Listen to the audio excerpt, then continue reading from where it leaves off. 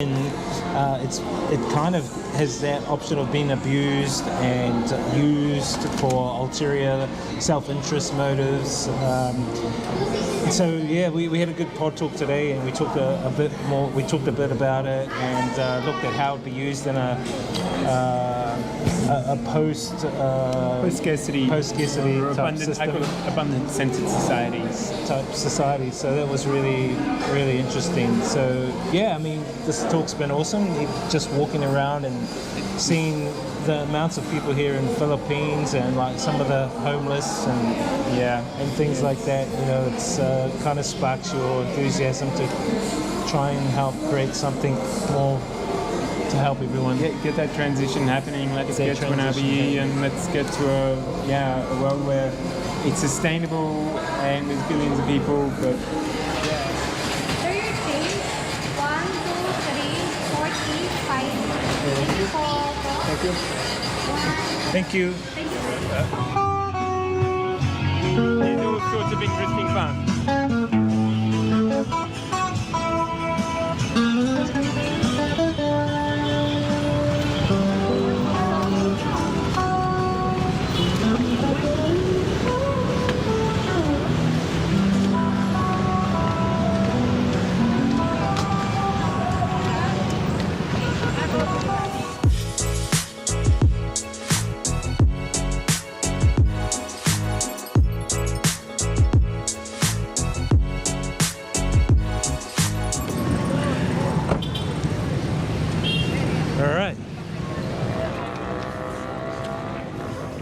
Hey, I saw a little fish jump up there. Oh, the guy up there, I saw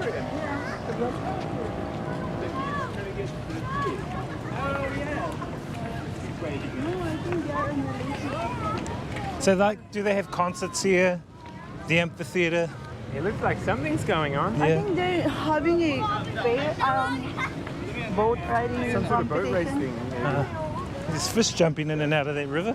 Yeah, a surprising amount. That must be Johnny. Johnny the janitor. And these look like these are nets, fishing nets, or markers, boat markers. They weren't there before. They look like the markers. Yeah. Just see how that girl looked at you. Yeah. You get that? Yeah. I get that sort of thing a lot, though. But I mean, no, they looked at her as if they were, what are you doing with him? Yeah. And I'm pregnant. Yeah. I'm just Walk proudly and in love. But if I'm walking on my own, I get looks that are, oh, I want to be Yeah. what, I want to be with him. So either way, you just get weird looks. Hey, look at this fish. I'm just going to quickly see if I can come down and check some of these fish out. I saw some fish come in here. There they are over here. Look at all that, guys. Fish. Oh, they're really loving this spot, aren't they? There's quite a lot of them, actually.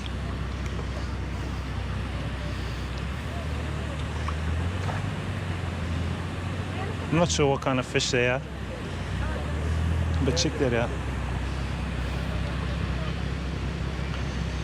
Anyway, we're gonna head over there and see if we can get the drone up before the sun sets.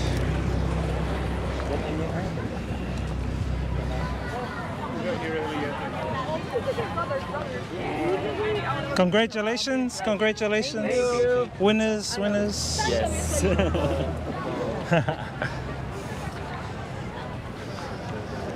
So we need to get the drone up. It's slowly getting a bit more darker and the clouds are sort of coming over. We want to get some footage of this area and see if we can get some of the city as well. The wind's picked up too, so I'm not sure how the drone's going to fare, but we'll try, get it up and see how we go.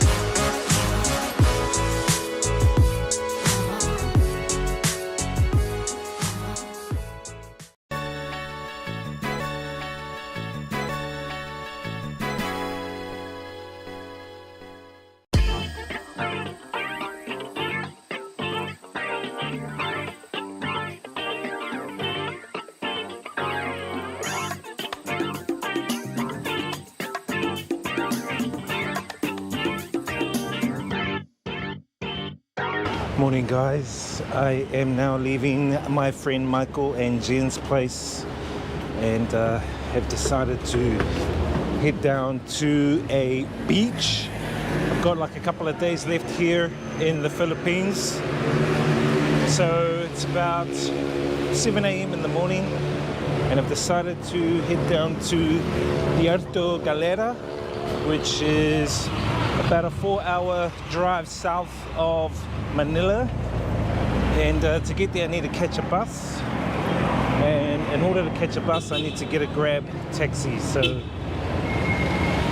let's head on down to Puerto Galera and check out some of the beach vibes here in Philippines.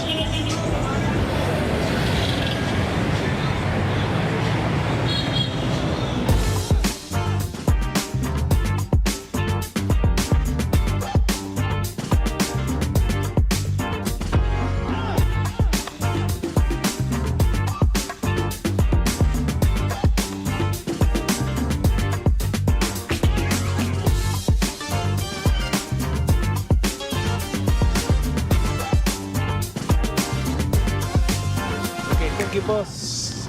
I'll just grab my bag.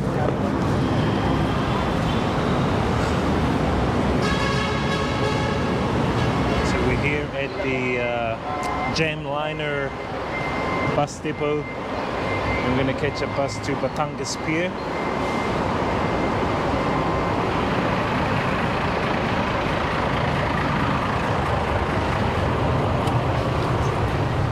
Alright guys, we made it here onto the bus. We are at Jam Liner bus terminal in Cuba.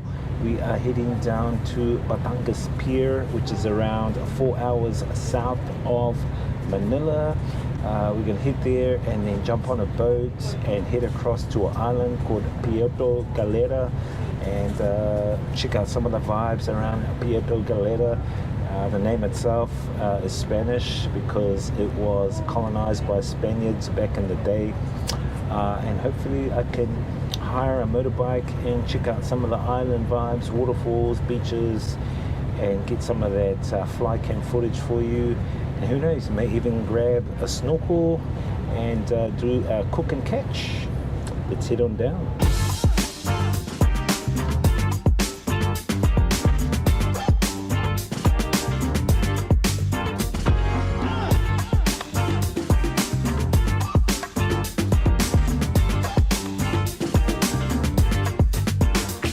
So to catch this bus to Batangas Pier, you need to come to Jam Liner bus terminal in Cuba, and the fare is around 207 pesos, which works out to be $5 or $6 New Zealand, and the bus can fill up really quickly.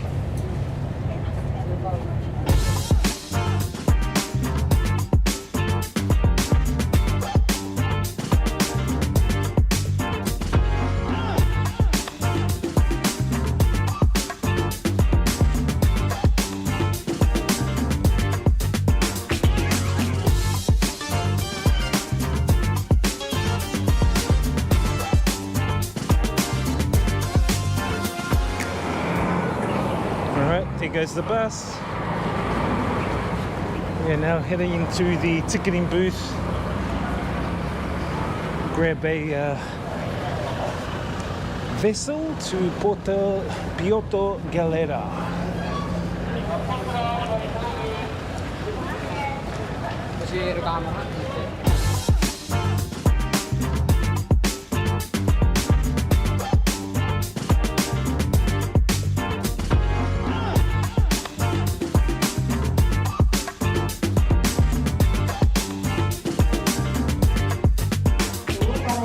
So you buy your ticket for the ferry here, and then you come over here and you buy a terminal ticket.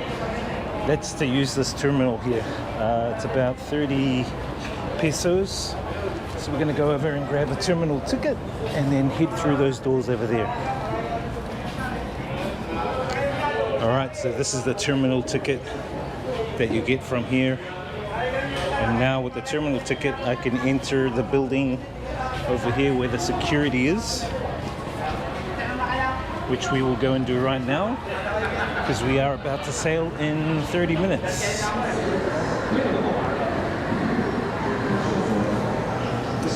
So it's quite confusing when you get here to the terminal, but Terminal 3 is where you need to get your ticket to go to Puerto Galera.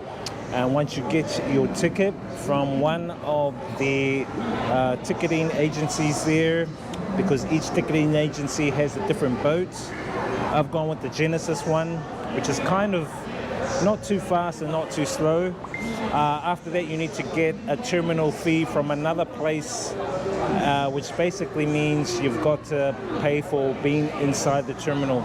So it costs $300 for the ticket to go on the ferry one way and $30 for the terminal fee. So just remember that, guys, if you come here and you want to go to Puerto Galera. Thank you, boss.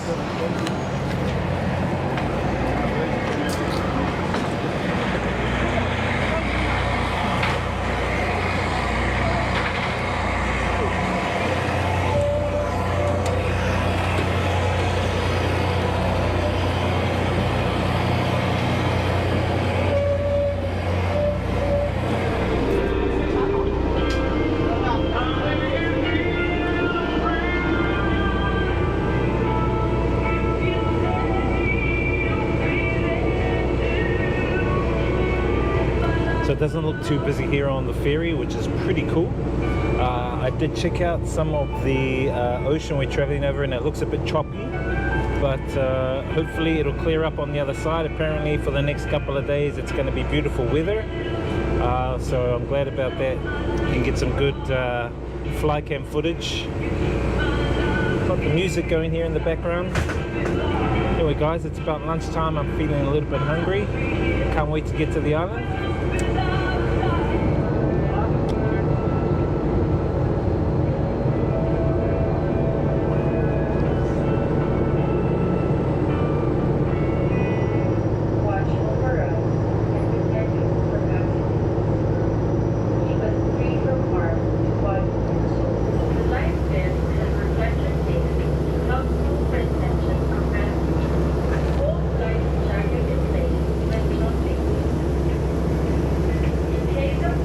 Says fasten your seatbelts, but there is no seatbelt.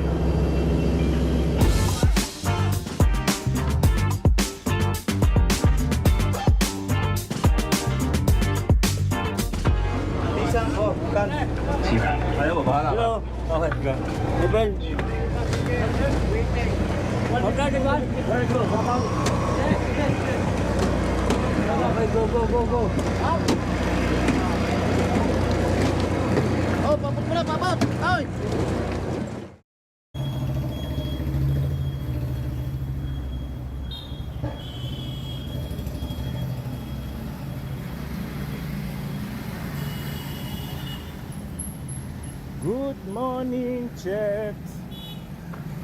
Good morning. How are you today? How are you tomorrow?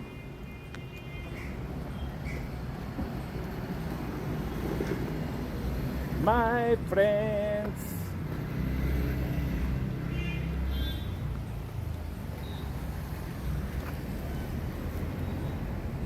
Welcome to India.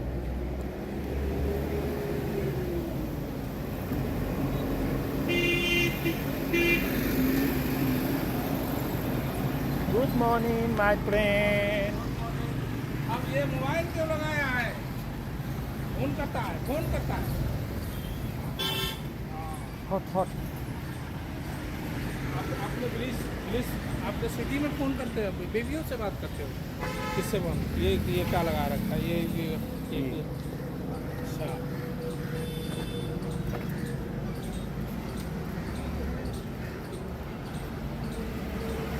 He is saying not to film him, but he wants to get filmed by the surveillance and the people behind the surveillance more. He doesn't want me to film him, but he wants the surveillance to film him.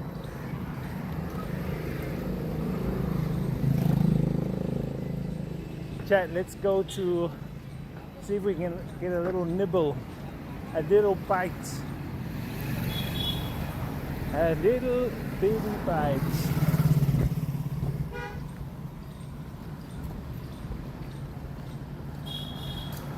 Nice day today, chat. Welcome, welcome, welcome, my friends.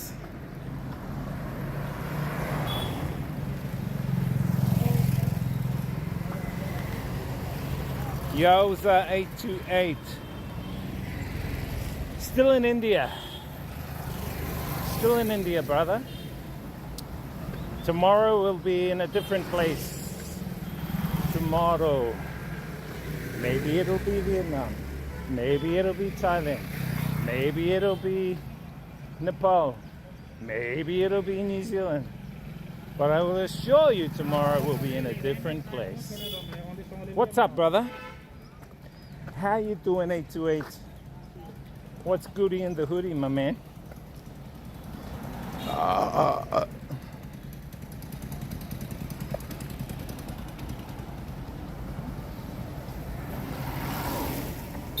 Hot, man. Let's look for a restaurant or something, chat. Place to have a bite.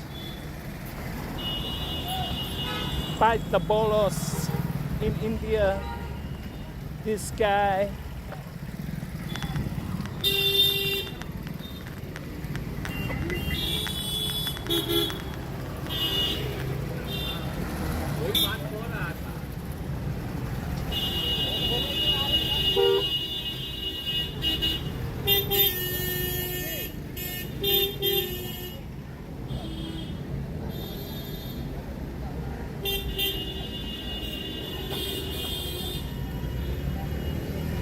Look at all the poor people along here, chat. They're wanting their food for lunch. They're wanting their food from 828. See 828? Like this guy.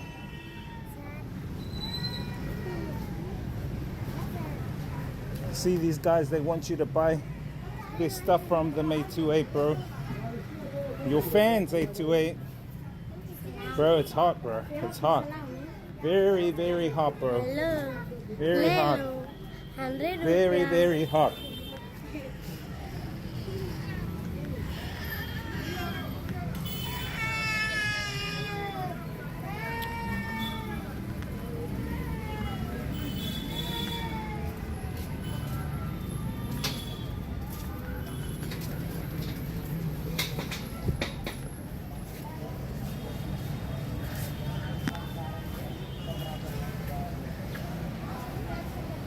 They want you to sponsor them, to bring them back to New Zealand from India. They want you to sponsor them, bro.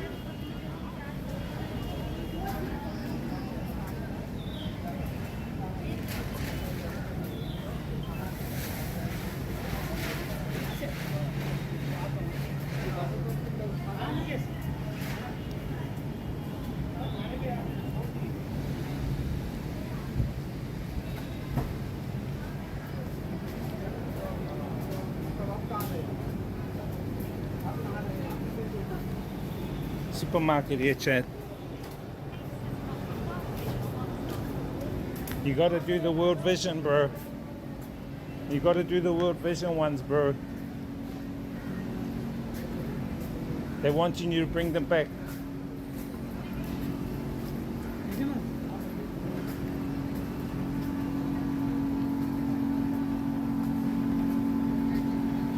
They're saying, I want that guy. That guy, Mr. They want that guy. Look, more here, bro. Following me. They want you to supply them the goods, bro.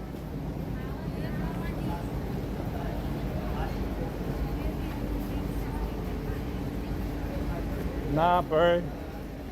They're going to your hood, bro. They're coming outside your house any moment, bro. They're your sponsored clan from India, brother. They're going This rich fella, he can afford to subscribe to DJ Wiz, and he can afford to subscribe me and my 10 members of my family back to New Zealand.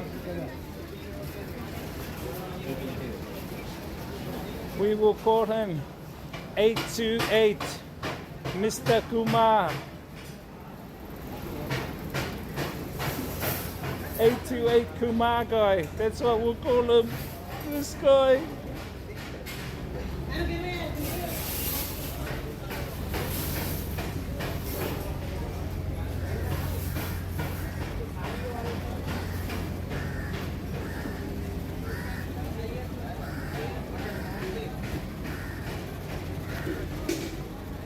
Eight to eight Kumar guy.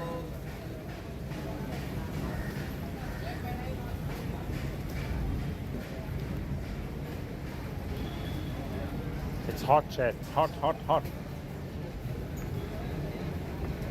Hot, hot, hot.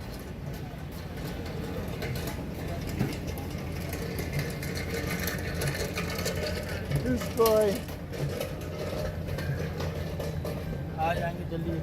The Maori King's dead, bro. Someone told me he died.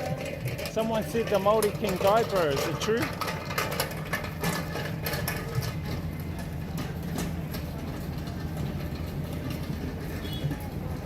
They said the Maori King is dead.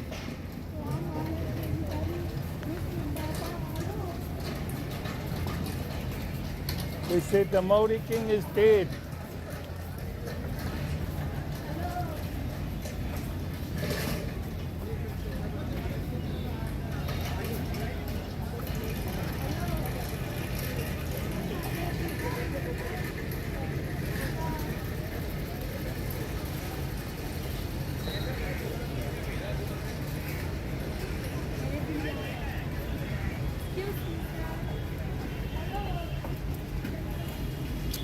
Chat, I think I'm gonna grab me one of these snacks here.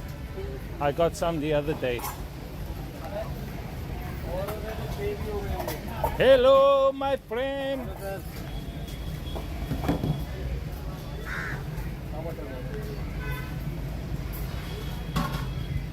Let me see.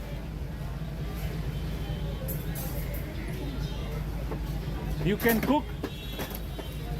15 minutes later. 15 minutes soon. Okay. Jaldi, jaldi.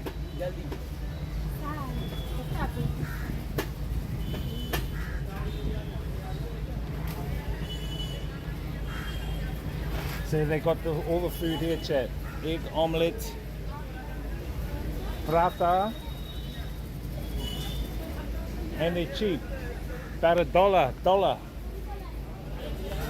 for this food, chat.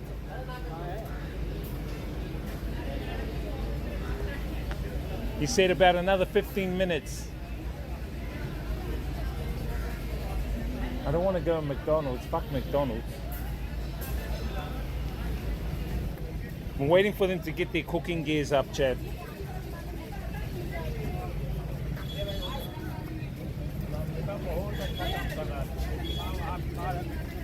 He passed away. Well, as much as I come from the King line, I think the whole Kingy movement is bullshit anyway, bro. There's only one King, brother, and that is the Divine Infinite. Some label that as God, some label it as Allah, some label it as. There's only one, brother. That is the higher consciousness. That's the only King I bow down to, is the Io Matua Kore.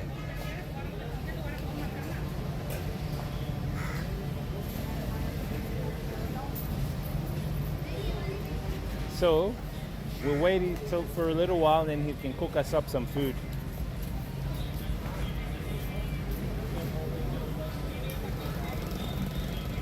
I noticed around this area they have a lot of beggars around here. A lot of beggars.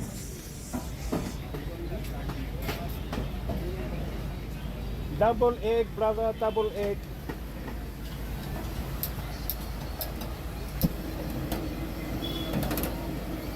I'll show you how he cooks it, Chad. You will see him cook it in action.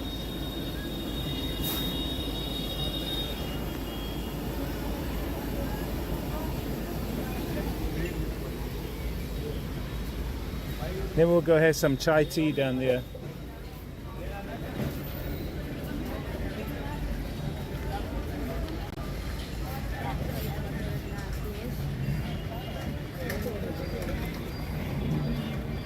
Domino's Pizza, chat.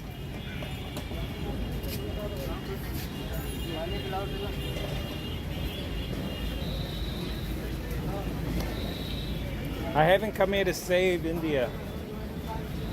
Come here to educate them.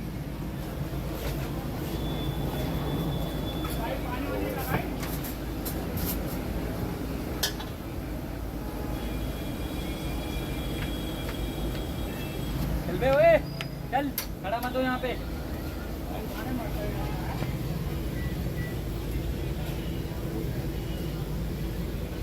घेर लो किसी को देख लो तो He's telling some of the boys, there's a couple of kids over here. They're asking people for money, they're asking people for food.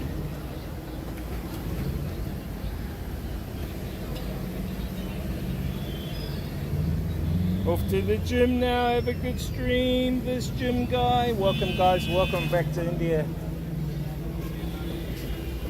Today we're just gonna eat a little bit around the area that we're in, and then later on we'll head to the airport, chat.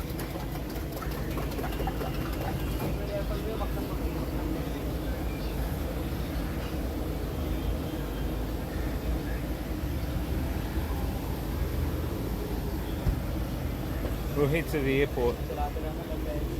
Airport's a bit of a trip. We've got to take an auto to the train. The train will take us to Terminal 1. Terminal 1 we'll jump on a bus to go to Terminal 3 or shuttle.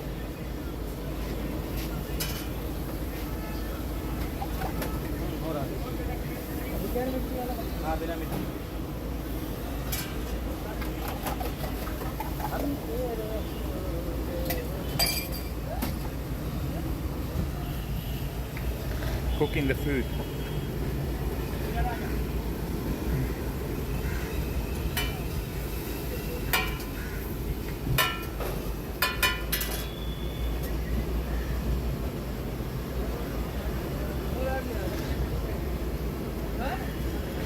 Welcome in, guys. Welcome in. These guys are just starting for lunch.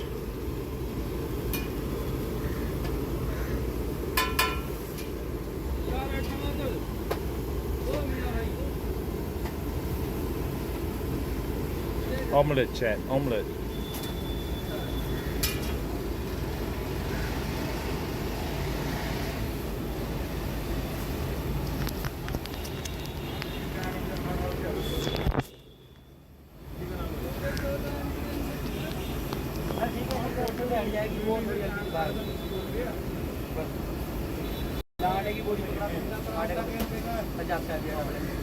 So we're just waiting for our sandwich to be cooked. Look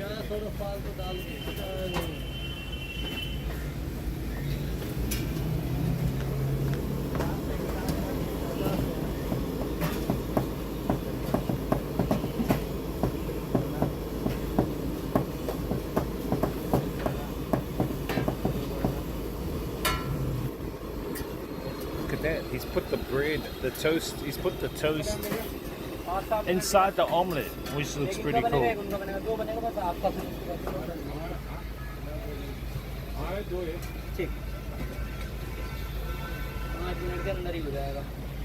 भाई omelette लेना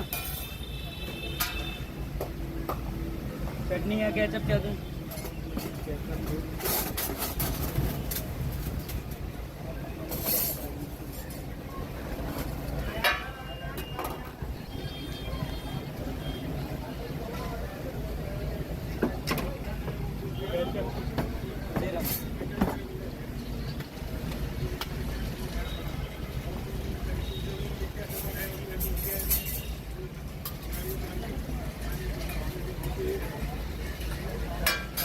He's cooking mine now, chat. My double egg prata. Welcome to the India.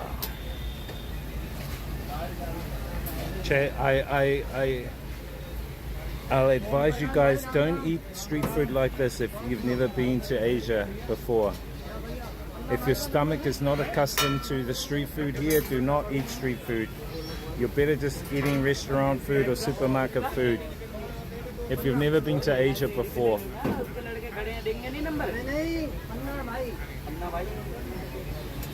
अरे वहाँ तुम वहाँ पूरा क्षेत्र छोड़ के यहाँ पे आए पन्ना भाई का नंबर ढूंढने में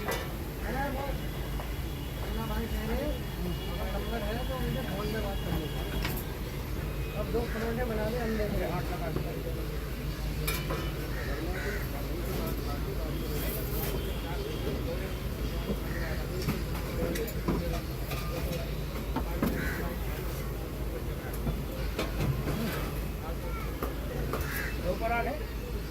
एक आएगा तो कहाँ ढूंढ रही है अब जो भी है भाई वो शाकाहारी आदमी अंडे का पराठा खा करेगा अरे कोई होगा बीमार आदमी यार चलिए मंगाए पन्ना भाई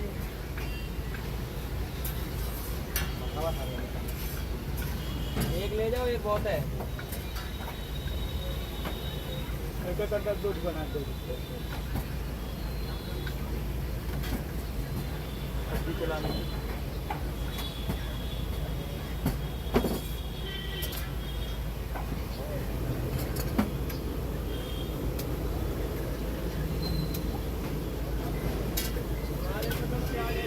ठीक है भैया ठीक है बस welcome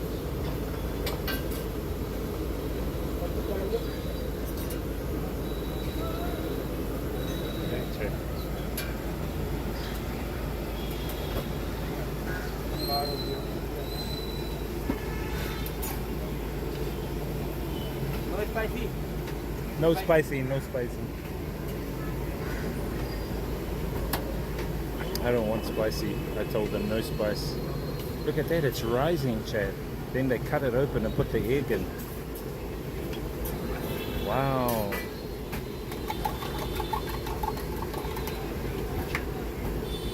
See? They put the egg in, Chad. Wow.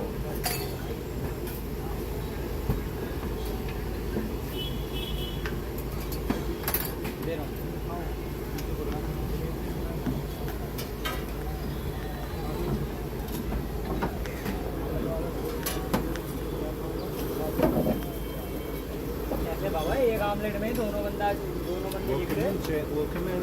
Showing you guys the food. मसाला डाल दिया So you put the egg in the middle and it'll rise up. It'll get puffy. पहला पराठा पैक होएगा दूसरा इनका It puffs up with the egg. So the omelette is actually getting created inside the middle of it. That's it. बिना मिर्ची वाला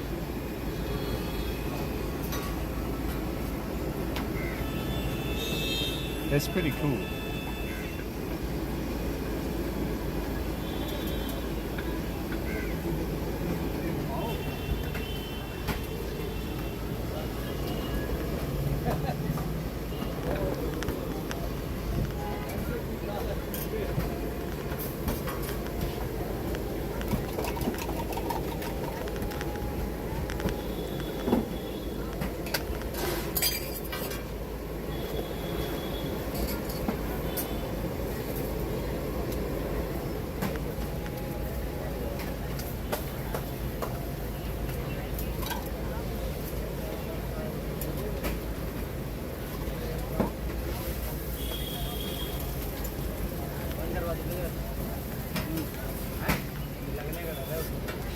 बंद कर दिया थोड़ा ज़्यादा बुरी है वो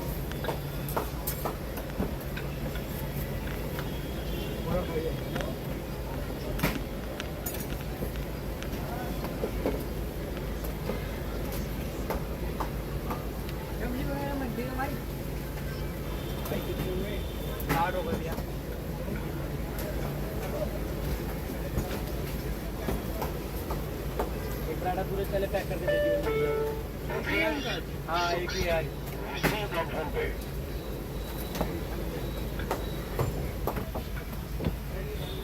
हाँ भैया आपका ये तावे पे ये किसका ऑर्डर रखा है? ये वाला तो ये इनका है भाऊजी का वीडियो बना रहे हैं लोग कोई नहीं प्याज डाल दिया जाता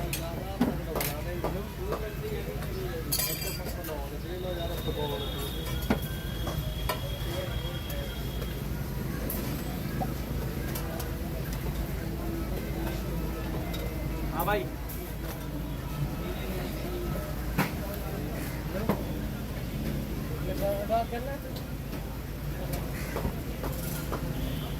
हेलो हाँ जी भैया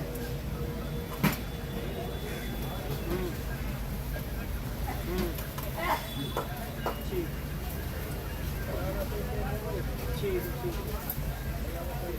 ठीक ठीक ओके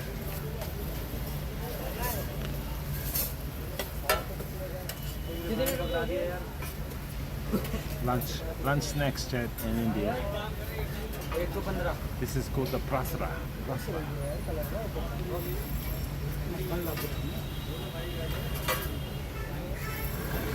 हाँ भाई नंबर इसमें ऐसे ही पैक करके दे दीजिए अभी रुक जाओ नंबर तो आने दो अपना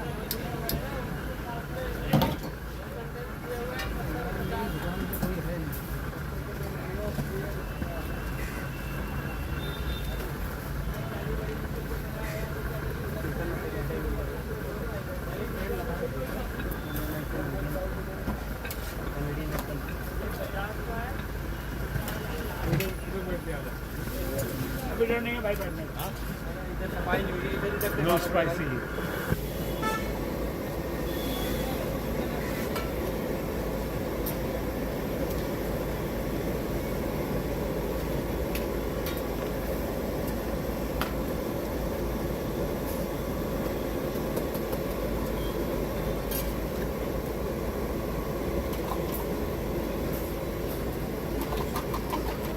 Thanks.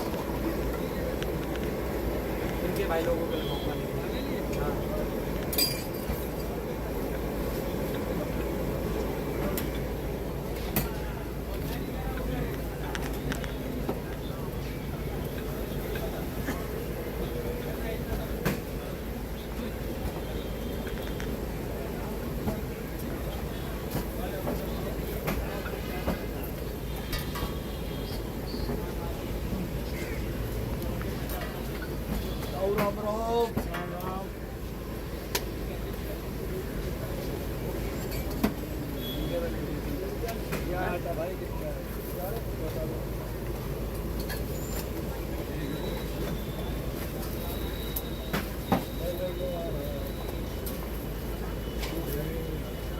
One second, chat.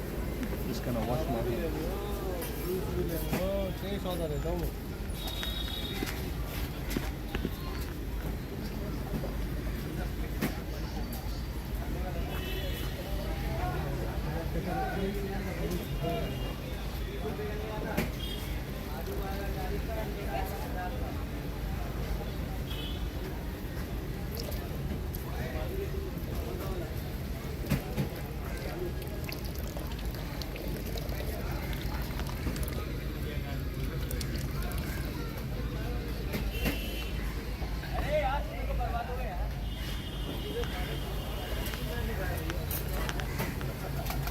Let's eat.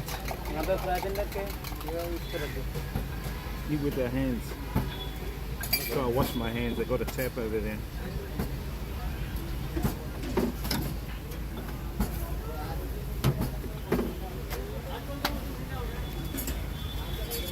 So far, so good, bro. How you doing, brother? We just at the shop here. I'm just eating my one.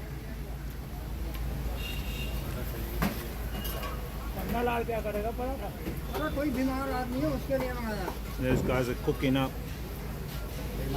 a storm. Paratha काम चलेगा So I've got double egg and vegetables. Basically inside a roti type bread for one New Zealand dollar, bro.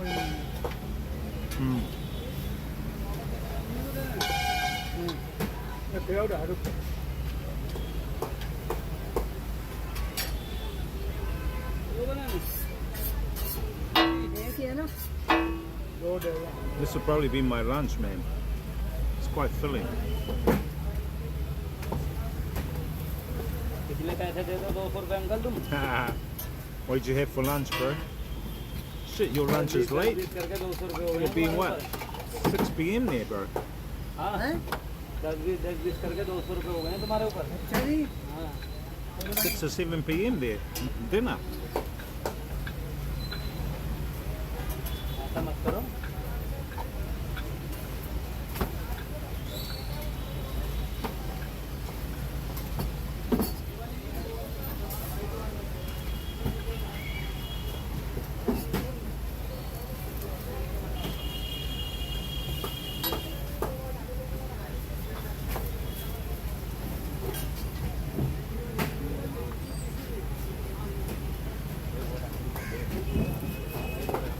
So I need to head out to the airport.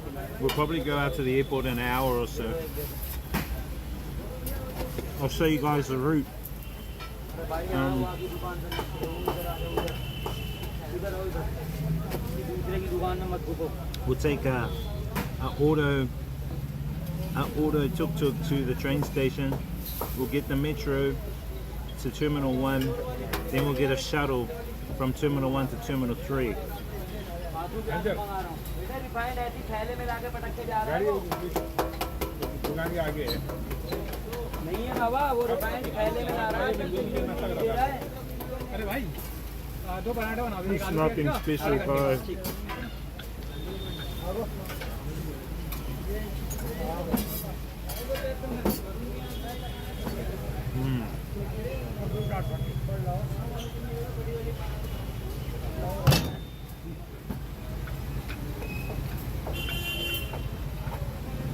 Nice dough, Chad. Very doughy. Doughy with the egg. The egg is inside. So they cook the naan bread, then they cut it, slice it in the middle, put the egg in, and the egg actually fries inside the bread.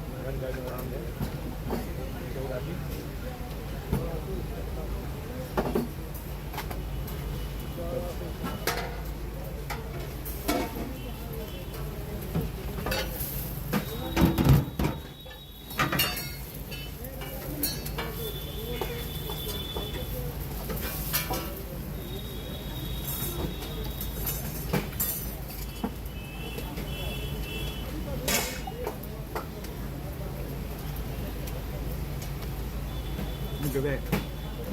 The egg is inside, chat. Beautiful. Wow. The egg. So delicious.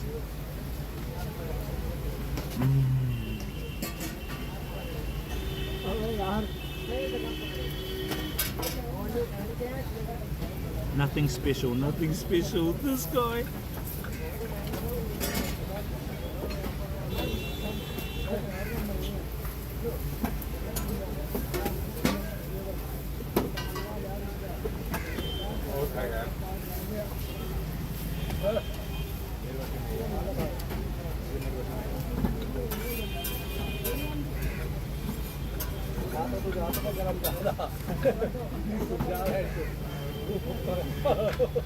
आलू को इनका भाई का pack करके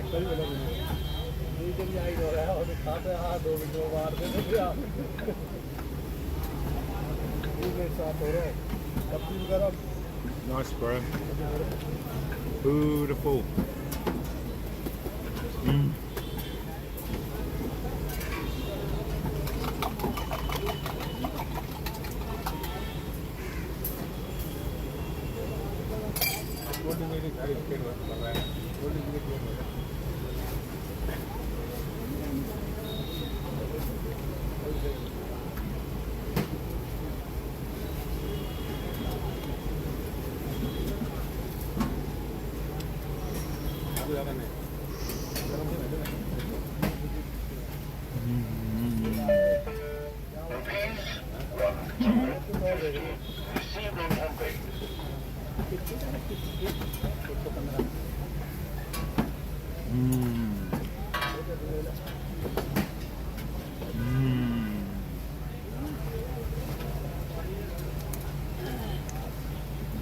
Very beautiful.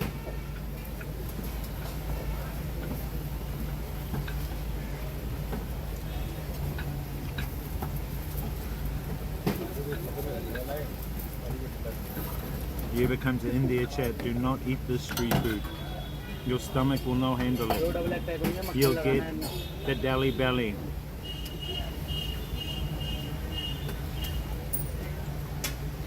You'll get the India Spindia. अच्छा 40 साल हो गया ना वाला लग रहा है No good for your fella's gout.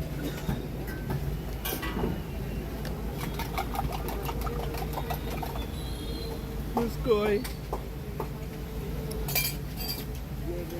चला लिया तो No good for your gout, bro. Don't come and eat this food.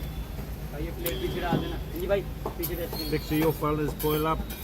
Stick to your fellas, meat pies. Stick to your fellas, McDonald's. Understand? ठीक है और मंगावत वो क्या ना करना है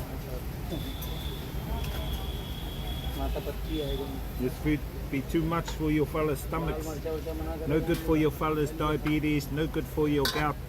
This food. No good for your fellas' gout.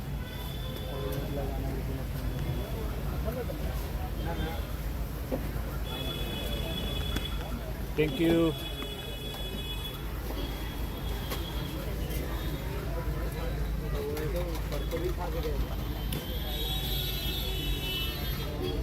No good for your fellas' gout.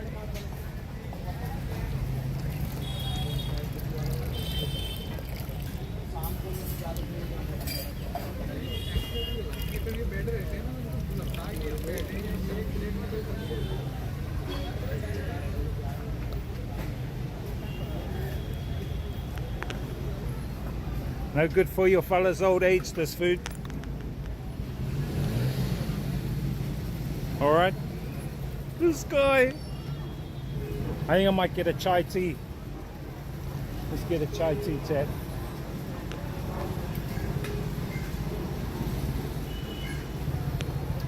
Hello. Chai?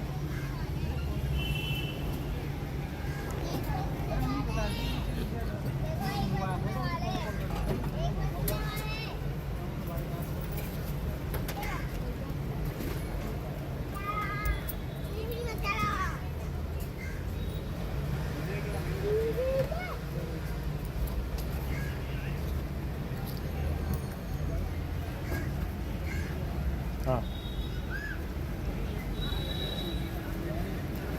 Just getting a chai tea.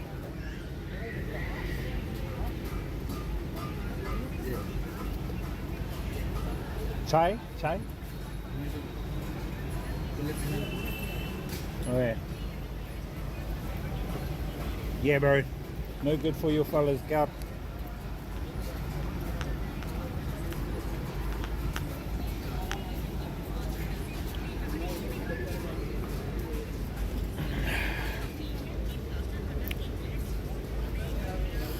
This guy. No good for your fella's gout. No good for your fella's diabetes. Nah, seriously, Chad, I recommend. If you've never been to Asia, do not eat this food. Yo, what's up, Nate? How you doing, bro? Delhi bellies for everyone. Cleanest country in the world. God bless India. Yeah, they're clean. I'm sitting next to whatever that is. What's up, Nate? Yo, She Spirit. What's up, bro?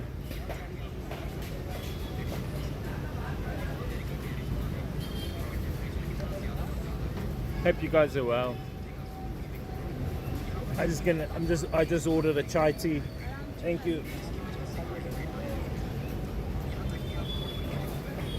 Chai tea.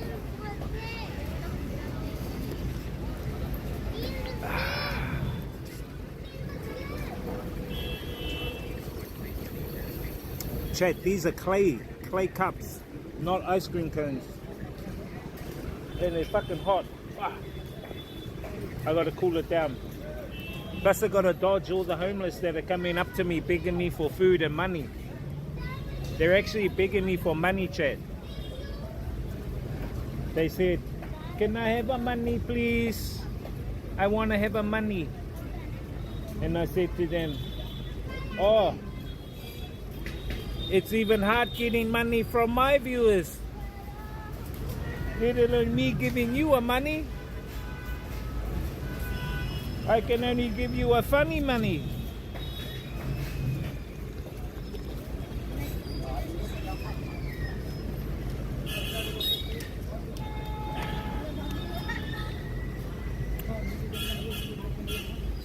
This guy. Sea Spirit, what's up, man? Welcome to India, guys. So this afternoon we'll look at heading to the airport. I just got to go back to the ACOM. We'll grab my gears. We'll get an auto to the bus station, train station. Then we'll get a metro train to the airport. But I want to kind of go before the rush. Before the rush happens, I want to go before the rush.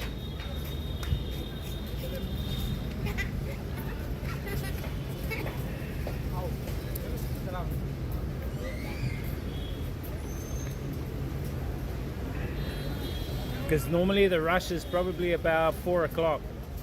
So we'll try and make moves about 2 o'clock. Probably take us an hour and a half to get out to the airport, but as long as I show you the way. There's one part of the way, after we get off at the airport off the metro, chat, the airport is deserted. I mean, the airport metro is deserted, there's no one.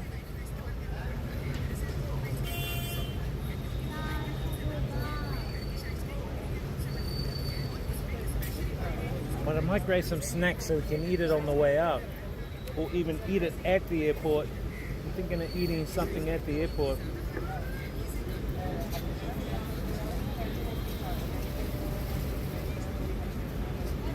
They got Domino's here, chat. Look. Domino's in India. Where are you heading today? As I said, after I get some food and snacks here, I'm just gonna go back to the ACOM and get my baggage. I gotta catch my plane later today.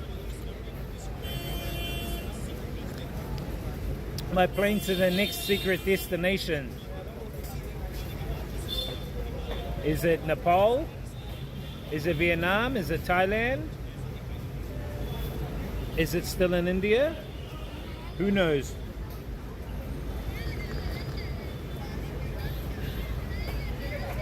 Is it New Zealand?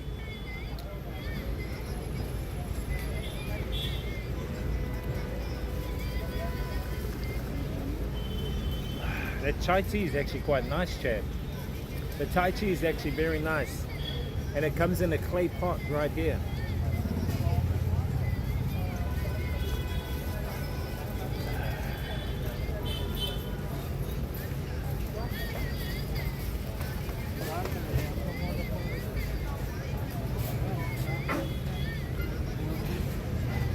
Hello. Having a good look. This guy having a good stare at me. People, they eye you up here. I noticed you noticed that physique. They eye you up here. But I think that it's in a good way. I would say if you're a Black Power or Mongrel Mob member and you come here and they eye you up, you're probably going to smash them over. But me, no. No. Because I know what they're thinking. They're very curious, chat. Most of them are curious and they wanted to know, wow, what are you holding a camera for? What are you here for? But I'm thinking if you're like a Jake the Muss, you're probably going to get offended by the eyeballing. You'll get offended. I know you guys will get offended. I know what the Māori mentality is. You'll get totally offended and you'll start acting like Jake the Muss and you'll start throwing your weight around. Bloody Māoris, eh? Think you fellas can fucking own the world. Nah, I'm joking, I'm kidding. Now cook me some fucking eggs. Nah. Chat, if you haven't seen Once Were Warriors, chat, I recommend seeing Once Were Warriors. You guys will get an idea of the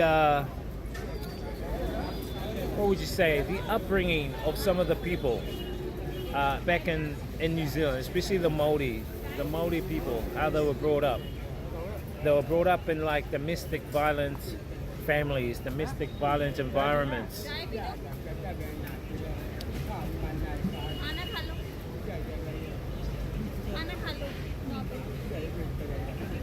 Yeah, but I know that Māori mentality, bro. I know a lot of those members, they'll come here, they'll get eyeballed, they'll start picking a fight, bro. They take it personal, when actually it's not personal at all. But it's the reaction. It's the reaction of the Jake the Muss fellas, bro. Don't worry, bro. I know, I've fucking been around them all, bro. All my cousins are black belt. All my fucking cousins are mongrel mob and headhunters and all sorts. And I know how those fellas react, bro. You know?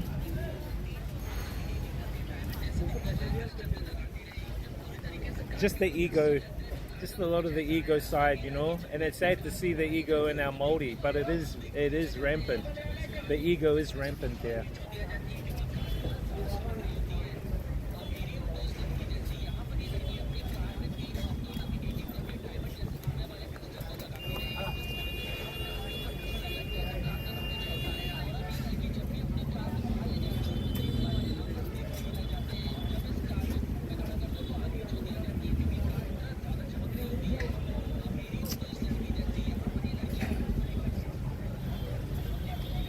It's a great movie. Yo, what's up, bro?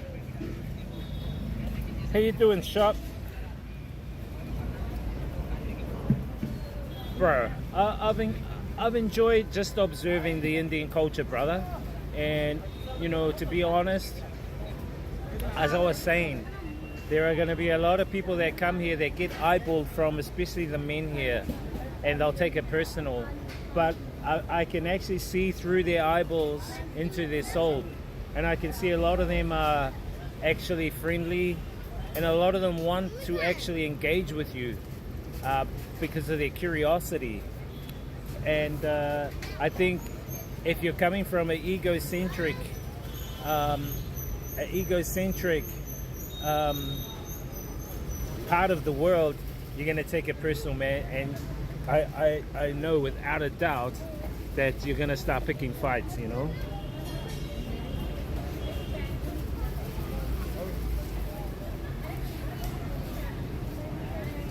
Oh, inside? Oh, they throw it away. They throw it away, chat. I thought they use it.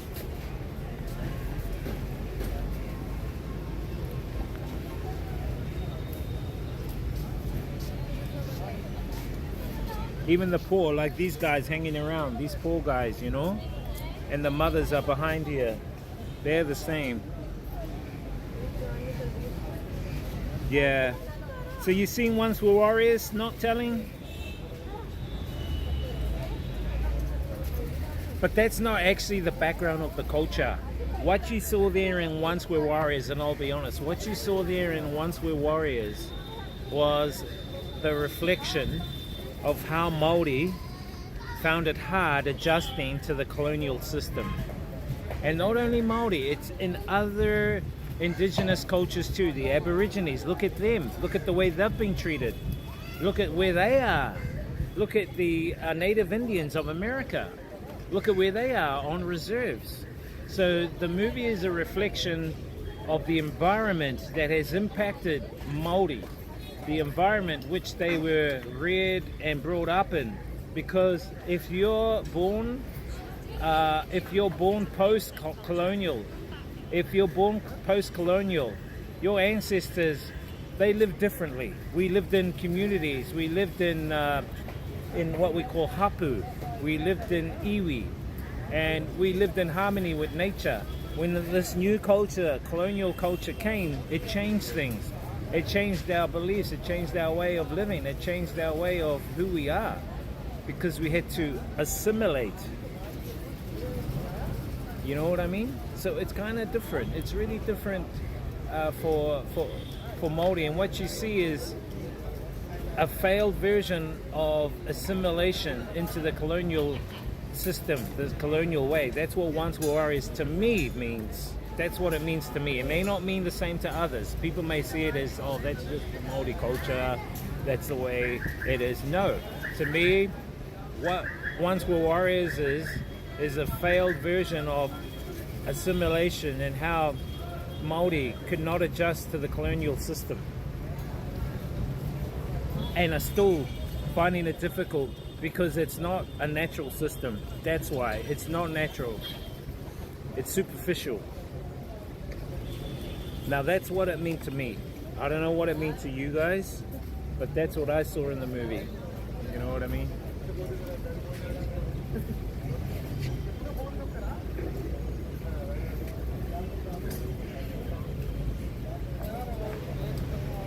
I don't think it's changed. I think people are still finding it difficult to assimilate into society.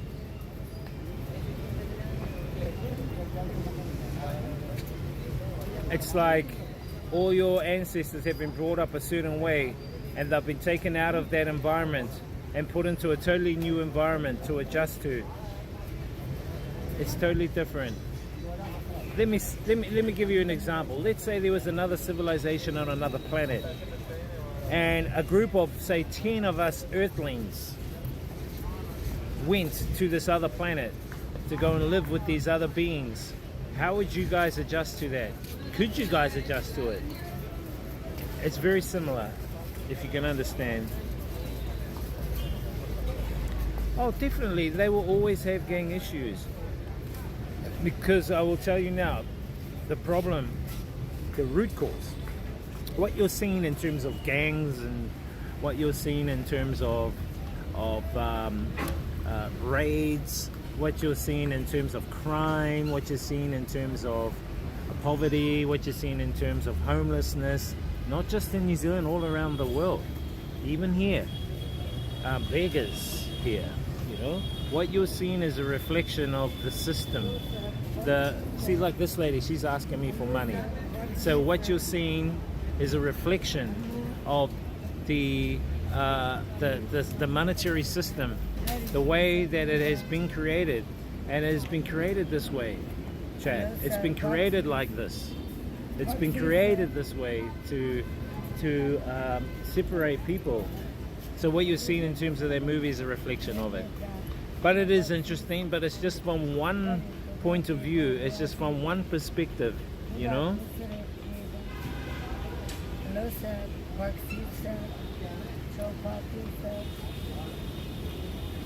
Well, I think they've adjusted now. A lot of them have like adapted to the modern technology now. So they've modernized themselves and they know that they've tried, pockets of them, not saying all of them, but pockets of them have tried to, a lot of them have tried to adjust to the system, you know, using technology.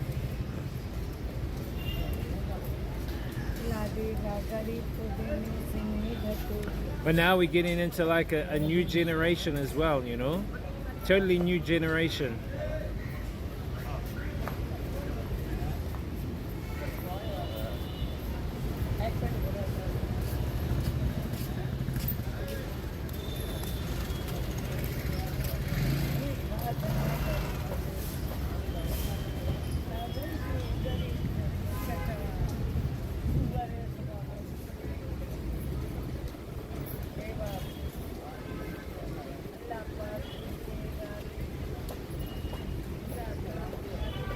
So yeah, I don't know, man. It's just different now.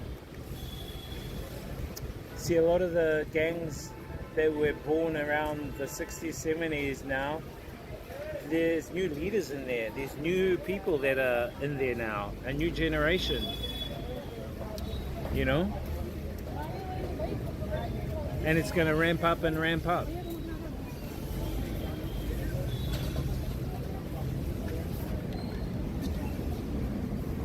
But that's just my point of view, chat. That's my point of view.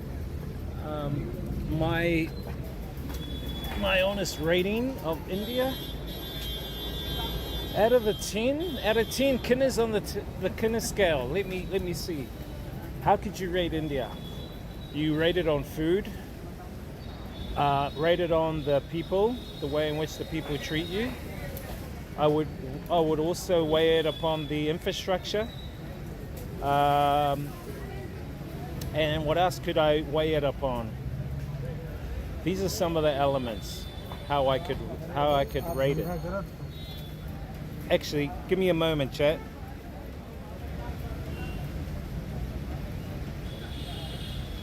Yo, Tiger, how you doing? Bro, that's why I want to go to the airport, so I can watch the rugby at the airport. The rugby is about 7:30 my time. So I need to get to the airport by at least 6 o'clock because I need to quickly watch the rugby and then catch my flight. But yeah, I'm definitely going to look at watching it if I can. If not, all good. It doesn't really worry me. I think that the game is going to be very well and tough fought. I'm thinking maybe the All Blacks can do it, but they need to focus more on spreading the ball wide or kicking over the top of the backs. They've got to use their backs in this game because the forwards, they need to tire the South African forwards out. The forwards are too big and strong. The only way to focus on beating the South Africans is to run the ball. That's just my opinion. You know what I mean? I don't know what you guys think. Whoever you guys think will win, but that's who I think will do it.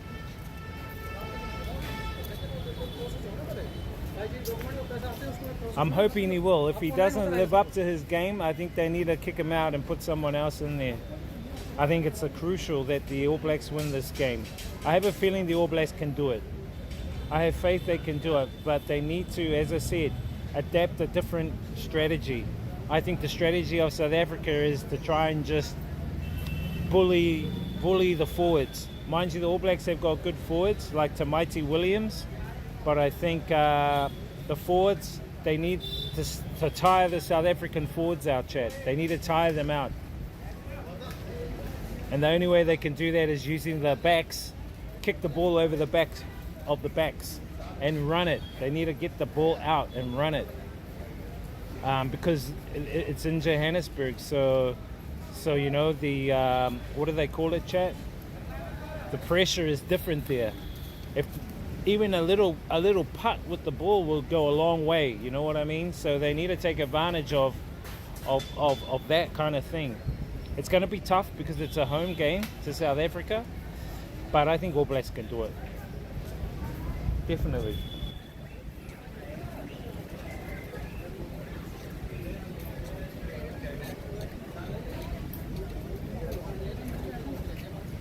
Yeah, it has to be running. It has to be a running rugby game. They have to find the gaps. They have to kick the ball over. A lot of kicking the ball over and punts, little punts. That's what I noticed of South Africa's game. They're very forward packed, very forward.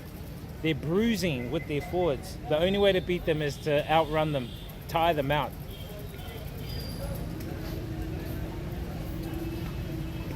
I got a feeling over Razor's All Black coaching career, he will have Rassie's number. I think so. This will prove who actually will be the best team. But I think if the All Blacks beat South Africa, I think Ireland goes to number 1. All Blacks, I think, will go up the ladder, but I think Ireland will pop to number 1. That's just my feeling.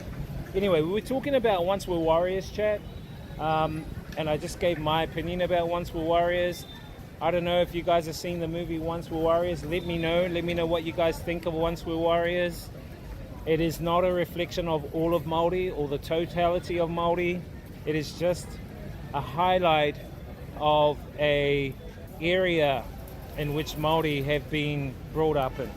So it shouldn't, I should say. It shouldn't portray that all Māori are like that. It shouldn't portray that all Māori are like that.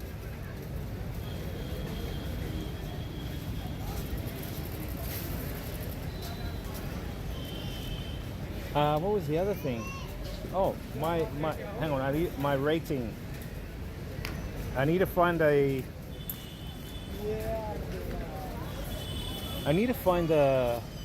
what would you call it? I need to find a catalyst of how to do a rating of India.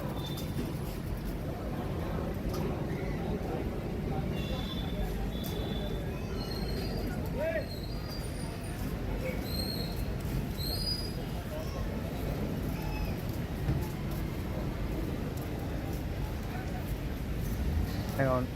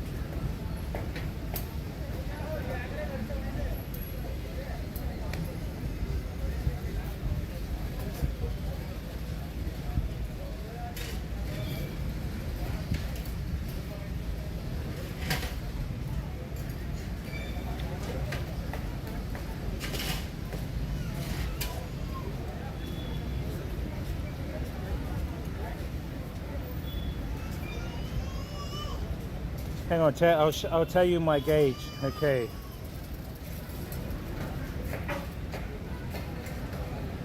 I'm going to rate India on my people friendliness. That's one thing.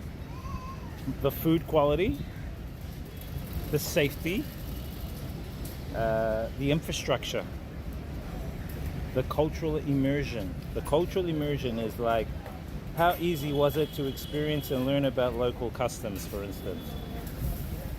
Value for money. How affordable were accommodation, food and activities? The language ease. How easy was it to communicate with locals, especially if you don't speak Hindi? Tourist facilities. How well equipped with tourist areas and amenities like Wi-Fi, ATMs, SIM cards, restrooms? And then my overall experience. So 1 being poor, 5 being excellent. So we've got 10 things to rate India, chat. 10 things to rate India, okay? This roulette guy, this guy wanting to catch up to Hacker. Yesterday, people, even kids trying to sell and make you stuff you did not like, you did not buy. Now they're selling stuff because the thing is this, if you buy from one, you have to buy from all. You cannot buy stuff from these guys because what they do is they actually work for factions. So if you buy stuff, you're promoting the group factions, the group gangs that these kids and these families work for. And you're promoting it. So I don't want to buy it. I don't want to buy that stuff.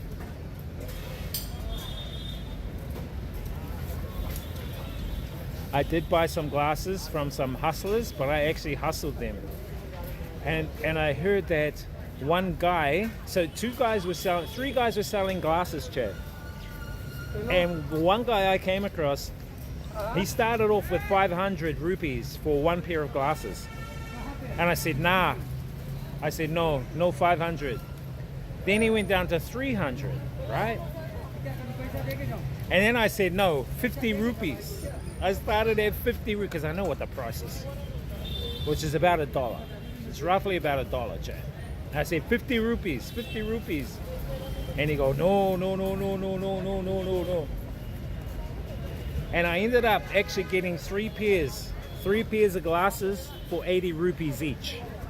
3 pairs of glasses for 80 rupees each, which is 250, roughly 250 rupees. When they initially started trying to sell me 1 pair for 500 rupees.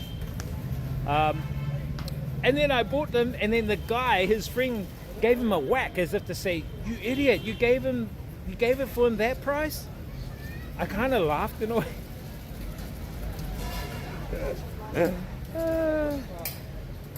I kind of laughed in a way because his friend whacked him over the head. I said, why did you sell it to him for that price?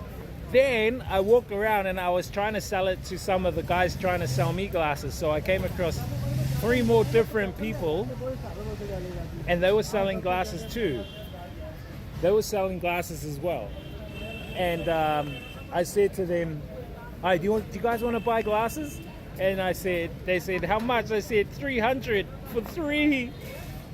And they were just about gonna give me the money for it. I thought, man, these guys are easy to hustle. Holy shit. I'm not even a hustler, but if I can hustle them, anyone can hustle them. It's like, come on, bro, what the fuck? Anyway, these glasses are alright, chat. Actually, look, one of the pairs is here. I've got one of them. That's the pair of glasses. Yeah, it's alright. Does the job. Main thing is I don't want people looking at my eyes, especially chickers, so I can check a chicker out. I can check out their booty and they don't know where my eyes are looking. So if a chicker's over here, you know, my eyes are looking at the chicker here, but then when I take my glasses off, I'm looking over there. This guy don't know my secrets, chat. I'm telling you guys my secrets. Anyway, chat. So my rating of India, okay, you guys are gonna have to help me here, chat, okay, with my rating of India.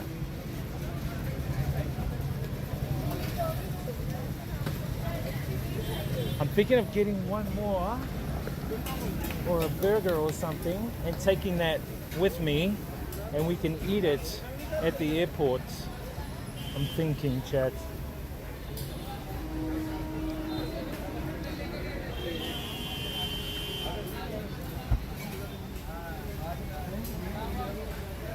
Thinking of getting one more.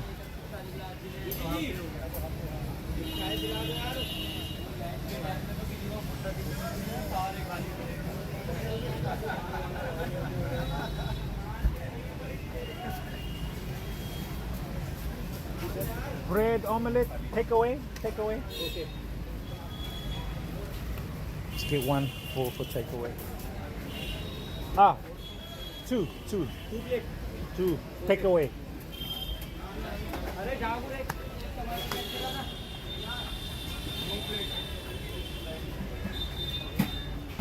This is the place I ordered my food from, chat. This is a cool place. So they make naan and they make what they call paratha and egg omelette. So what they do is they cook a naan, they slice the naan open when it's like 5 or 10 minutes cooked, put the stirred egg inside the omelette, inside the egg, inside the bread, then they cook the egg inside the bread, chat. Welcome along, YouTubers. What's up, man? What's up, guys? So I was getting back to my rating of India, chat. Now, out of a rating of there are let's do 1 to 10 out of 100, okay? So, chat, there is 100 things. Sorry, there are 100%, right? And there are 10 things I'm going to rate India on. And from each thing, we are going to accumulate the rating, okay? So, let me just get ready. Now, this may take a while. As part of my rating, it may take a while.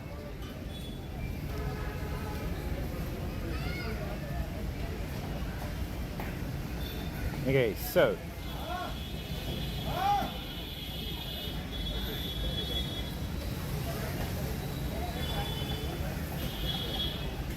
hang on, chat.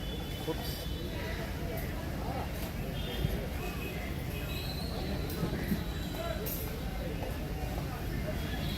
Just got to copy something, then put my rating. I'll put my rating into a file.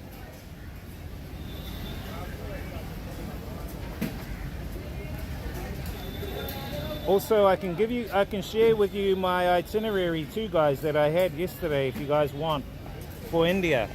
I can put my itinerary up if you guys want. So let's start off the rating, chat. So the first thing is people friendliness. Example, how welcoming and helpful were the locals? Now, out of a rating from 1 to 10, that's an easy one. I would definitely say I would give them a 9.5, Chad. 9.5 for that rating. Let me just put that there. And I'll tell you why. Most of the people that I come across, they are very friendly. None of them have wanted to cause a fight. None of them have wanted to cause any harm or trouble. Most of them were very good to me.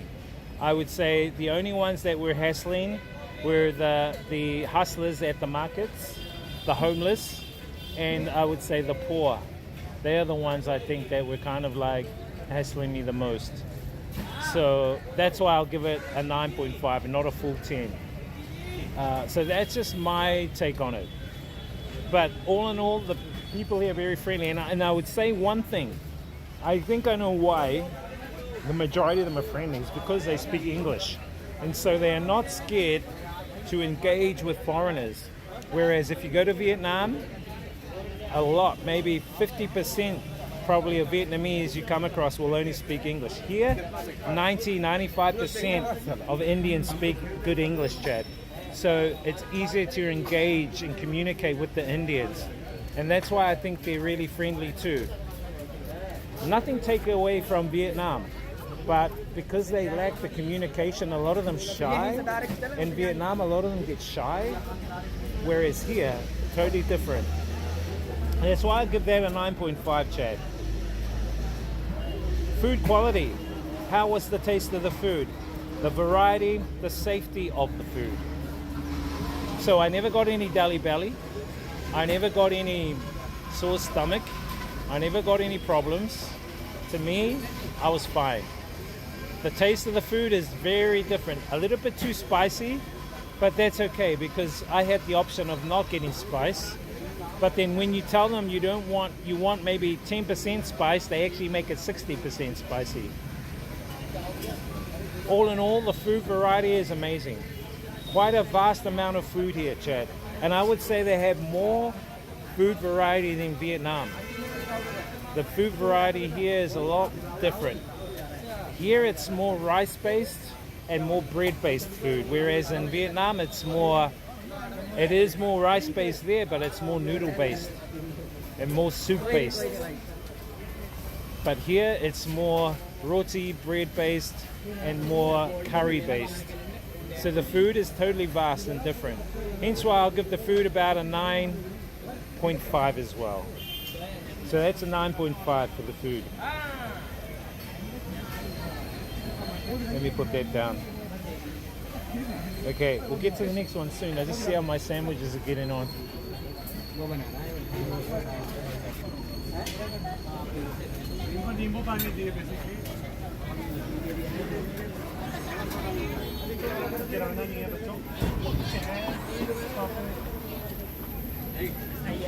How much?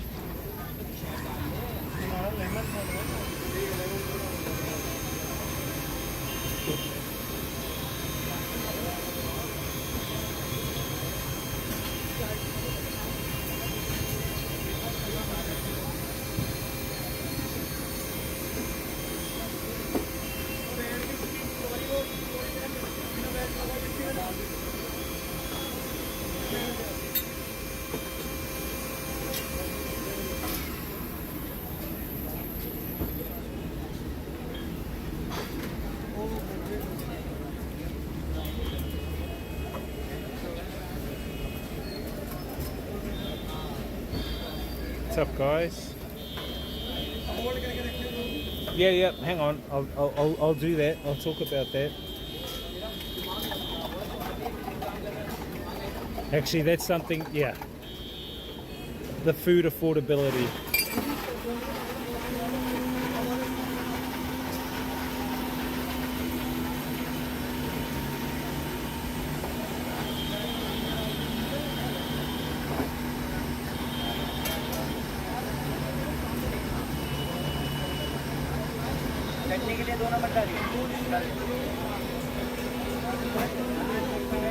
How much? Thank you. See you. 100 chat. $2 New Zealand. What the hell? That's very economical. So, the affordability, right? I've got to write that down.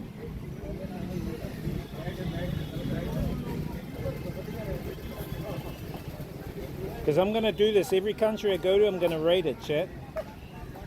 Affordability.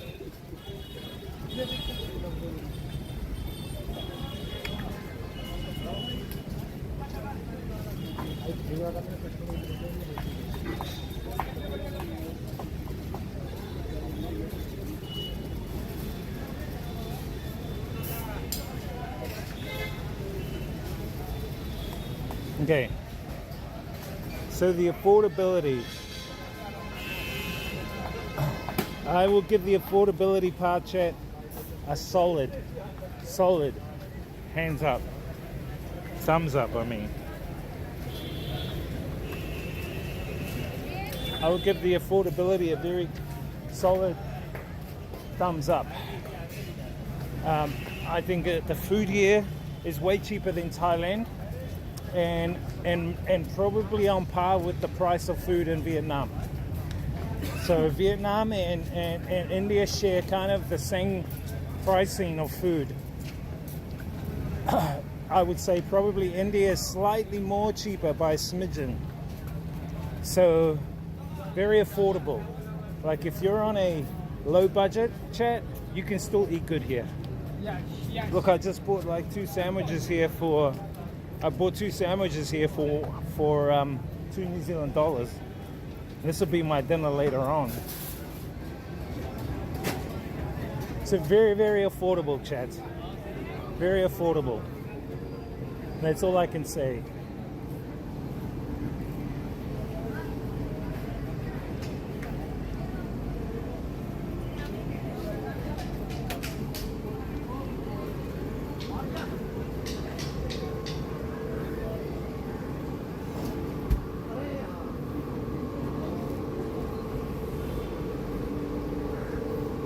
There's a lot more stuff that I'm going to cover for this rating, but that's why I'll give them 9.5 for the food, chat.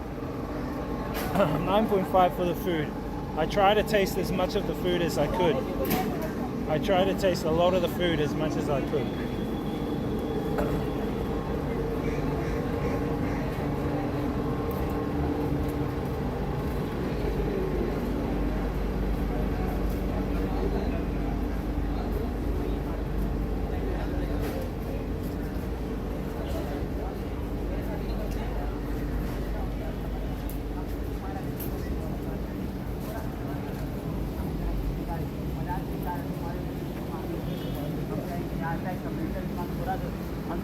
Yo, what's up, guys? Welcome in.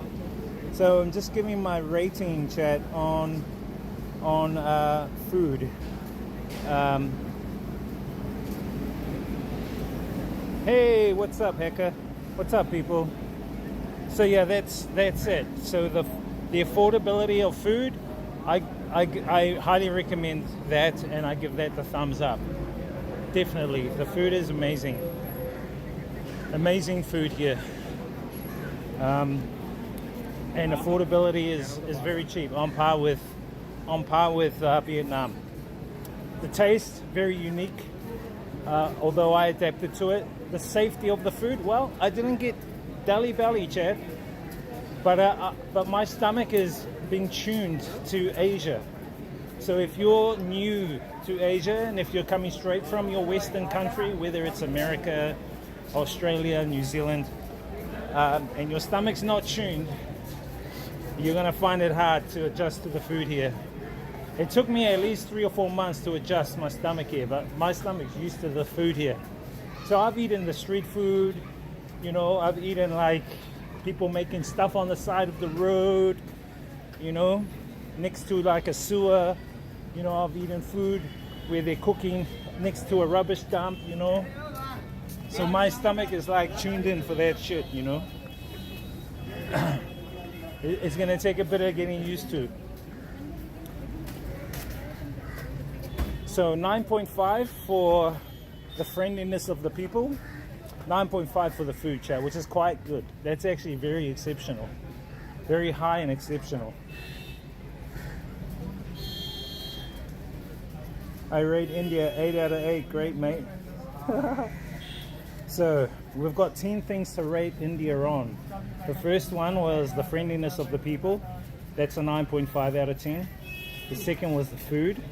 That's a 9.5 out of 10. Okay, the next thing we're going to rate India on, chat, is safety.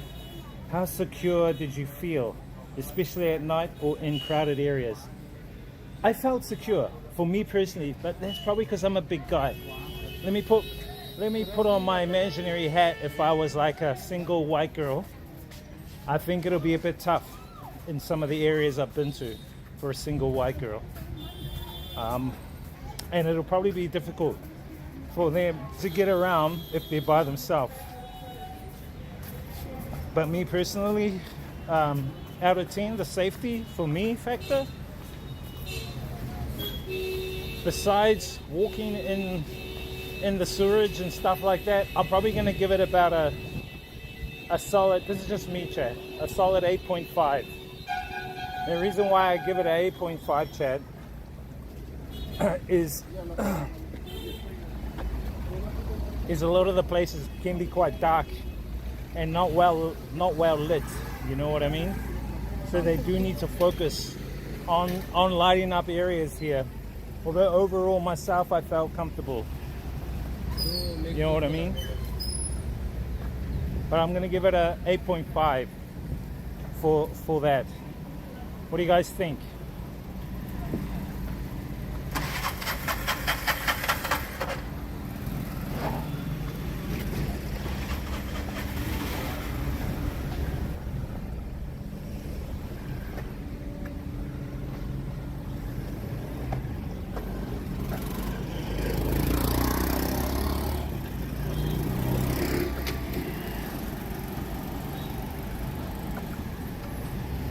So let me write that down.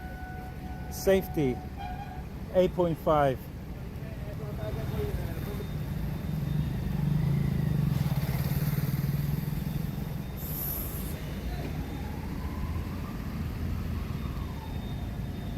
Yo. Shit.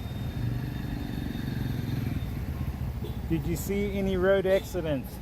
No, I didn't see any road accidents. Although I saw a couple of bumps, and I saw a fight between, well, I did see one in Hyderabad. I saw like a bus driver, he hit a guy on a motorbike, just a nudge, and then they started fighting kind of thing. And he parked his motorbike in front of the bus to prevent it from going forward. So I did see that. Not wheelchair friendly. That comes down to infrastructure, which we're going to talk about next. What's up, Icarius? So the next thing we're going to talk about is infrastructure. How was the condition of the roads, the public transport, the amenities, the pavements? Now, they are very rugged here, and I don't highly regard those infrastructures ready for tourists. For locals, that's fine, but for tourists, no. The roads, very, very bumpy, potholes, and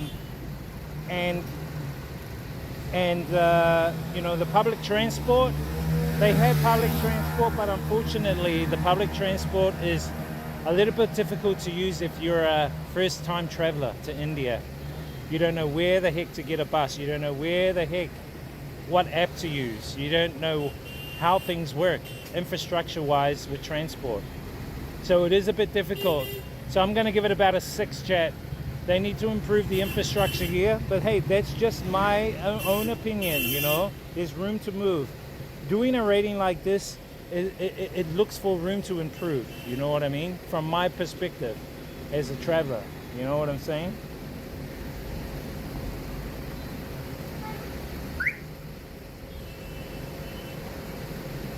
And let's do one more. Let's rate one more thing out of the top 10. So we've done people friendliness, we've done food quality, we've done safety, we've done infrastructure. The next thing is scenic beauty. scenic beauty, Chad.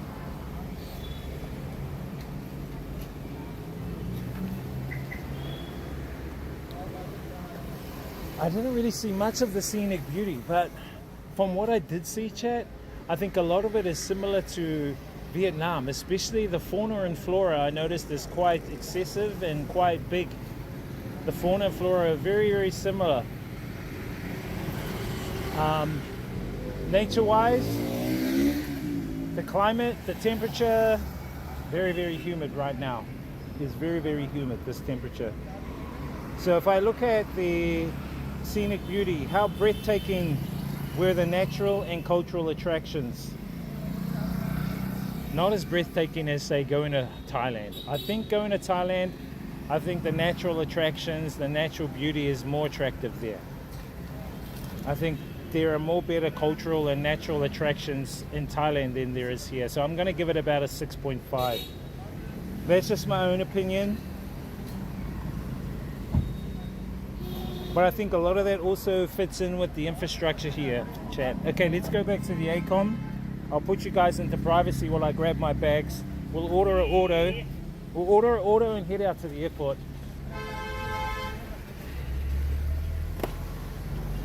That's all just my opinion, chat. Nothing at all. Just from my own experience here. There are other things that I'm going to talk about on the way out to the airport.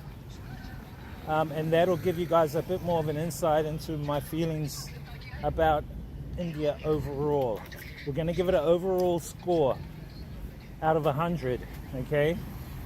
So I've already scored the friendliness as 9.5, the food 9.5, safety we got a 8.5, the infrastructure got a 6, and the scenic beauty 6.5, because the scenic beauty also includes the cultural attractions.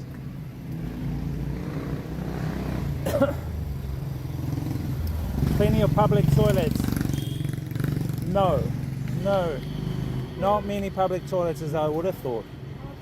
Beautiful scenes in the New Delhi slums, being accused of having fatty liver.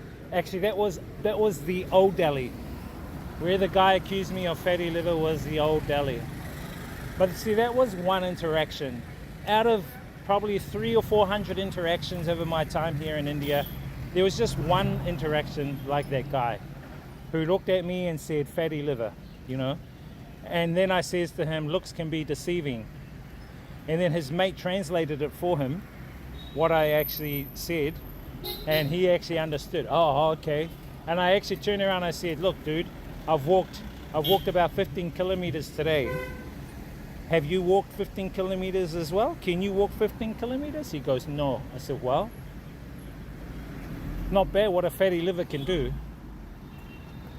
Now, I didn't want to do that to judge him, but I did want to do it to put him in his place, not to judge other people. I just said that for him to stop judging other people.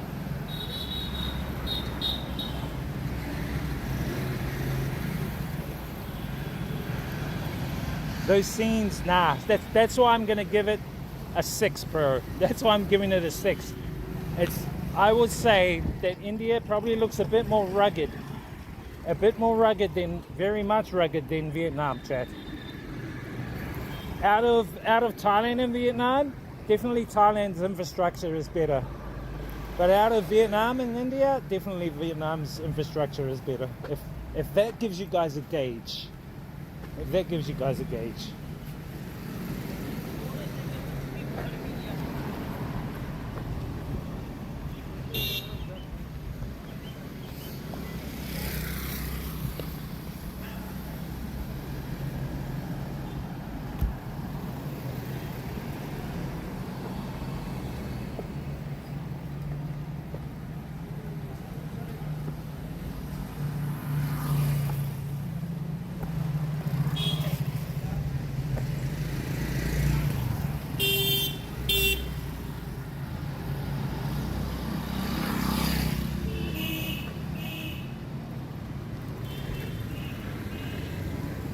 Go through my security gates to my ACOM.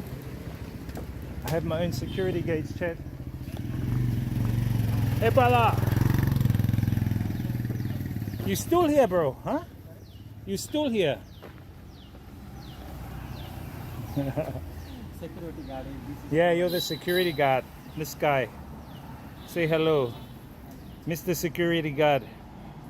He looks after the colony. New Friends Colony. Huh? New Friends Colony. New Friends Colony, this guy. I stay in a colony, chat. A colony here in India. Anyway, chat. I'm gonna put these into privacy mode. Give me like 5 minutes and then nah. It's just my ACOM. I'll be back, chat, in about 5 or so minutes. Let me put you guys into privacy mode. Check out.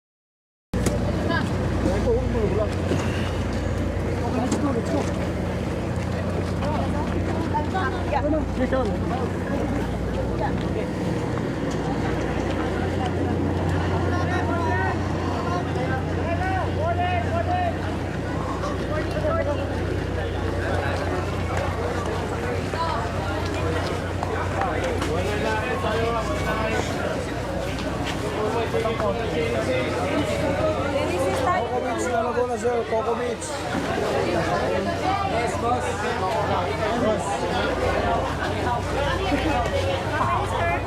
How many persons, sir? Bicycle, boss? Bicycle. Assalamualaikum, Kadir. Assalamualaikum. Alright guys, I'm here. I've hired a motorbike from this lovely man, Dennis the Menace. From King David Motorbike Rental. King David Motorbike Rentals, right next to the pier. Right next to the pier, In very near. Very Piotto Galera Pier. Porto Galera Muelle Pier. And this guy, you just come, turn right, and you come, you can rent a lovely motorbike and a nice smiley face. Alright, I'll see you later. Thank you later. Take care. Halalan. Papalabas tayo sa TV.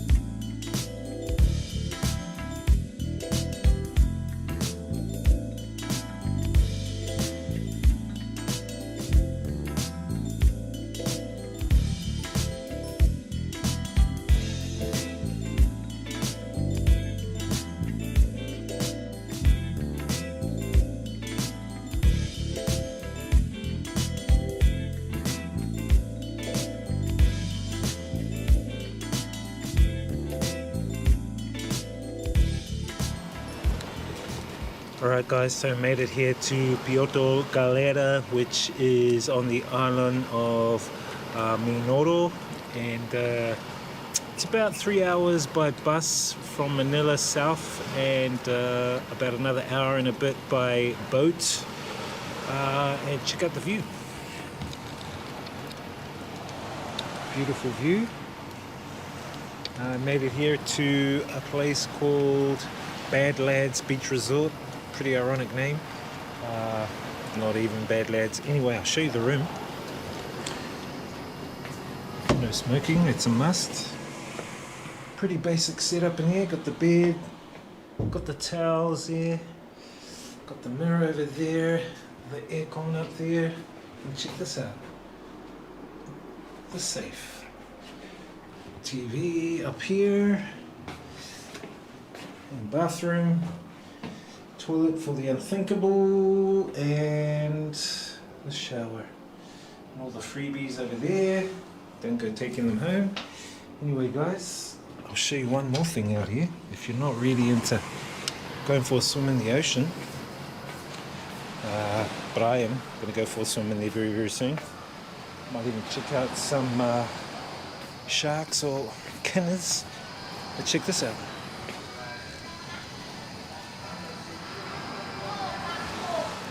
The pool.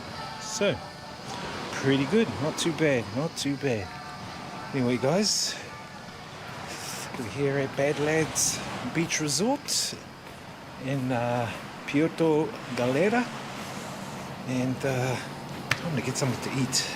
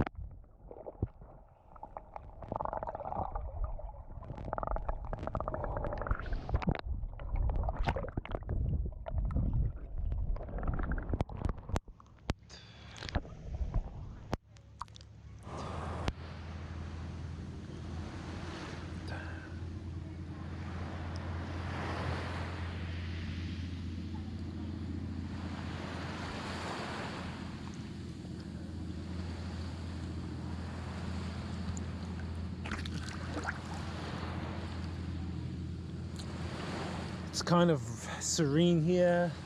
Not many people here. I think I just saw one other guy in the resort. I mean, 25 bucks for the night with free breakfast is pretty good. With the views, it is a little bit overcast. It was fine today.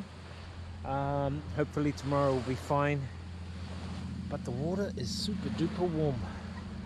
Super duper warm. Feel like grabbing some snorkels and going for a bit of a dive out there somewhere. See if we can do some spearfishing. That would be awesome.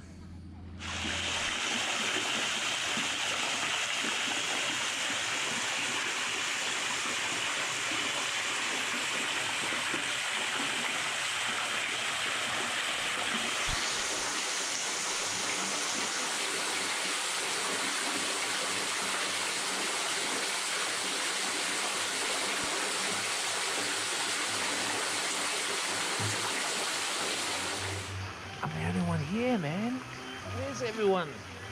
Anyway, it is what it is. Whole pool to myself, whole beach to myself, whole resort to myself.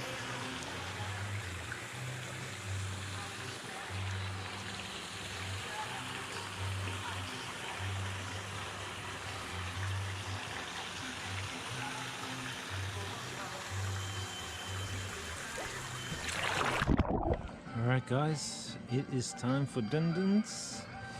Got the rice, got the fries with the sauce and the mushrooms and veggies and the mango juice. Alright guys, so it is my last day here in Puerto Galera and in the Philippines. This morning looking at heading to a nearby waterfall and a couple of other beaches. I think I've got about 6 hours left before jumping back on a boat and heading back to the airport.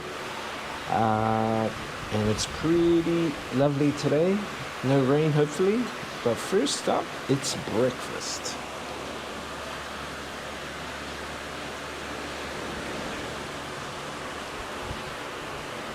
So breakfast is done. I am now jumping back on the motorbike. I'm going to have a look around the island a little bit more.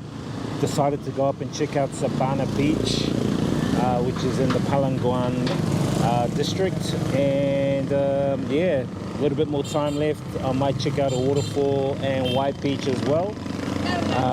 And the rain is not scheduled today, which is good. It's getting quite busy here with all these guys on their little trikes. Anyway guys, let's hit the motorbike vibes.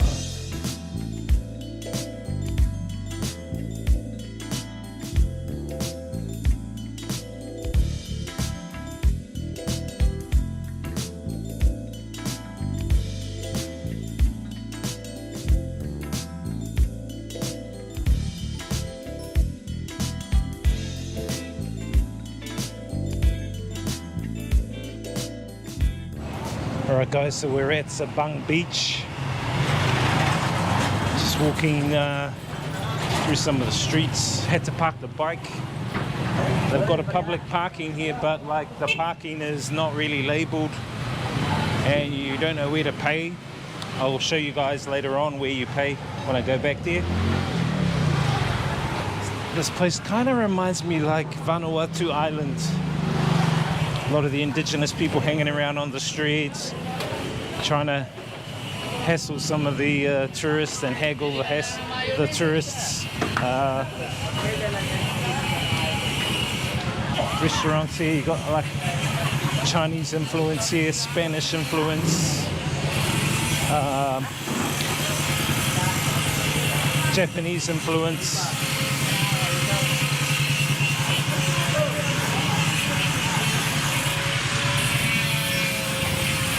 The locals waiting for the jeepies or jeepneys, they call it jeepney, which are the long silver metal looking vans. Apparently they're modeled off the old army jeeps, that's why they call them jeepneys. Anyway guys, this is Sabana Beach. We're going to head down to the beach shore and the port. Try and throw the drone up, get some drone vibes.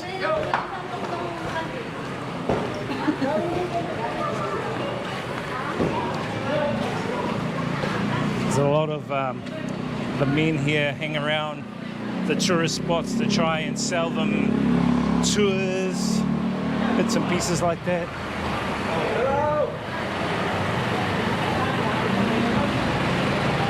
Some of the local men. This guy, Mr. Paul. How are you, Paul? Okay, no problem. Hello. He's from Sabang. Sabang, yeah, but motorbike rental Sabang, right? Yes. This way to the beach, huh? Yes.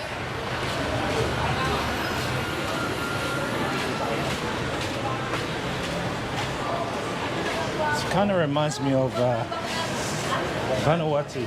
Huh? Massage? Yes. Happy ending? Happy ending? No, this Ah, one is come. happy. No, this one is happy ending. Huh? This one. Happy ending? Yeah, the bar. One of your favorite places, huh? This guy. So how long you been here, Paul? Huh? How long have you been here on the Yeah, island? no, this is born me. You're born here, yeah? Philippines, huh? You traveled away from Philippines before? Thailand? You've been to Thailand? You've been Palawan, Palawan. Ah, Palawan.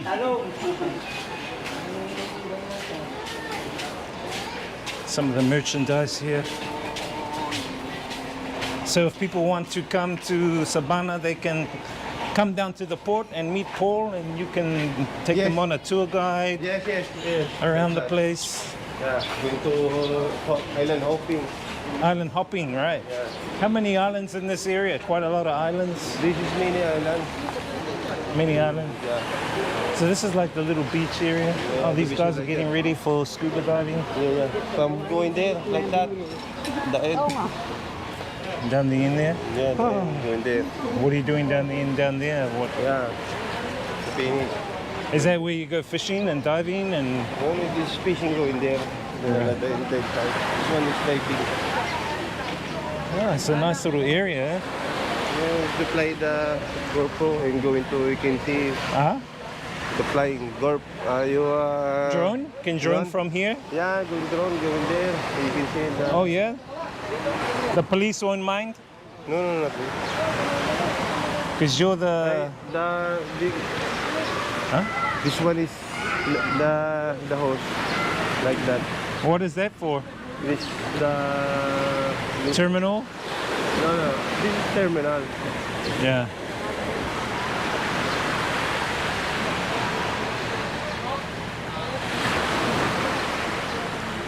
So what kind of packages do you sell people? What kind of packages do you For- take them to island hopping? Yes, yes. Island hopping, going to one people. Only the foreigner is Korean, Chinese. And you rent motorbikes? How much to rent a motorbike There is for a the boat day? name, my boat. Huh? My boat. Ah, your boat. Yeah, going there. Thailand. If I'm here a bit longer, then Not longer, only 20. no, me. If I'm here longer, I can come back and do one of these. Yeah. We're going to many times. Yeah. I know that going there. Yeah. Okay. So these guys here are scuba diving. Are Yes. they going to one of the islands to do some Yeah. diving? Going inside, diving point. Yeah. Chinese, huh? Look like Chinese. Korean. Ah, Korean.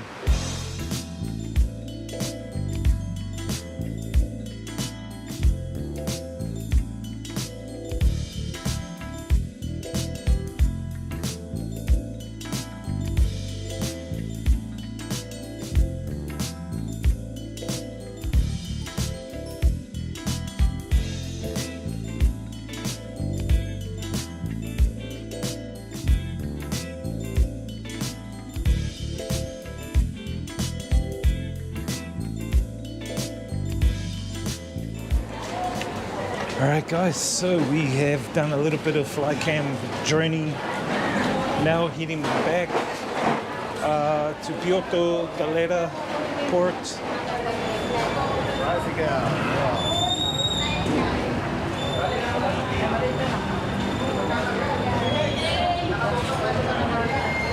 See you later, brother. Yeah, see you. Take care. Yeah, Don't you. forget YouTube, DJ Wiz NZ. Take care. forget See me, you huh? next year. See you. Bye-bye. Good guy, or Paul. Told him he needs to be a tour guide. He'll get a few people instead of just selling the packages. Actually take people around.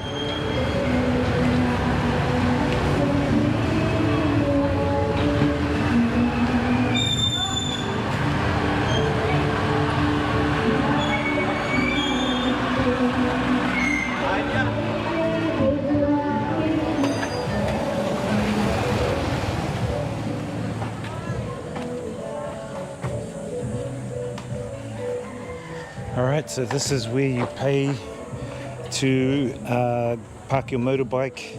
And you park your motorbike over here in this little area.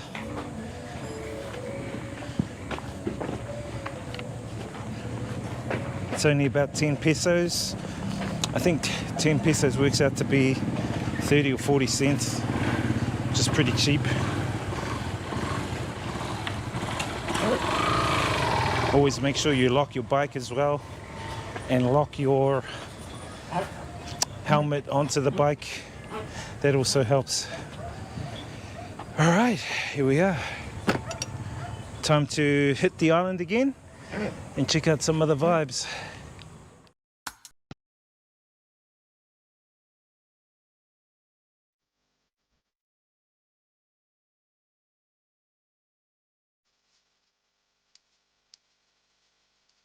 They call this beach White Beach because of the sand, but it kind of looks creamy instead of white. Not like Mount Maunganui.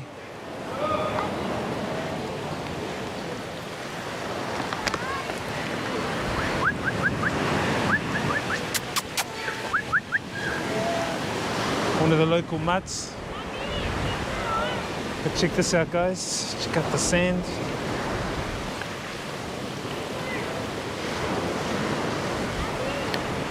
Piauto Galera.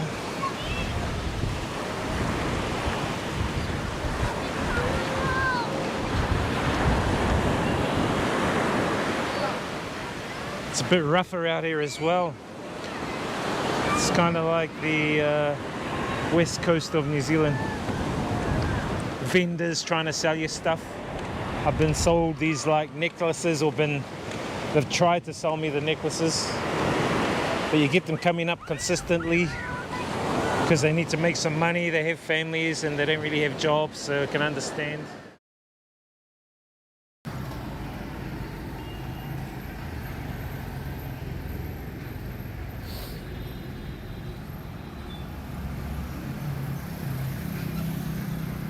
Welcome, chat. Welcome back, welcome back, welcome back.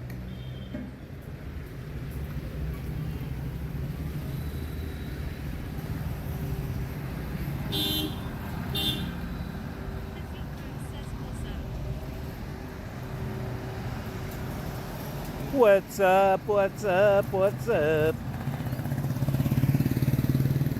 Just waiting for the auto to arrive, Chad. I'm just gonna get a ride to the metro. Then we'll take the metro to the airport.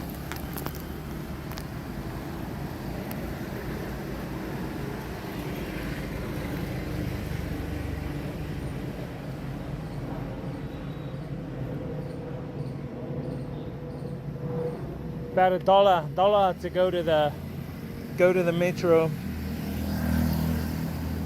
Let's see where he's at. Where you at, bro? See, the thing too, Chad, is that you get given a PIN number, and you have to show them the PIN number, and then they put the PIN number in at their end to confirm that they've picked up the right person. So it works off a PIN number. It's the first time I've seen that. Because the Vietnamese Grab doesn't work like that. Welcome in, guys. We're just getting an auto to the metro station. Then from the metro, chat, we'll head to the airport. We should be here somewhere here.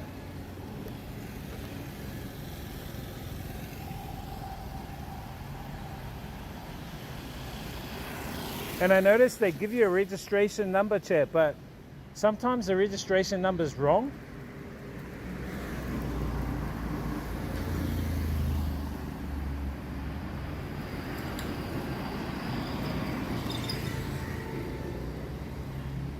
Sometimes the registration is not actually the correct registration. And I'm like, what?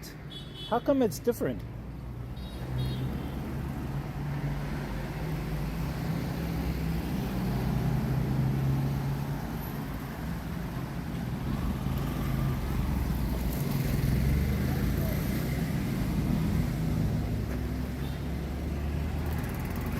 Here we are. Hello, my friend.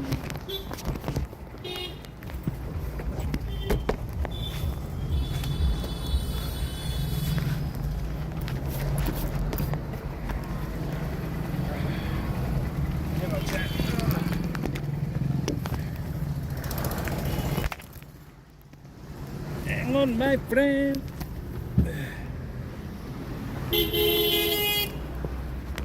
Suktiv. Ah. Yeah.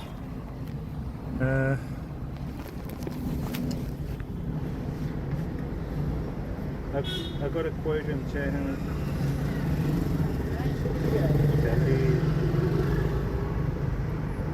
1410.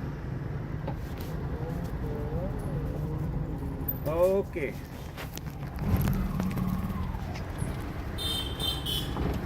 Oh yeah.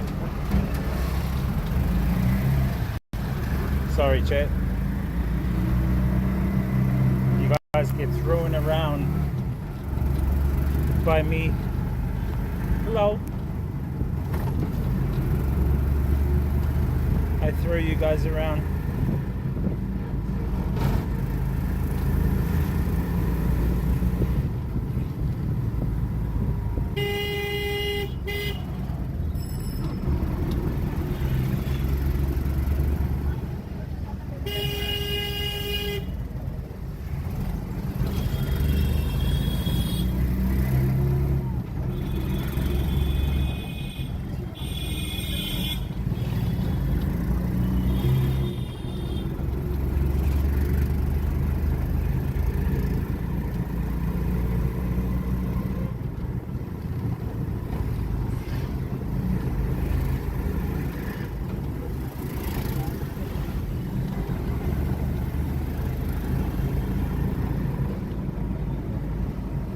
Welcome in, Chad.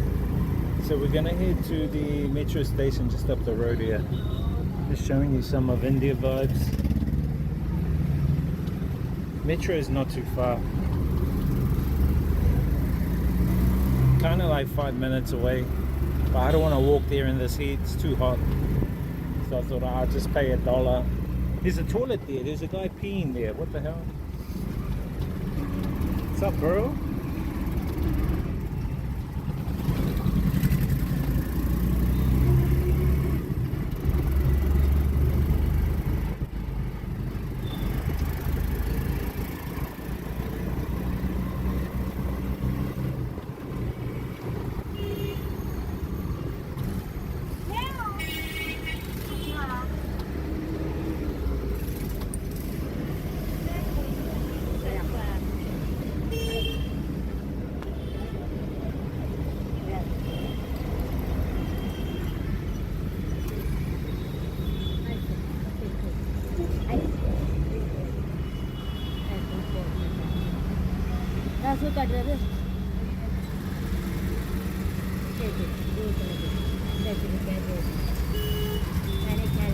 See that?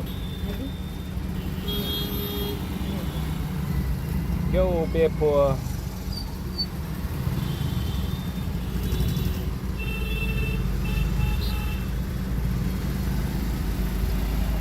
See, chat, you cannot absorb. You just have to observe, not absorb.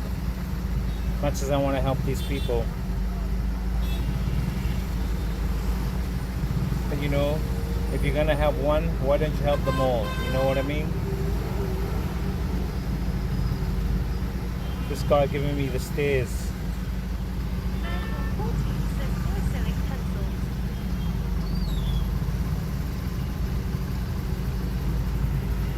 That guy giving me the stares. What am I gonna do with the pencils? I have 1,000,000 pencils and pens at home.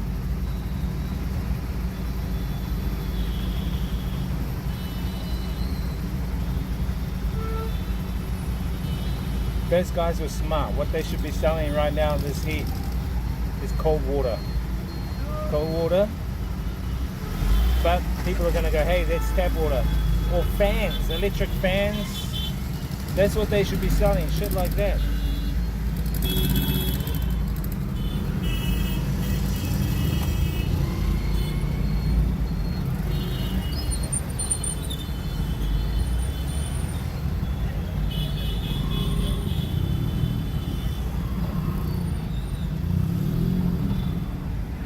You know what I mean, chat?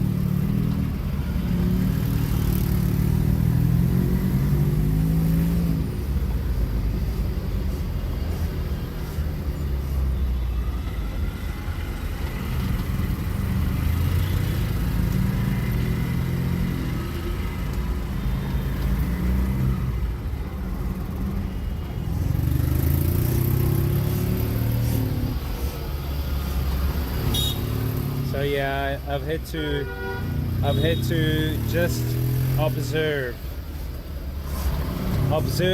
non-emotionally, chat. Non-emotional observation, NEO equals Neo.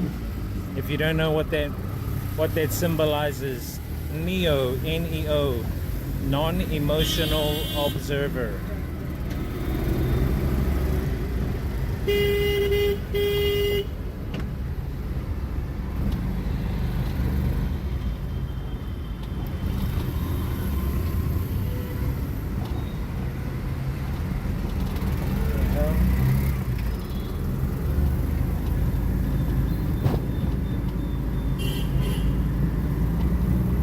Here we are.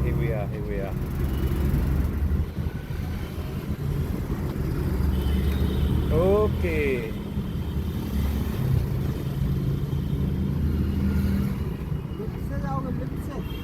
Yeah. Okay.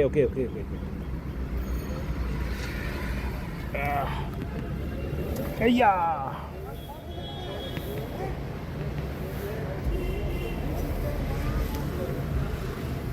Hang on, Chad. Get my gears. Give him his millions.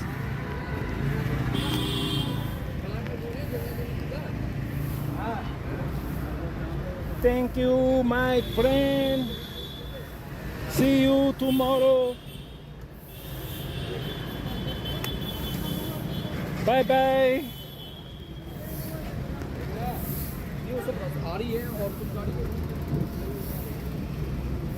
See you later, alligator. Chad, this is the metro. Up here.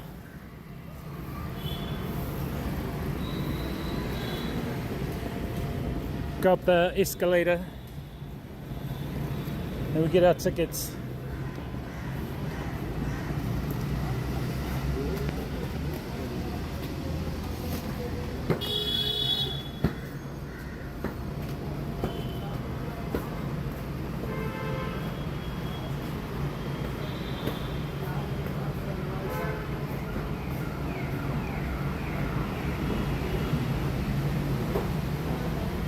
Huh? Boys selling pencils, yeah. He should be in school. They tip. I tip sometimes. Yesterday I tipped about $6 to the driver. Chad, I'm gonna have to put the camera down when we go through the scanning because we've got to get scanned. Our gear, we've got to scan stuff. So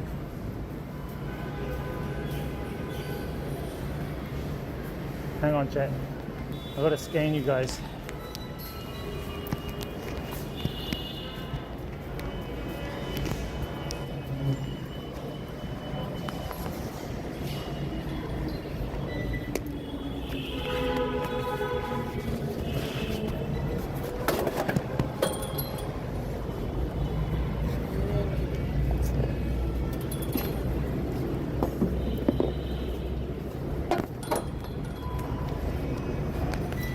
That's it.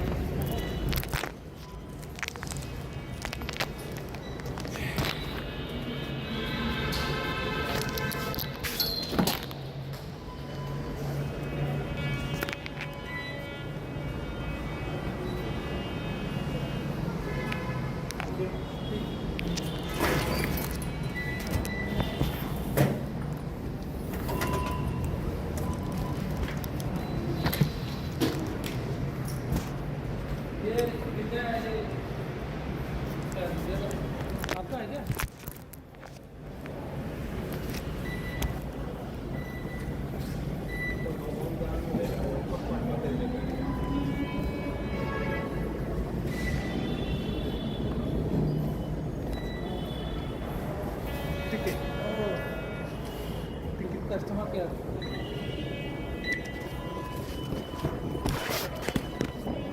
Hang on, chat.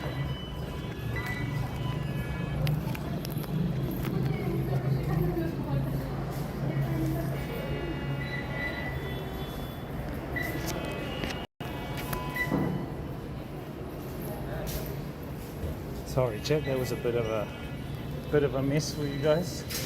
I understand.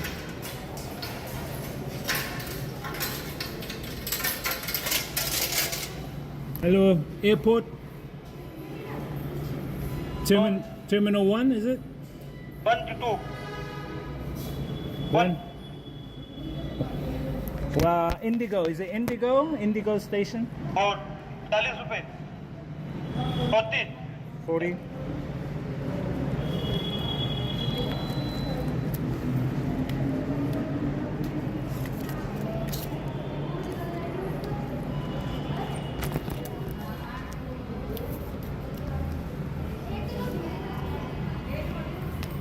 Thanks.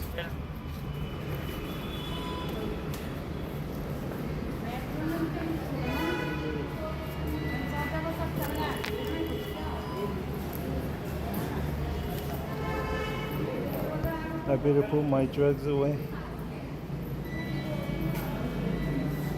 This guy getting bad habits.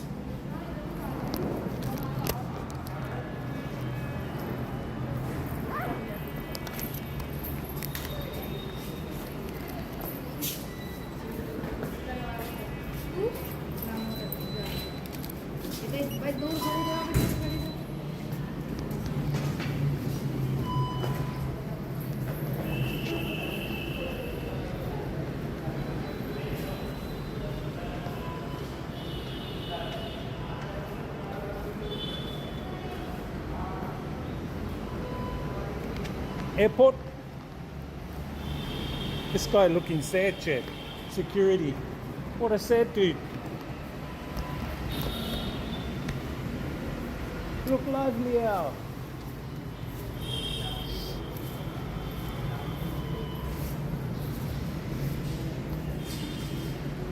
Just going in the elevator.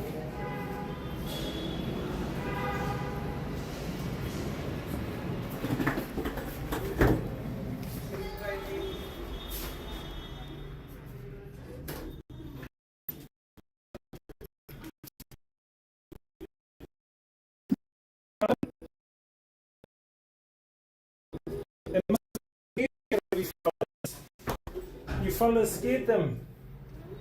Chat. Why did you scare those people?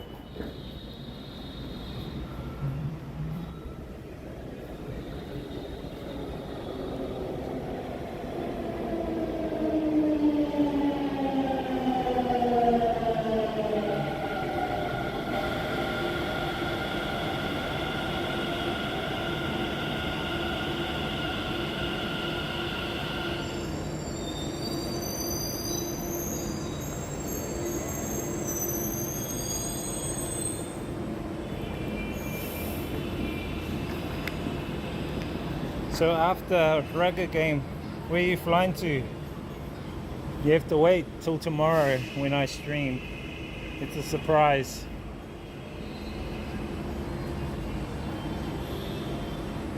It's a surprise, bro.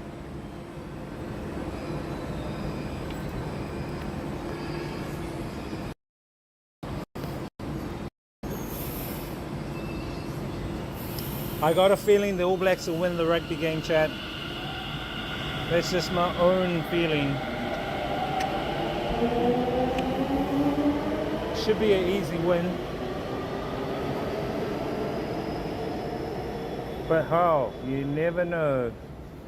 You never know.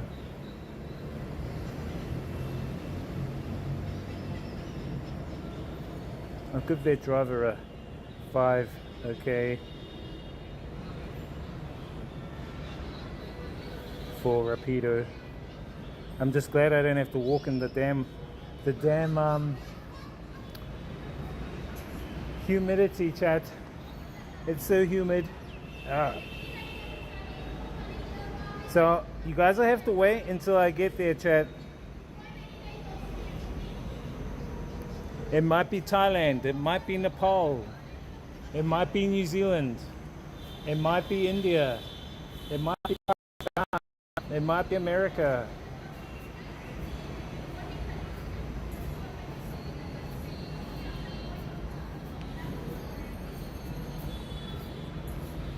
Do streamers tell their chat where they're going before they go? Isn't that like bad luck associated with that chat? Isn't it bad luck to tell your viewers where you're going?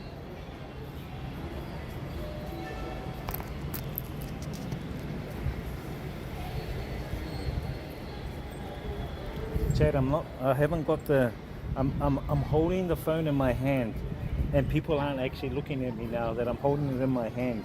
I haven't got it on the stick. I have not got it on the stick.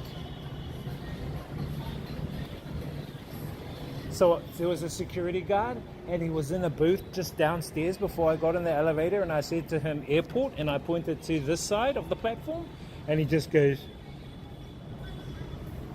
He was like sad, having a sad day. He was actually having a sad day, Jay. He was going like that. I say airport, and he goes.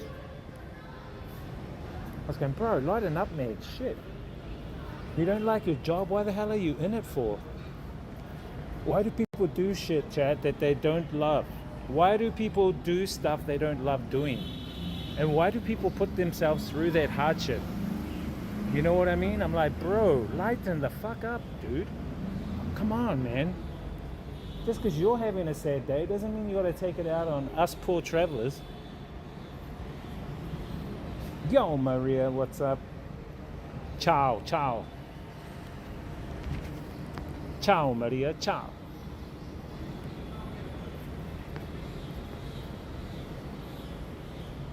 You know what I mean, chat? It's like, bro, why?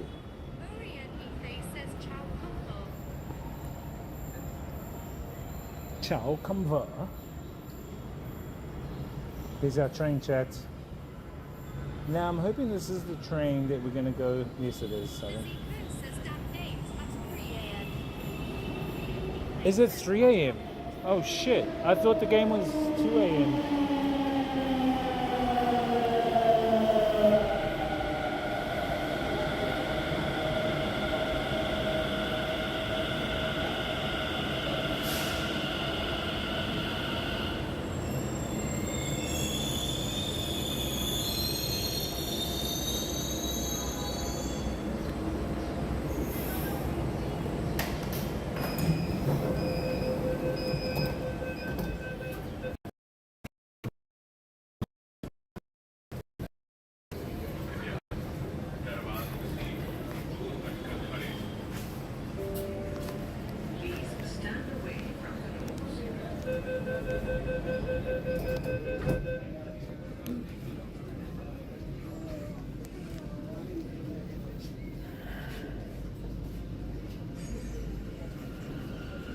From the train,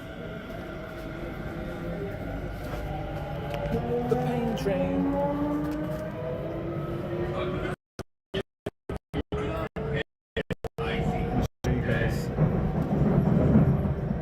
Next station is You guys can see a new perspective of Delhi from the metro.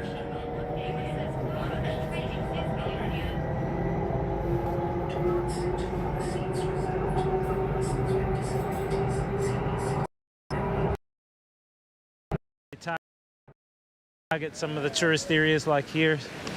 This is the White Beach Resort and a few other resorts.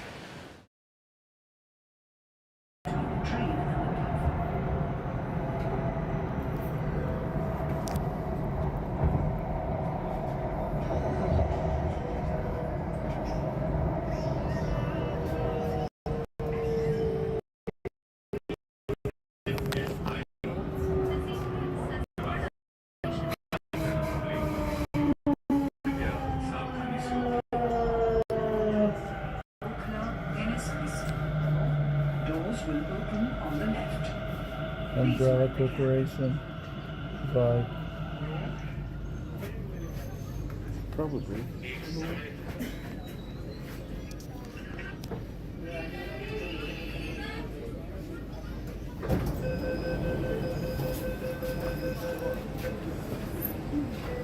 What's up, Jack?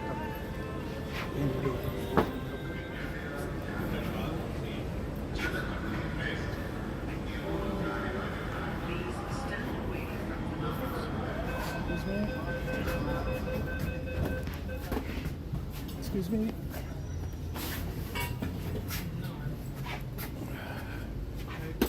Better just stay on this side.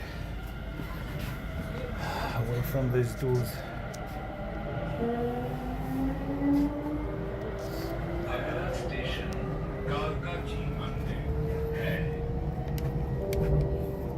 Next station is Kalkaji Mandir.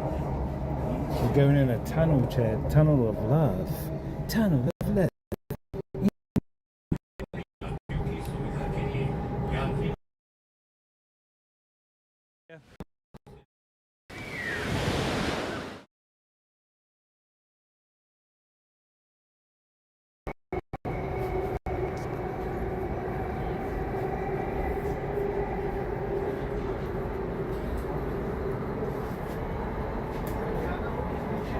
Wait till we get out of this tunnel.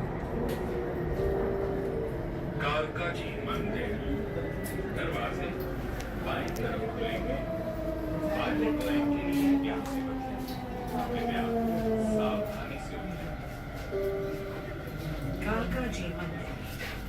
Doors will open on the left. Interchange here on the violet line. Please mind the gap.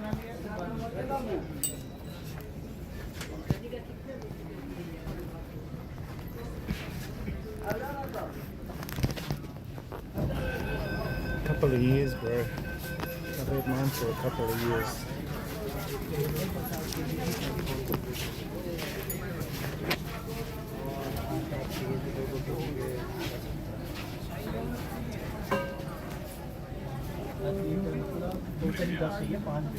Couple of years.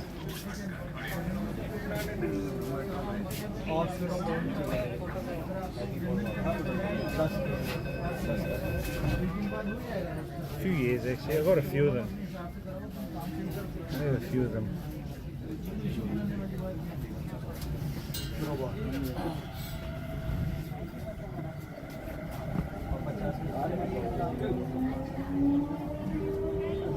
अगला station Nehru enclave Next station. It is too. Look. But there was a guy sitting in it.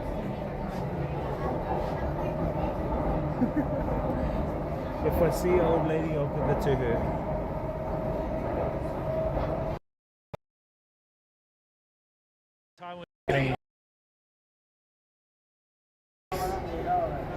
दरवाजे दाईं तरफ खुलेंगे कृपया सावधानी से उतरें Nehru Enclave. The next one will have some old ladies. I'll give them the seat. Please mind the gap.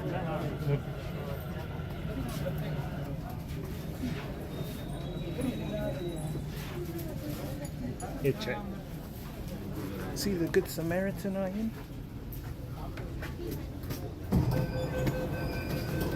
There's 3 ladies.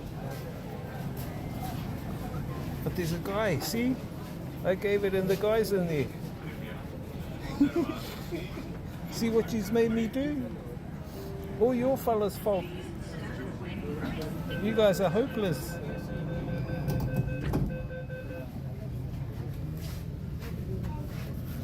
You guys are bad in judgment. See, I'm not listening to you anymore. You guys are terrible. Look, he's got my seat. He's a lady. He might be the lady boy that comes around and claps. I'm actually surprised they don't have any clap dancers on here, chat, you know?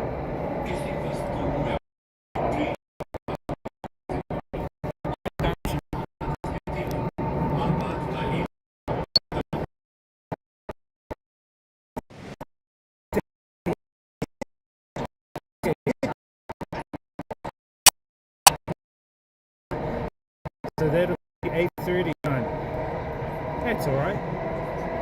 I'll try and check in early. I'll probably watch that the first. I think my flight's about 10 or something.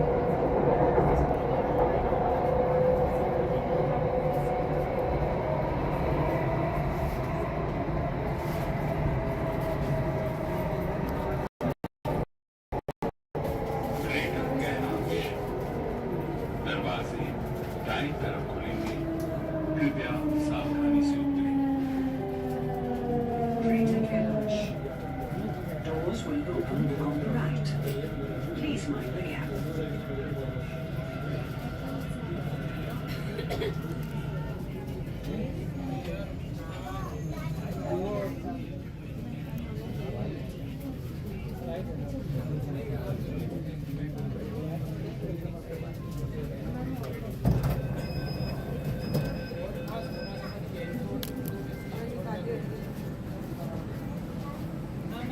Oh, your fault, Chad. I lost my seat.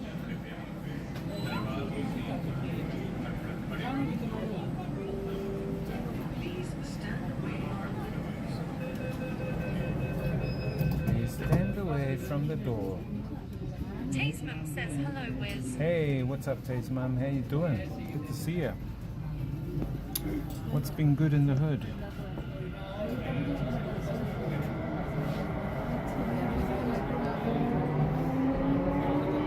Just on a train in India. Just on a metro. We're just heading to the airport.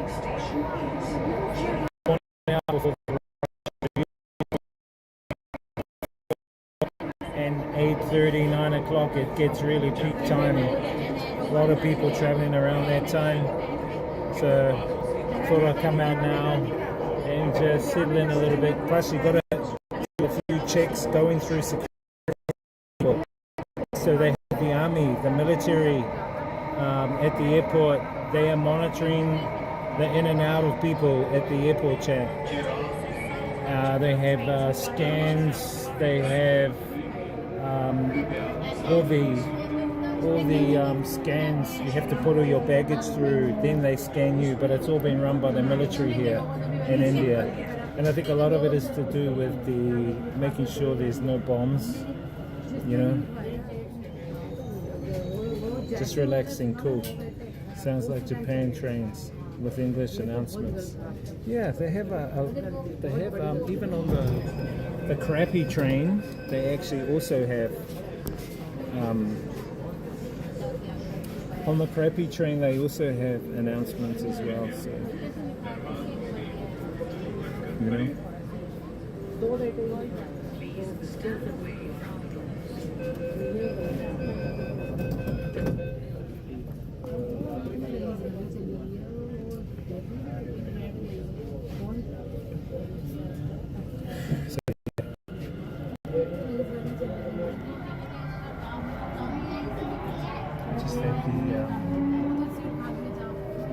Just at the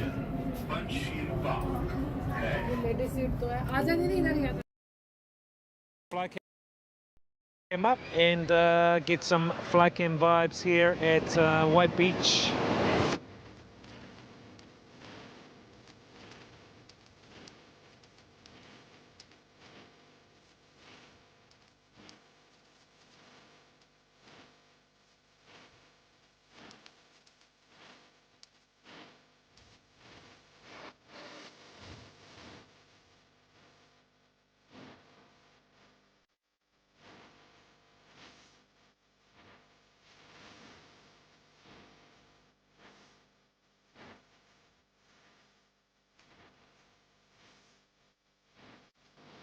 This guy trying to sell. Yeah. What's up with these? दरवाजे दाईं तरफ खुलेंगे कृपया सावधानी से उतरें Doors will open My friend. Please mind the gap.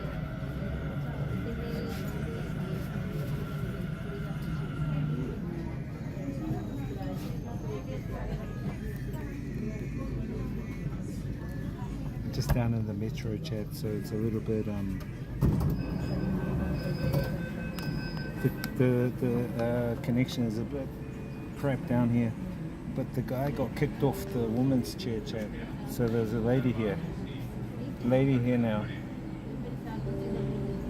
So the guy got kicked off. Free chicken, one Dana says love metro rides. The guy got kicked off the chair I was on. Hi. Yo, what's up, fried chicken? How you doing? Yeah, metro ride. Nice train here. There's a few people on this train.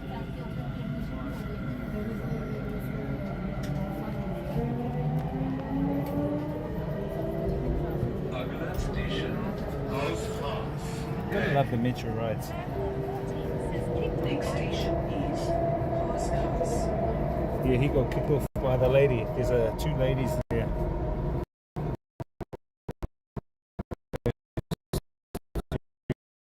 On the island. Good price, buddy. Yeah. If you know, And this one. material. These guys selling stuff. Hope you guys make a good living from it. You make a lot of money from selling? No, it depends. Yeah. Because quiet. Quiet, yeah. When is the high season here? When do many people? Summer.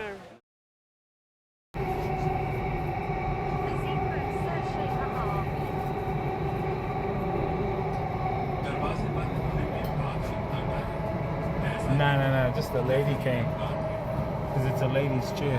So the ladies came to kick them off.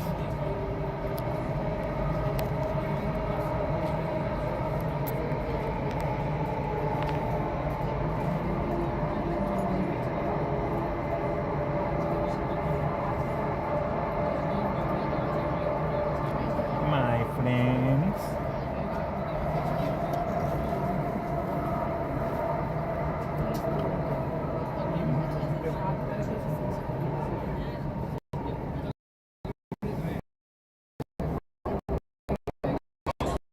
दरवाजे दाईं तरफ खुलेंगे yellow line के लिए यहाँ से बचें कृपया सावधानी से उतरें Horse cars. Doors will open on the right. Interchange here.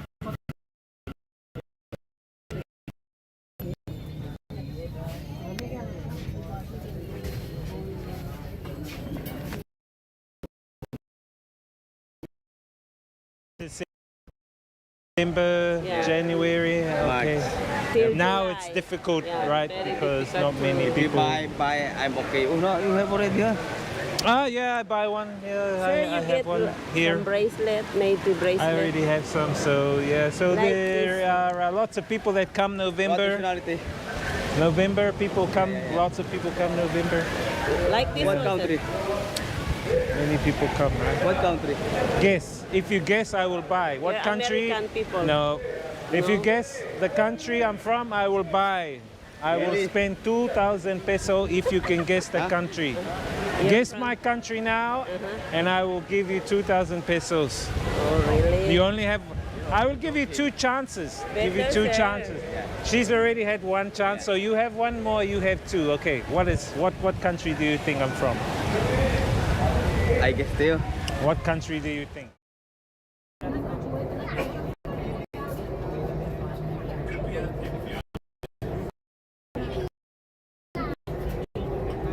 Vacate the seat. Persons with disabilities and senior citizens.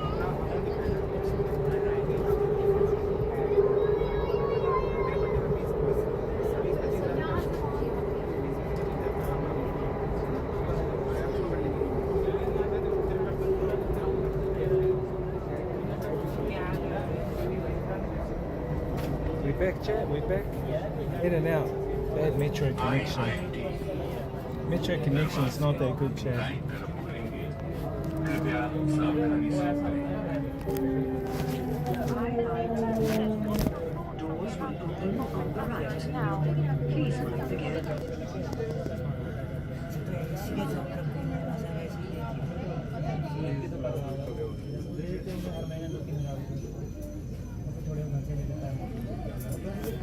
Hang on, bro. Let's go to check the airport. That we haven't jumped the airport. कृपया दरवाजों से दूर हटकर खड़े हों Please stand away from the doors.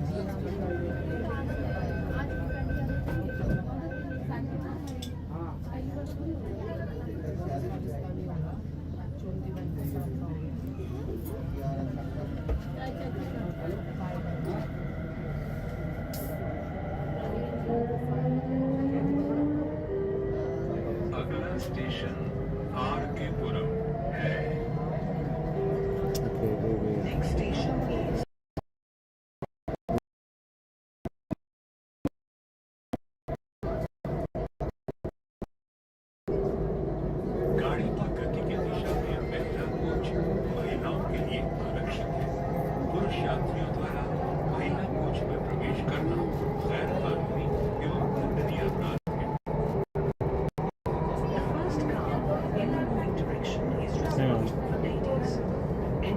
ladies' coach for male passengers is unlawful and a punishable offense.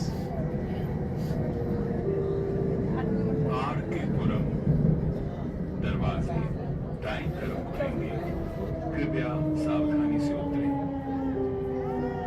R.K. Doors will open on the right. Please mind the gap.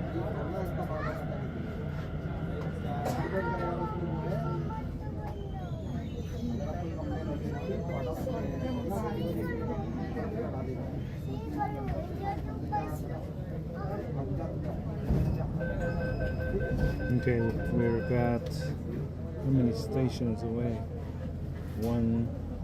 About two more stations, I think, sir. Not too long, 2 more stations. What do you think about mataoras now? Those are the facial tattoos, right? The mataora, I don't know, bro. It's up to everyone that wants to get one, I guess, you know. It's up to people to get their own ones. Me, historically, my tattoo's on my heart, bro. I don't need to have one on my external body. I don't need to have one on my body. So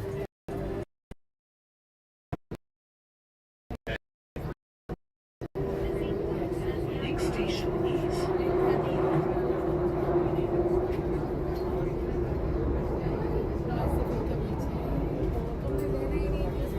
यात्रियों से अनुरोध है कि वे train में चढ़ते एवं उतरते समय अपनी निजी वस्तुओं जैसे साड़ी, दुपट्टा, टोपी और बैग का ध्यान रखें। So yeah, I don't need to have a tattoo on my body, bro. I don't have one. I don't have any tattoo, no tamoko, no mataora, moko, nothing. But it's up to people if they want to get it on theirs. I'm not saying it's not a bad thing for them. If they want to, sweet. A lot of them get it for genealogical purposes. Do you know what I mean? People get it for their own purpose of representing their own family, their whakapapa, their genealogy, and that's cool. But me personally, I just have my own on my heart, brother. That's my only tattoo, bro. Is the love of my heart. please mind the gap.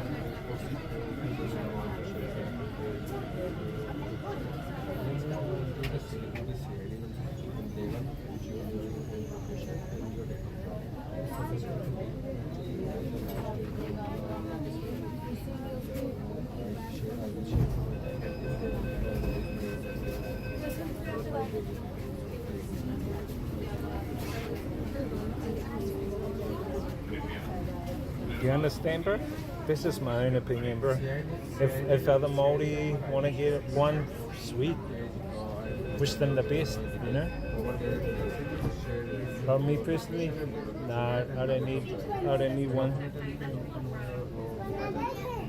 Yeah, but that's just me. That's just my own thing. To be honest, you know.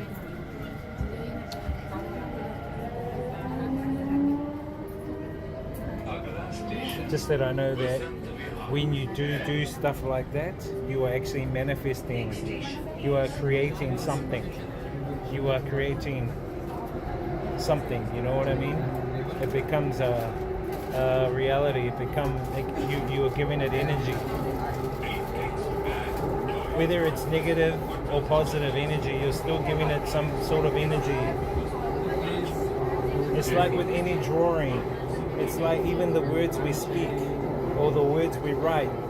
It's kind of like a incantation.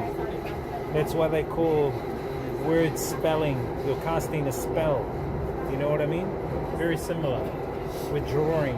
When you're drawing, in a way, it's symbolically creating a spell as well of a manifestation type. But you see a lot of tattoos now, people put dragons, reptiles, dragons, demons. They're actually manifesting that on their bodies. You know what I mean? And it's becoming a reality. By all means, I'm not saying don't do it. It's up to them. It's their body, their choice. You know what I mean? I'm just highlighting what I know. That's all. Okay, so it looks like we are 3 stops away. I think we're 3 stops away, Chad. Vasant Vihar, Shaka Vihar, then the airport.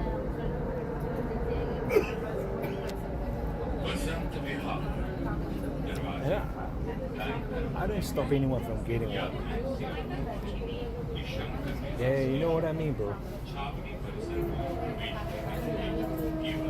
I mean, some of them who wear tamoko and moko, they feel more egoistic. I'm not saying all of them, but a lot feel very egoistic, and I know it's the energy that they've created from their drawing they have, whether it's a dragon, a demon, or whatever it is, and they feel like they are more powerful than others, you know.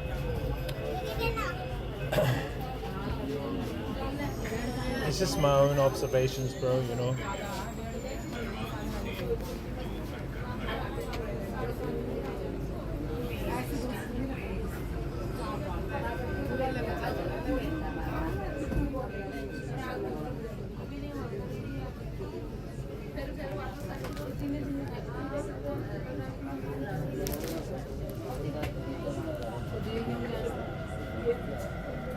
But you know what I mean, Chat?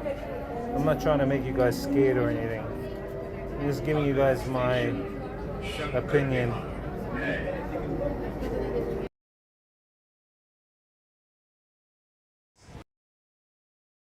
I'll give you one. Okay. Me? One more time for you. time. 2 more times. One more You're from time. Australian. Australia? Yeah. No. Shakar Vihar could be a bomb. Passengers are requested to take care of their anxiety service. And baggage control.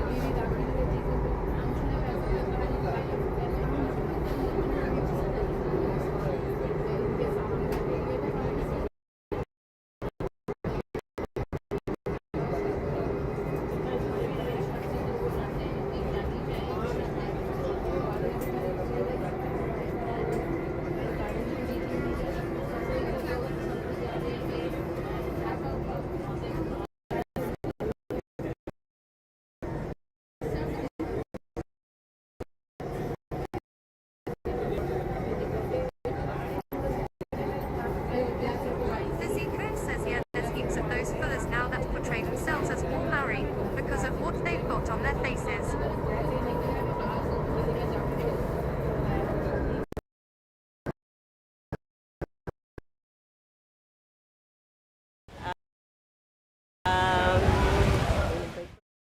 It's because they're manifesting the energy of what they've created.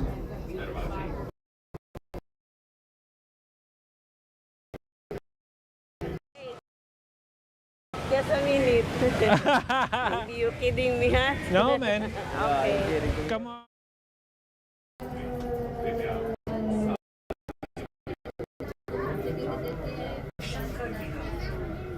Doors will open on the left.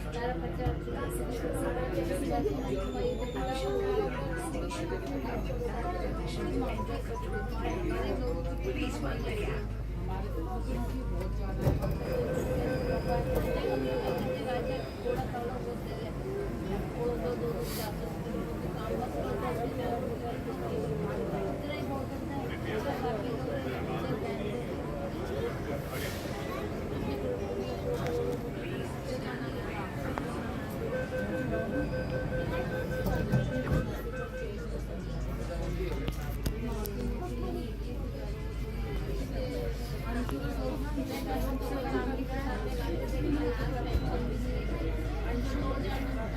Airport terminal.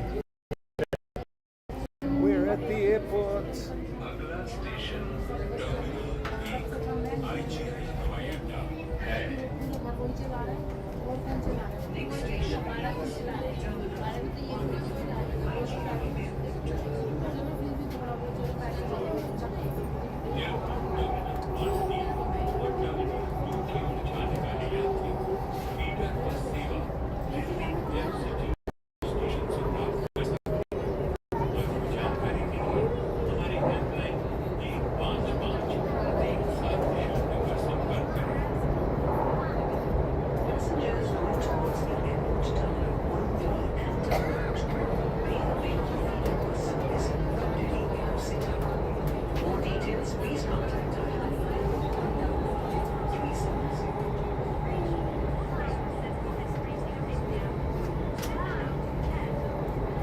No, I'm gonna finish my rating. We only got to, we're doing 5 things. We've done only 5 out of 10.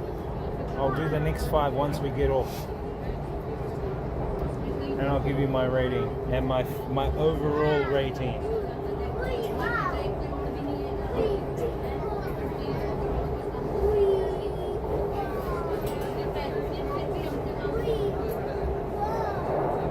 A lot of nosy people looking at my phone. Keep your eyes to yourself. They're looking at me talking to you guys.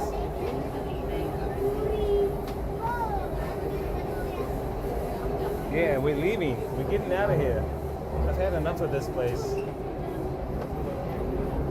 Nah, we're leaving. Yeah. Terminal 1 IGI हवाई अड्डा दरवाजे दाएं तरफ खुलेंगे कृपया सावधानी से उतरें Terminal 1, IGI Airport.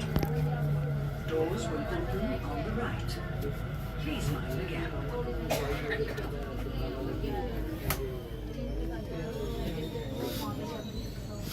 I'll give you guys my honest rating.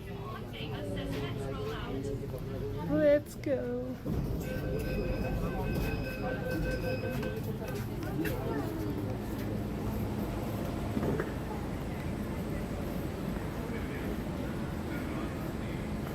Gate 2. I think it's this one here.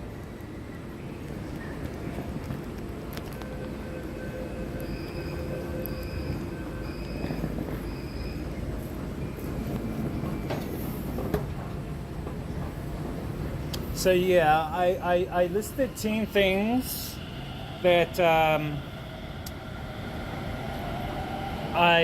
each thing is going to be rated between 1 and 10, and then overall we'll count it up, and then we'll do an overall rating, chat. An overall rating. Overall. Overall.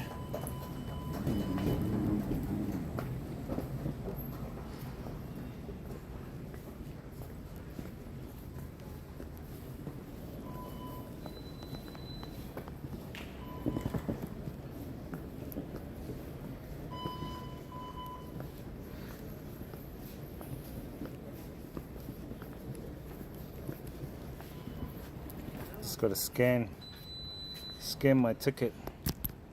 Got to look for my ticket. I lost the ticket on the train, chat.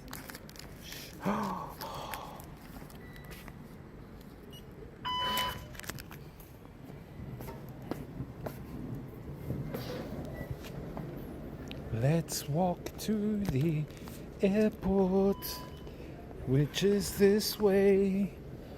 It's a long way down, a long, long way.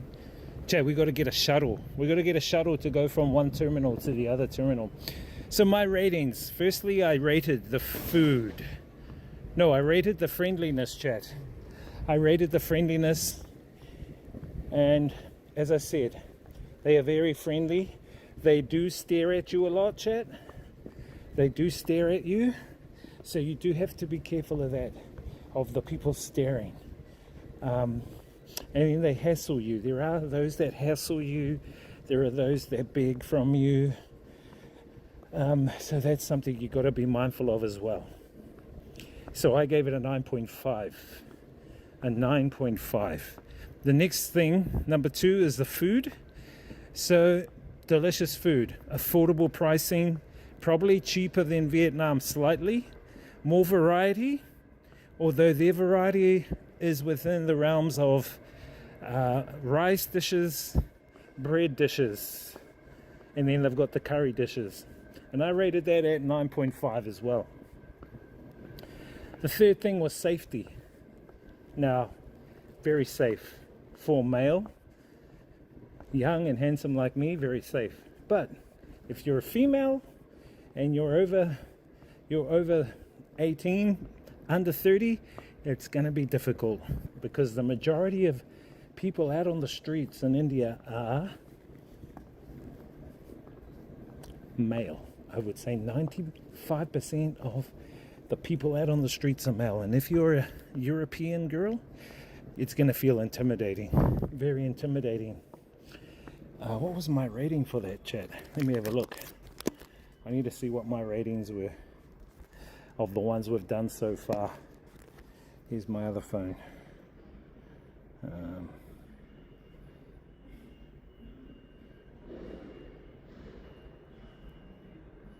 My ratings so far. Where are we? Okay, so safety 8.5. I felt secure, especially at night. I would say up to a point. There were more homeless people roaming around, chat, after 11 at night. So that to me wasn't that safe if you're going to be someone roaming around after 11. I feel safe in Bangkok, to be honest, roaming around in Nana where there's ladyboys. I actually felt more safe roaming around at night in Nana in Thailand. India was kind of different. Maybe because they have more people and there's more poverty. Look at that. It's so empty. I told you guys it's going to be empty here. So empty. Where is everyone in this underground? So this is domestic 1 airport. We got to go to the Terminal 3 International. So the next thing, let me have a look at my list. Infrastructure. And I gave the infrastructure a solid 6.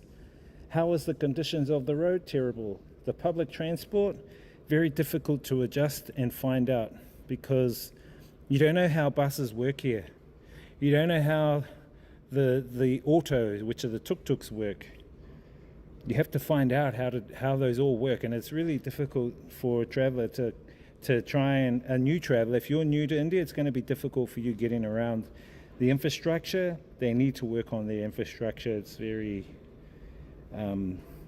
underdeveloped, to say the least. The amenities, not many toilets around. I didn't see many. That's something to improve on. So I gave it a 6, chat. 6 out of 10. The next thing was scenic beauty. How breathtaking were the natural and cultural attractions? I gave it a 6.5. I think the attractions, to be honest, in Vietnam are way better. The attractions of Vietnam, to me, are way better. That's just me. You know what I mean? See, it took me a while to find out how to get here, chat.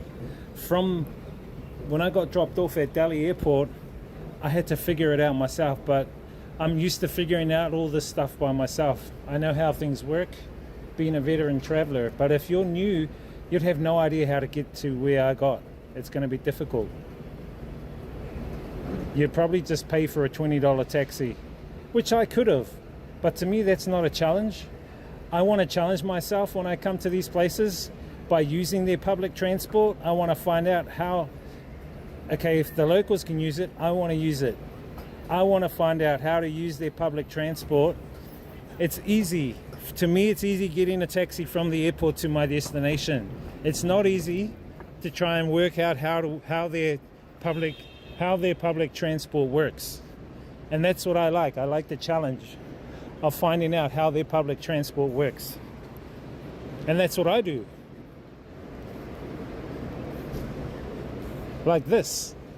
So I knew that there was, from Terminal 3, that's where my plane dropped me off, to here, they get a shuttle from Terminal 3 to this terminal, which is Terminal 1.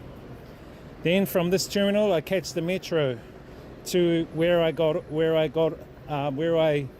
boarded. And then I just walked to my ACOM from there. That was the challenge for me.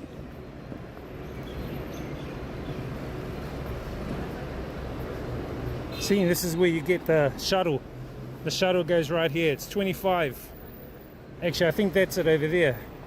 But it's 25 rupees, which is 50 cents to get the shuttle.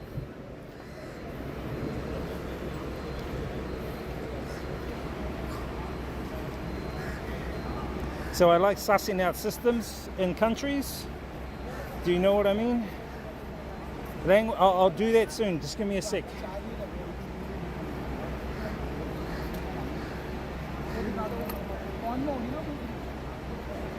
I like sussing out their systems. People go, oh, it's too difficult to figure out. I go, nah, bro. I can figure out any transport system. I'm pretty good with maps, geography. I know my way around places, chat. I don't say that in a boastful way. I'm just saying it in an educational way. It probably comes with the amount of traveling I've done. And to me, it's good to challenge yourself. You know what I mean?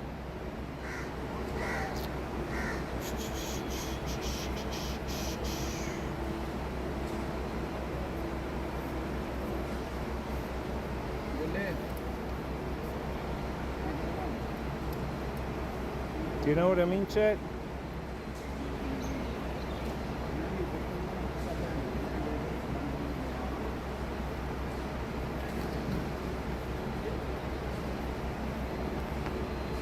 Free chicken, one gamer says good advice. Challenge yourself, chat.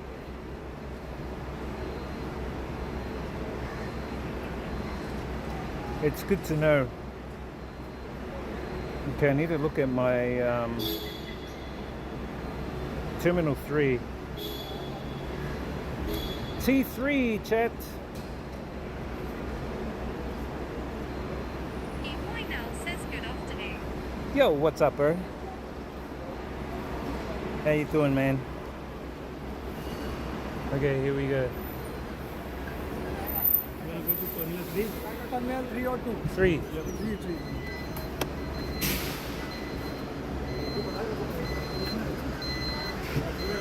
Okay.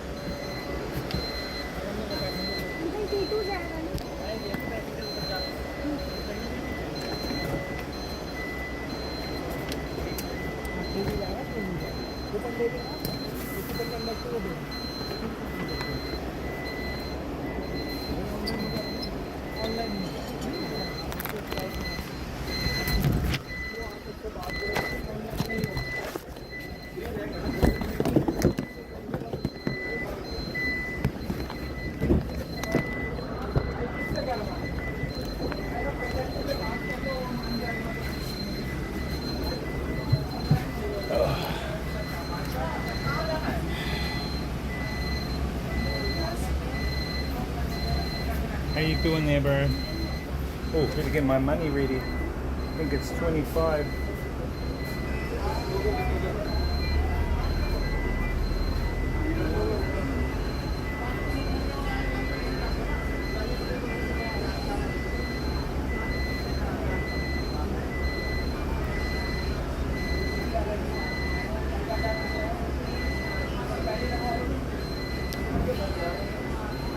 Hold up, chat.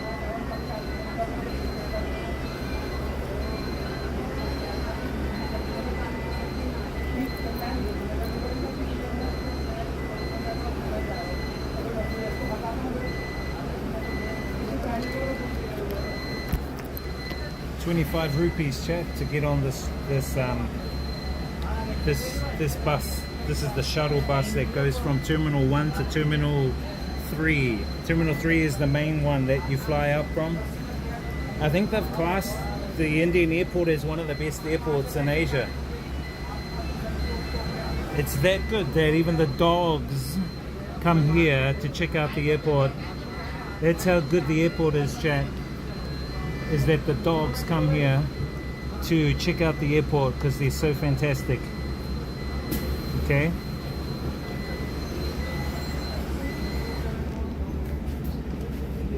This guy.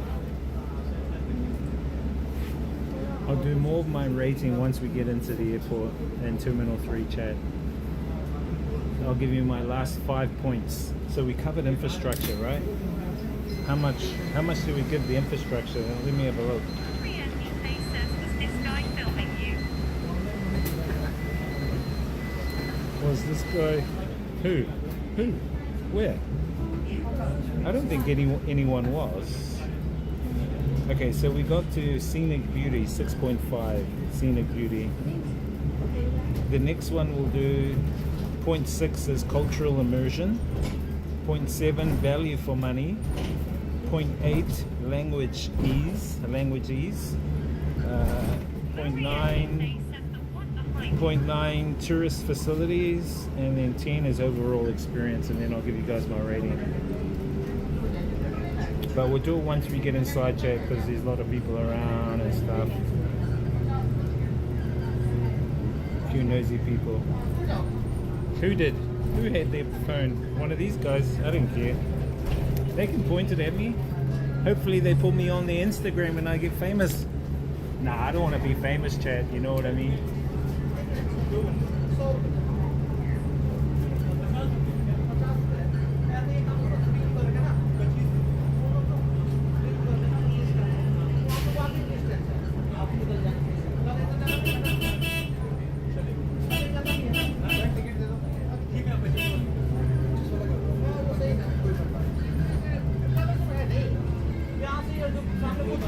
I'll show you guys outside.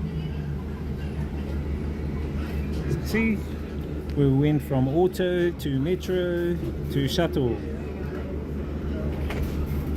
Nah, I sussed out their system.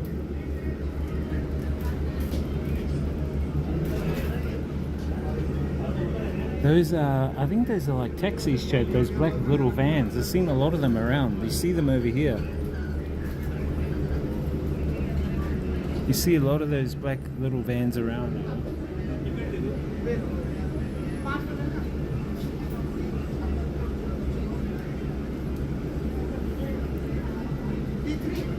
E3.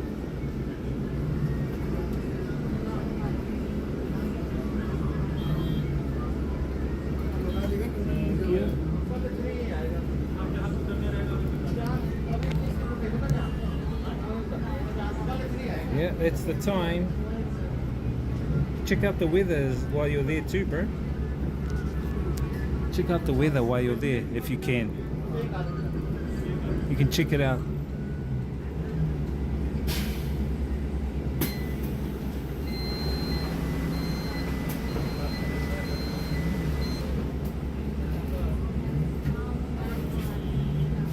I'll check it out for you.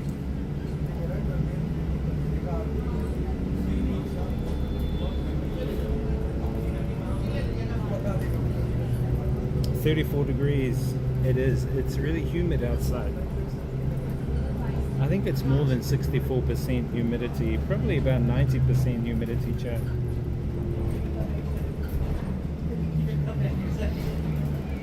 I think it's a lot more humid. I'll show you guys.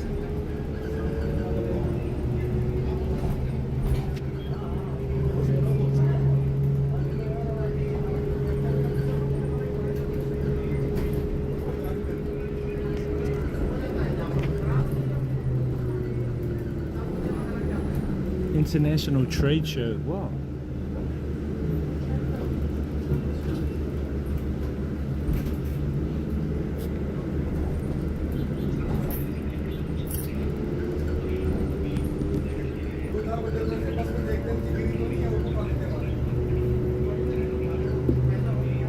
How come the weather didn't work for you?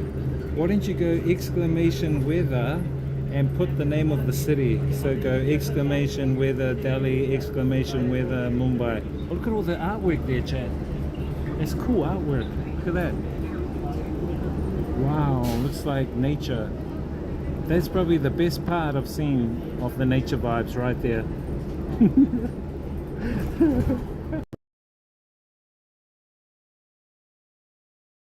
You're from Italy. No, sorry, two finished. Okay, you have one more guess, quickly. One more guess. I tried it.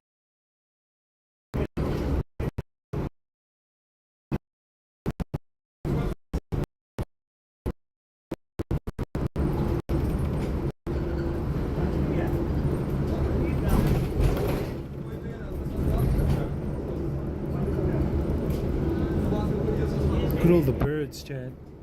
I think those are like an eagle, some kind of eagle or hawk. There's so many of them around.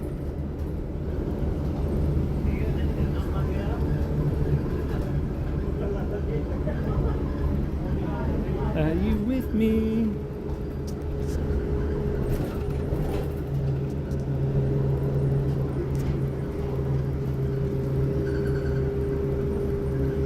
So I'll finish off the rest of my ratings inside, chat.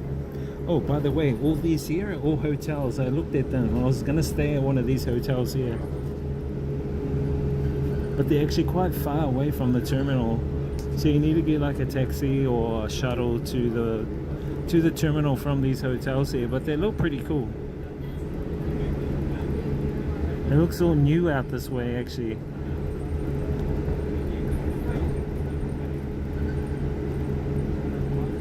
Probably be an arm and a leg as well.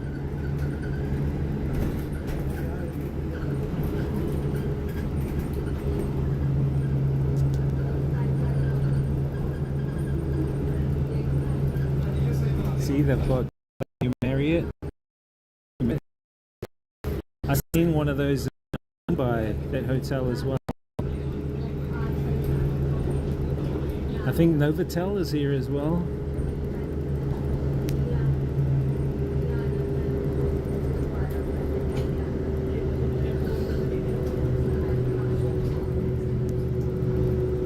Rosegate, Lemon Tree Premier. Isn't there a song called Lemon Tree? Wow, that looks very new.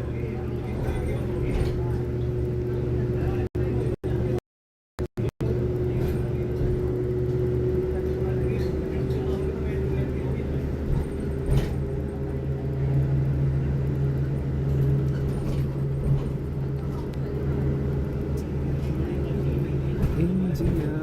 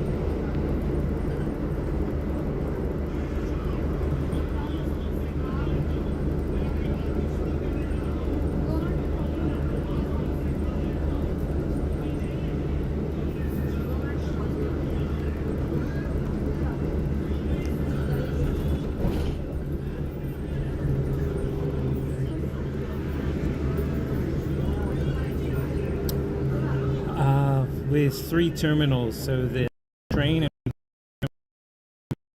one, you have to get a shuttle. Terminal 2, 3. Hitting terminal 3.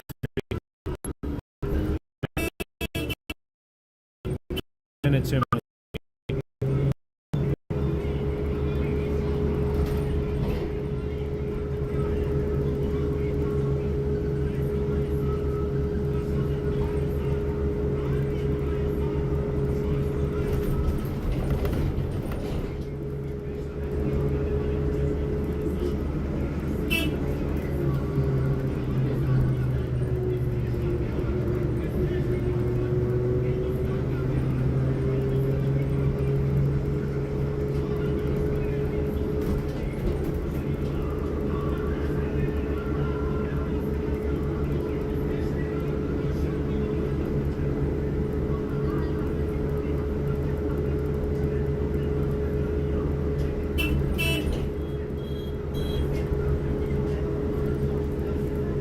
See those guys sitting under that sign? What the hell? One guy sitting under that tree. That guy over there gonna take a pee. He's taking a pee.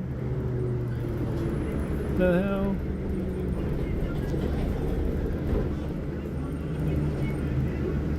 So I think we're coming up to Terminal 2 soon. Look at all the different cars here, Chad. Subaru. What's that car over there? What's this brand? Some of these brands I haven't seen before. Maybe they're Indian makes. Indian cars, Chad.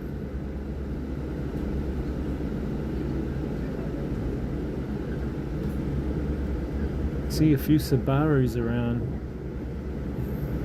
Toyota. There's a Toyota over there, Subaru over there.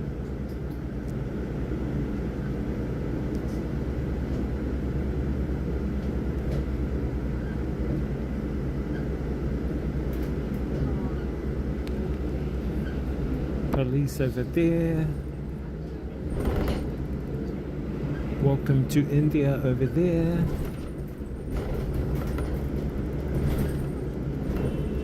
I don't know what that brand is, Chad. Different logos. See that logo there? I don't know what that logo is. It's like a T. It's not Toyota. I think it's an Indian make. Chad, that's weird how like India have their own, do they have their own car brands? Fun, New Zealand doesn't even have a car brand.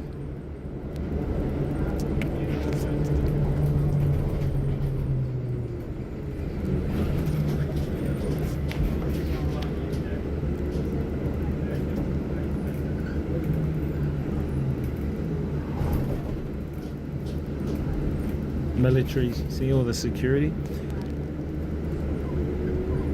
Look, one plane's taking off over there. Yeah.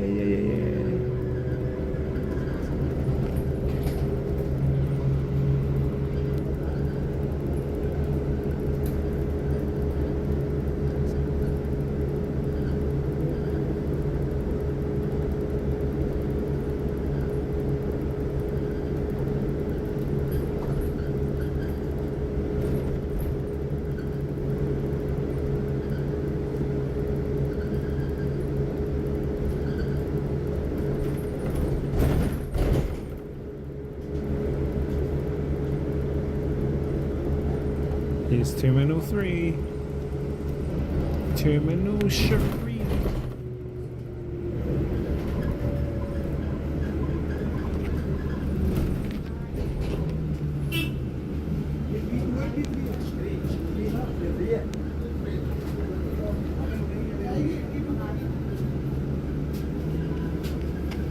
So the military are running the operation. We have to go through them to get in, Chad.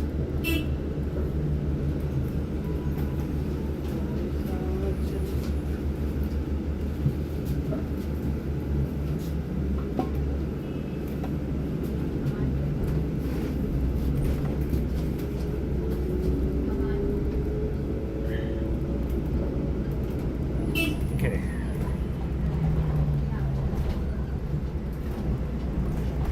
Hold on.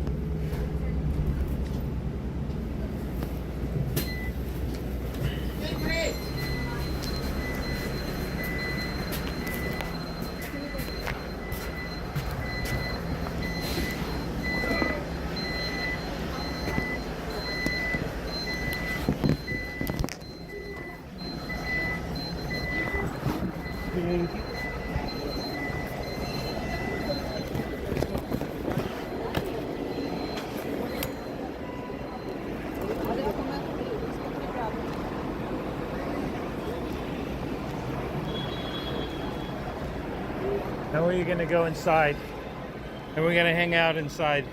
See, that didn't take long. How long did that whole trip take? From the time we took the auto to here, that was probably like an hour and something. Chat, the soldiers here have guns, look. That guy's got a gun. That soldier there's got a gun, Chad. You see him?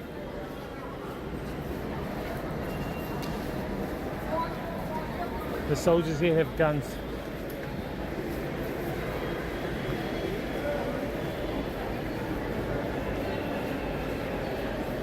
Visitors entry. Domestic.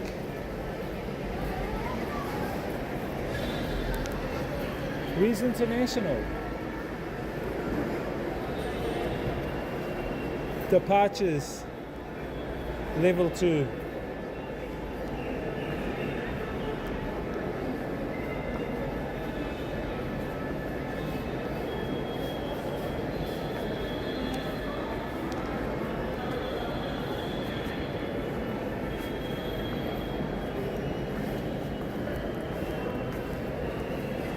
It's got the escalator. That must have been the Tokyo. What is the Tokyo? What is the Tokyo?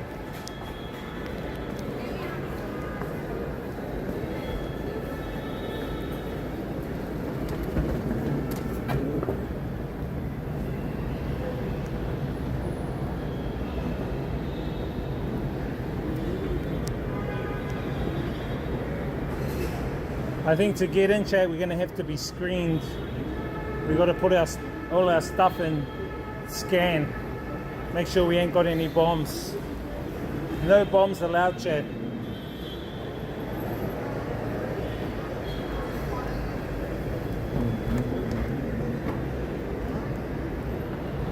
But definitely a major military presence here in this airport. Look, there's some down there too, chat. See those guys down there? They're walking around with guns, M16s and shit. Down there, look.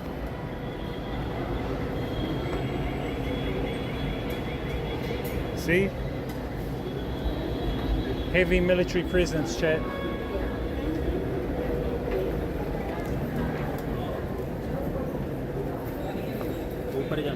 Where is departures?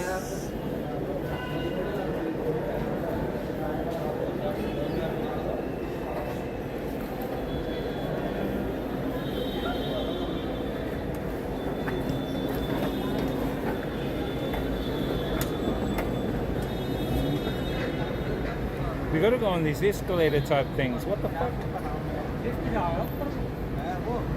So chat, where are we going? Where are we going, chat? Are we gonna go to Nepal? Are we gonna go back to Vietnam? Obstruction ahead. Where? Where's the obstruction? What are they talking about? Did they mean this big pole? Obstruction ahead. Oh my gosh, we've got to walk up these damn... Oh, I think this is where we enter, chat, through the military. This is where we enter. Like, these guys are holding their guns, chat. Oh my gosh. The military are holding their guns like they're holding their banana.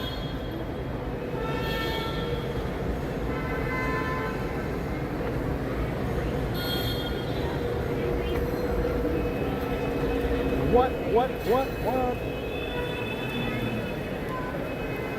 don't want to go in that way. Too many people.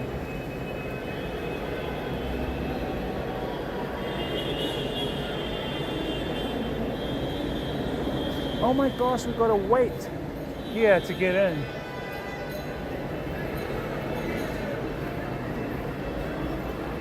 Look at all the people here, chat. I think I can go in that way.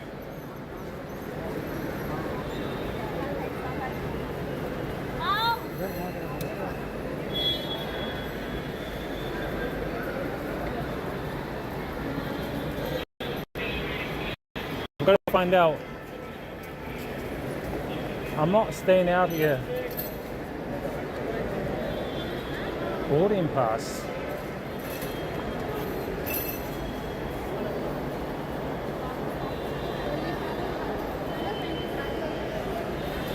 I just have to give them my email. Hang on, chat. Let me just figure this out. Ugh. I want to go in the building and chill out in some chairs over there. Then I can give you guys my rating. It's illegal to yell BOMB. Here's your flight. Airplane food is the best.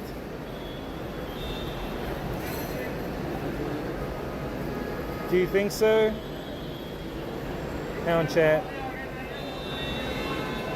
I need to find my flight details. Give me 1 second.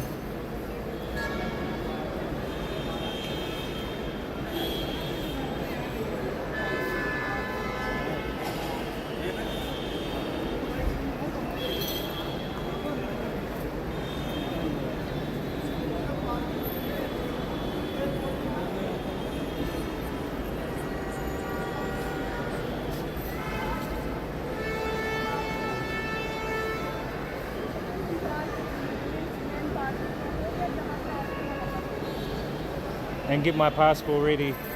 Need to get my passport.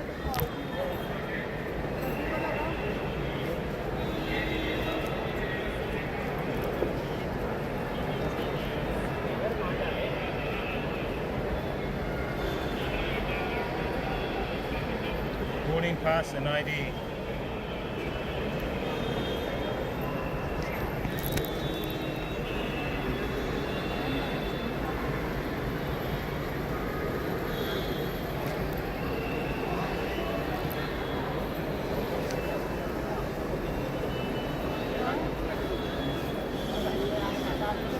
Yeah, no. I'll watch it on my laptop. On my laptop. I'll just hook up my router to the laptop and I'll watch it off there. I got my VPN, and I've got about, I think, 60 gigabytes I can use. I want to use it all up. Anyway, let's go through. The military are there. The presence of the military are there. So we're going to go through, chat. Okay. I'm going to leave you guys on, but you guys are going to be kind of in portrait mode, so just be vigilant.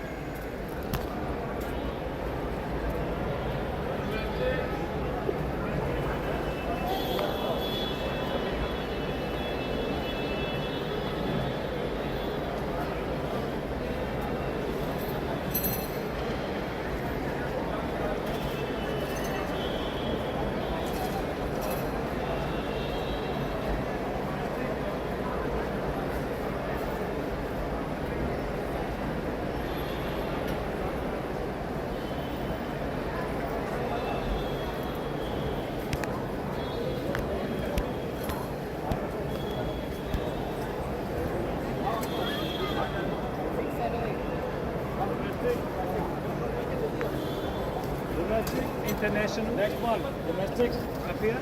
Next one.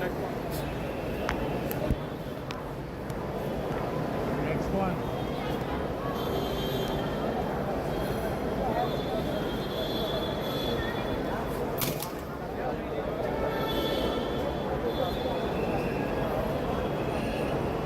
Hang on, chat. He said next one. My friend.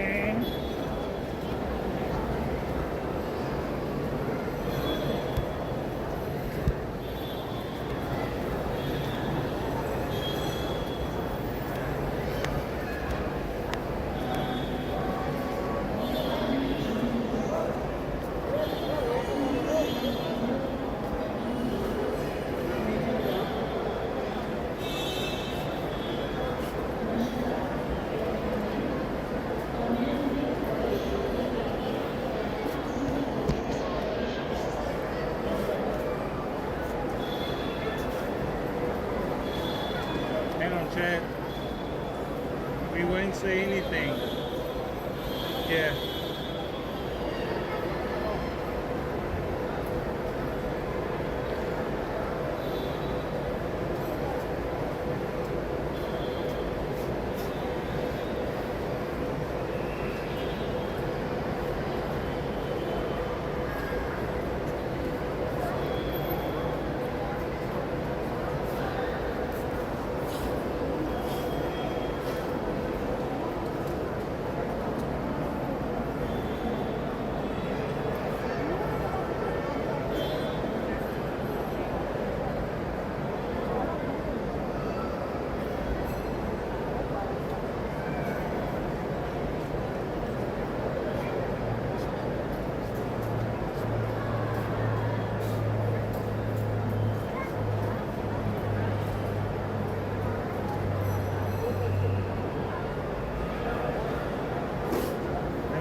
Chad.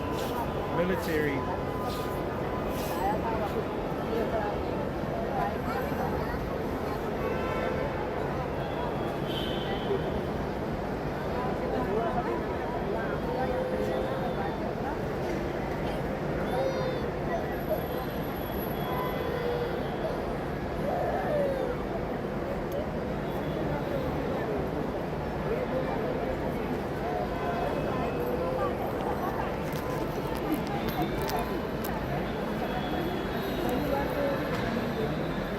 Chad, I'm gonna have to turn these off. Mute, mute, mute.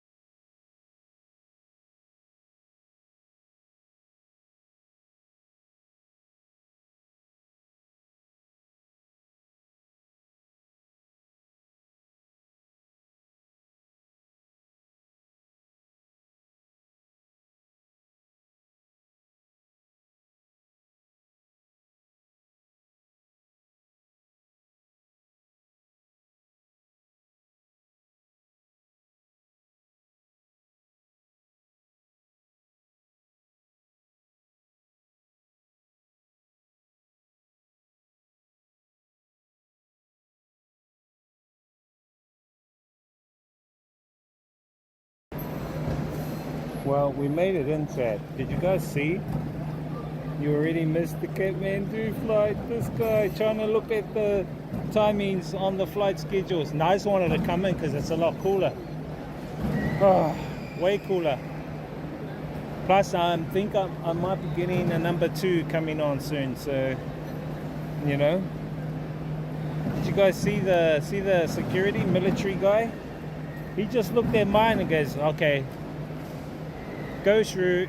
You're handsome fella. Only the handsome ones go through fast." This guy. So yeah, this is the airport, chat. So down there is the international departures. That's where we'll be going through once I check into my airline. Once I check into my airline where I'm going for my secret destination. Chat, where am I going? Where's my destination, chat? Where's our secret destination, chat? This guy. Okay, chat, we gotta finish off our rating of India. Okay, so let me finish off my rating. Okay, so this is my rating. So I'll give you a summary so far. So far. This is so far.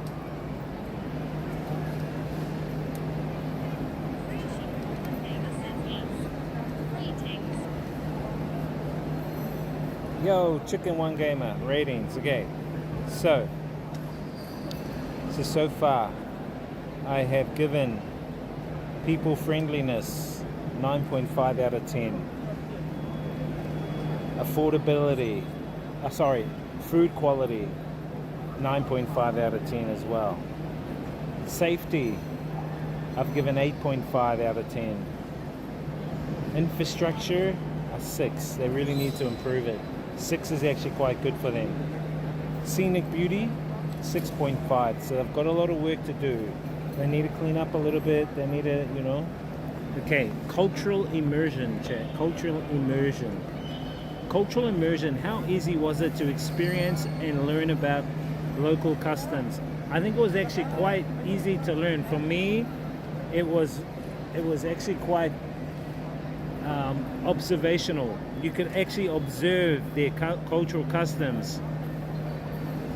Although there was one custom that I kind of got in an argument with at one of my accommodations with one of the other customers, because he goes to me, "Oh, the Janmashtami is when the people of India create a pyramid, they reach for the gourd." And then I said, "Oh, in the gourd, what's inside the gourd? Is it meat?" And then he gets all personal. He goes, No, it's not meat. No, it's not meat." He was getting all stroppy. And I was going, "Bro, are you alright, bro?" I said, "Firstly, I just wanted to ask what was inside the gourd. Like, meat was just an example, but it could be anything. What's inside it?" He goes, "Oh, you shouldn't ask that question." I said, "Why?" I said, "Why are you actually doing an event then if you can't ask the question why you're doing the event? It doesn't make sense." But I think he had a psychological problem, this guy. Anyway, I found out that it's yogurt that they put in there. It's yogurt. I said, "Okay, cool, it's yogurt." You know? And then he apologized, said, "Bro," I said, "You know, if you talk that way to other people, bro, they're gonna smash you over, bro. You don't shout down people like that when they're asking a legitimate question." He goes, "Oh, sorry, bro, this, that, the other."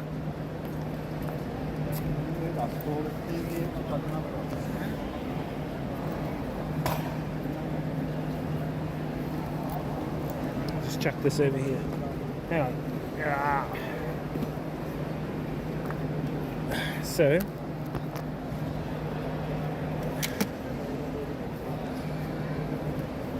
So what do you want to know for where I'm going?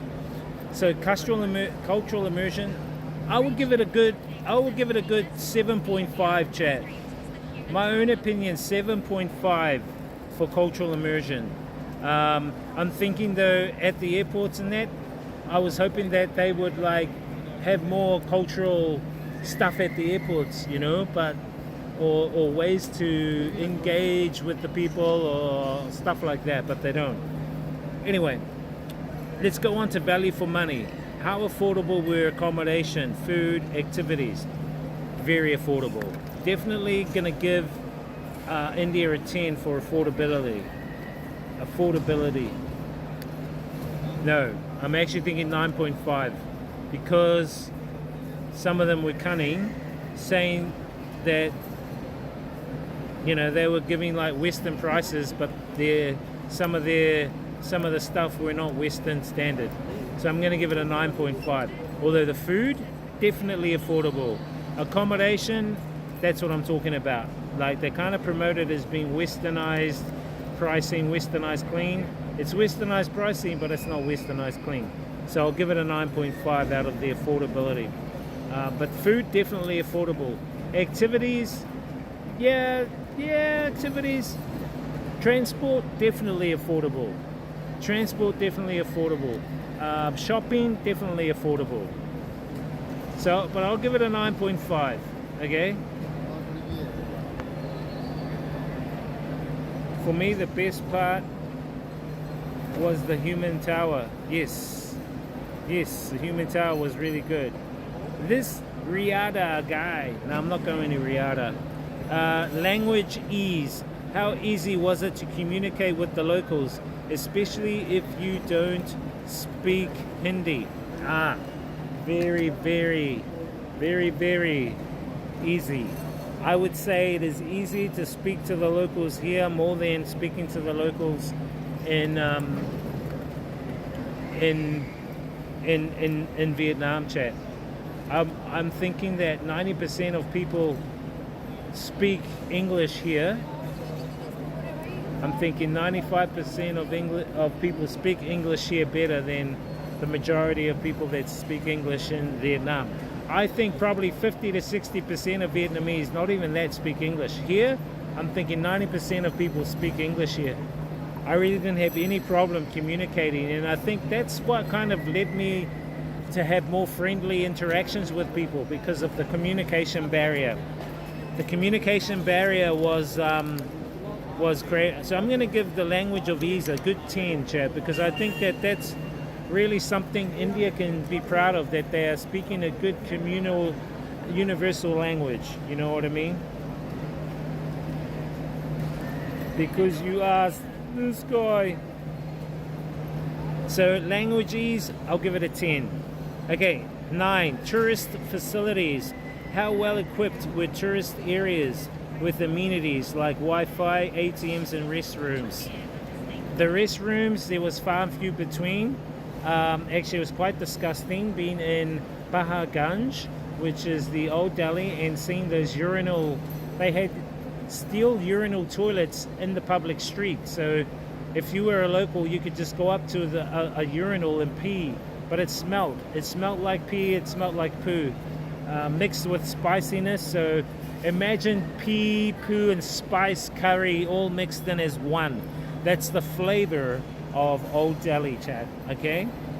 So I'm thinking that the tourist facilities, they need more tourist facilities, like tourist police nearby. The SIM cards, they need to have more easily accessible services to SIM cards. The amount, the 2 times I try to get my SIM cards is a fucking headache. It's bullshit. I wasted nearly 1 to 2 hours of my time trying to get one SIM card, then another 1 to 2 hours to get another SIM card. Let's put it this way, chat. If you come to India, you don't know anybody here, and you come to Delhi and you want to get a SIM card, firstly, you have to give your ID, which is your passport. Secondly, you have to give 2 contacts in Delhi, their names, their phone numbers and addresses. And those 2 people have to be reachable because the internet service provider are going to send them an OTP message. It's difficult trying to get a SIM card, so that really pissed me off. And so I'm going to give the amenities probably a good 2.5. That's something that India needs to really pick up on. Sorry to say, even the ATMs, The ATMs were all run down. Some of them didn't work. Some of them, you go there and there's no panel. It's like, hey, where's the panel to put your card in? And the panel to put the numbers, but the screen's on. I'm like, huh? You touch the screen and it's not even a touch screen. I'm going, fucking hell. Yeah, pea poo spice. That is the flavor here in India. So that's that. 2.5. Overall experience. How would you rate your overall trip considering all aspects? Myself, overall, I would say out of 10, 10 being very good, and I would say 0 being shit. My experience here would probably be about 7, chat. I'm going to put it down to 7, maybe 7.5. I'm being on the good side today. I think 7.5, chat. Okay? So 9.5 for friendliness, people friendliness. 9.5 for food quality. 8.5 for safety. 6 for infrastructure. They need to work on that. 6.5 for scenic beauty. 7.5 for cultural immersion. 9.5 for value for money. Good value for money. 10 for languages. That was the highest scored. 2.5 for tourist facilities. They need to improve that. And then 7.5 for overall experience. So let's calculate that now, chat. Let's calculate it. Let's calculate it. Okay, where's my calculator? 9.5. What was the first one? 9.5 plus 9.5 plus. Ah, fuck. Hang on.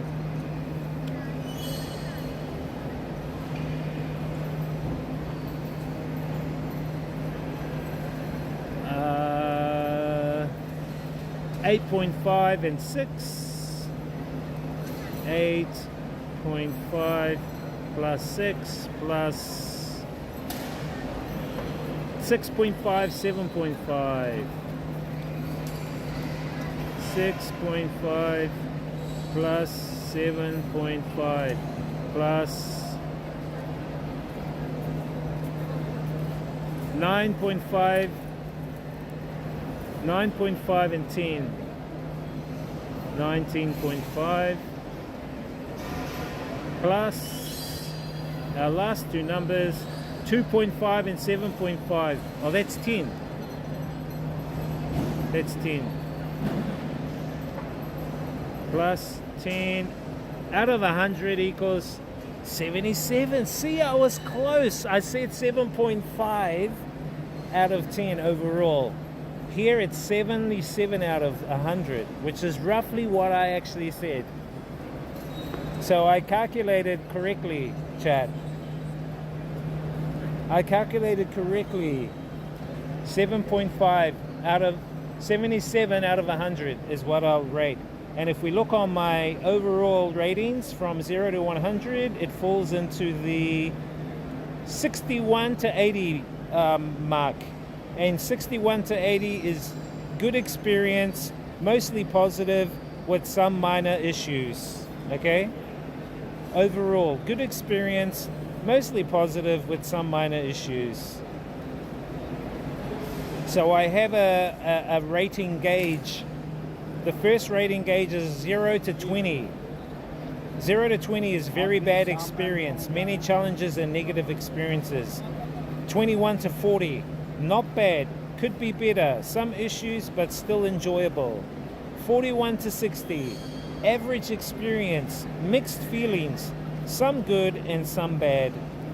61 to 80, good experience, mostly positive with some minor issues. That's where my 77 fell in. And then the higher is 81 to 100. Excellent experience, very positive with a few or no issues. So it was nearly there, but not quite. So don't take it personal if you're from India. Beautiful country. But the good thing is, you know, you guys are like still developing, which is a good thing because you can develop for the better, you know. So just keep going hard and all the best. And I'm sure more tourists will come and give their opinion. But hey, This is just my own opinion as a veteran traveler around the world, and it's a fair. Hopefully, it's a fair rating and a fair score, as Fried Chicken said. A very fair score. Now, what did you guys think of that, chat? What did you think of my rating for India? I'm actually going to cut this out, chat, as make it a video. So, chat, I hope you guys have enjoyed this rating of my trip to India. I will be traveling to some more countries, and hopefully I can make some more ratings about other countries. Don't take it personal. It's just from my own experience and from my own traveling from around the world as a veteran traveler.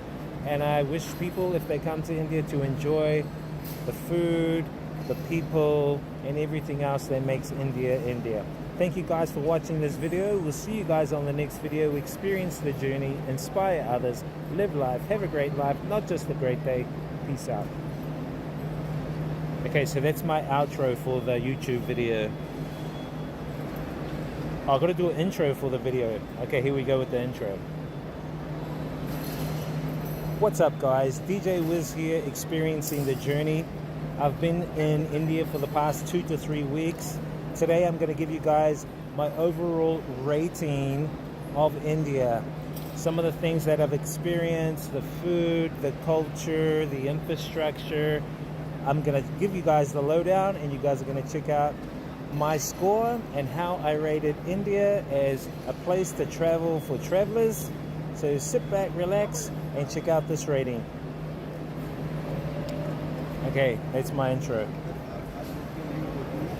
That's how I do my videos, chat. I just do them on the spare, on the, what do you call it, on the fly, like that. No script needed, no script. The script's all up here.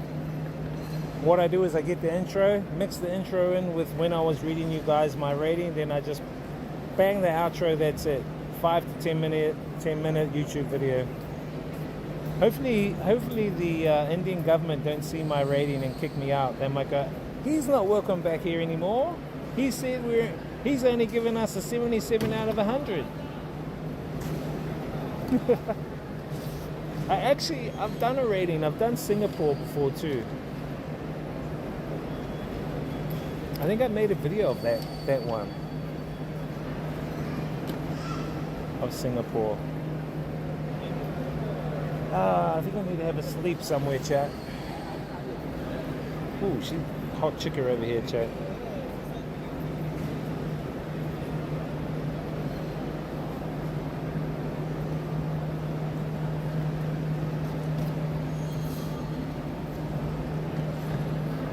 This hot chicken guy. Where the hell's the toilet?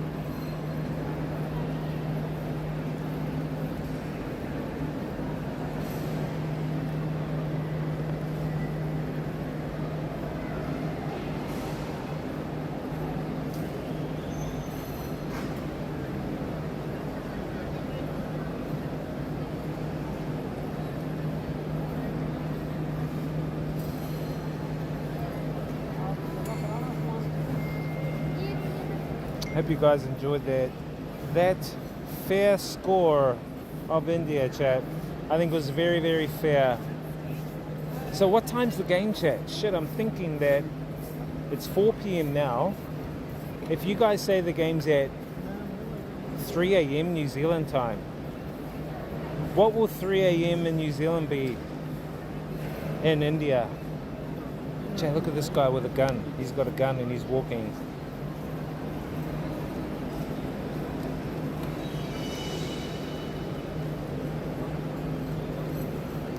Oh my gosh, chat, these guys walk around with their guns everywhere.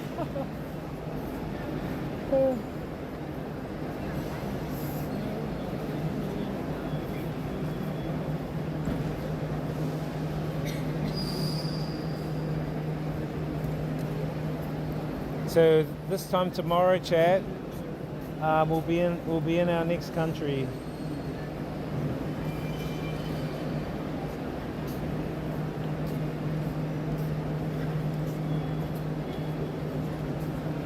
Hope you guys have enjoyed the vibes with me as I've experienced them around around India. I think yesterday I kind of like when I walked around that old Delhi part, chat, it kind of like I felt kind of sorry, man, for like the people that live there. They're living in true poverty and shit, chat. It's like crap, man. And you know, that's why I am full on advocating a resource-based economy, chat, because one day I wish that all people could live in a world where there is no poverty, where everyone has access to the necessities of life. Everyone has access to food, water, shelter. That's the future I want to live in. That's the future I want our future generations to live in. To live in a society or a civilization where they're not out on the streets begging for money.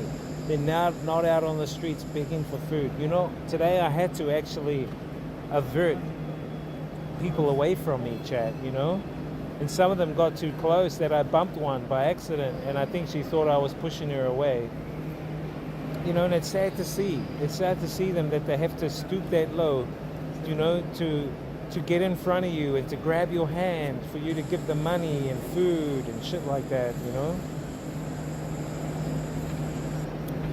Are you intimidated by whipping? Nah, I'm not intimidated. You know why I'm not intimidated? Because I don't fear death. Death is nothing to be feared, Chad. Death is just a transition. Transition from the simulation we are experiencing in this matrix back into our astral self. I don't fear it. I was just seeing, walking by. In New Zealand, we don't have police walking with weapons. Now we might do because of all the crime and that ramping up, but we know why all the crime is ramping up in countries like New Zealand and Western countries, Jake. You know what I mean? We know why that shit's happening. And I think a lot of the reason why you see them walking around with weapons here is because of the BOMB that happened, you know? All the BOMBings. But no, I don't feel intimidated at all, bro. Not at all. Chat, what time did we start our stream?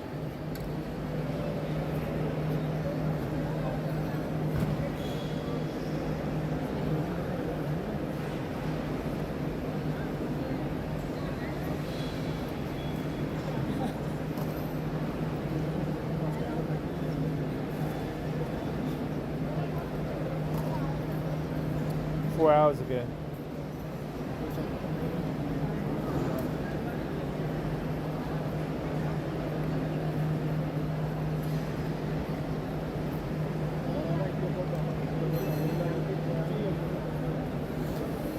So yeah, chat, you know, I'm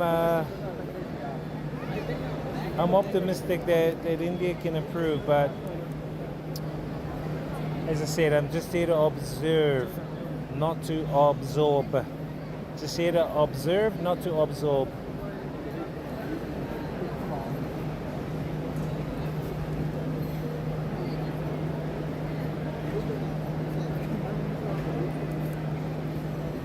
What's the time now?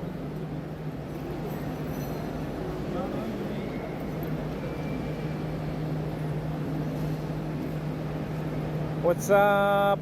Durkastani, bro. How you doing, bro? Welcome, man. Chat, what time is it now in New Zealand?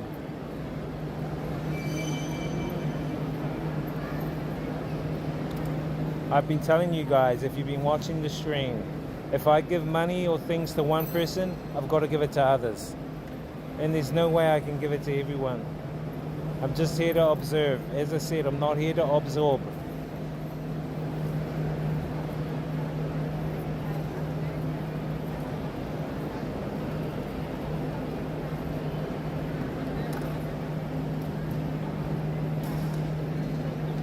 As hard as that is for me to say,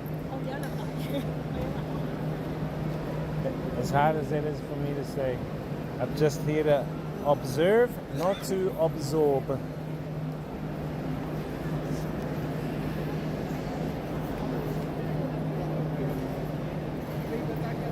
It's 1:47 in New Zealand right now. 1:47. 1:47. So it's about 10 to 11. So that game is 4 hours, 10 minutes away. So looking at this one, this game is 4 hours. Yeah, so this game will be here at 8:30. 8:30 this game. So I could watch the first half of the game at least.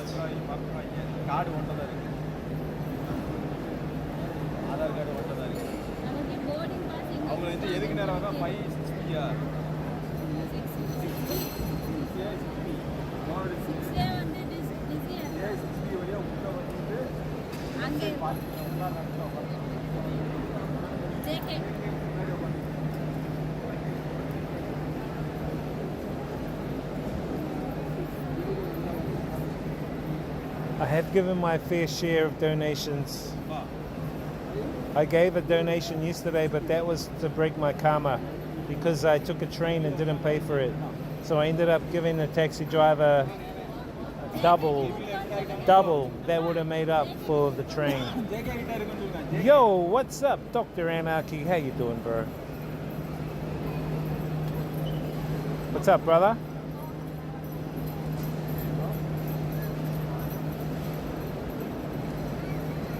Just at the airport, bro. 4,000 MBH, nice.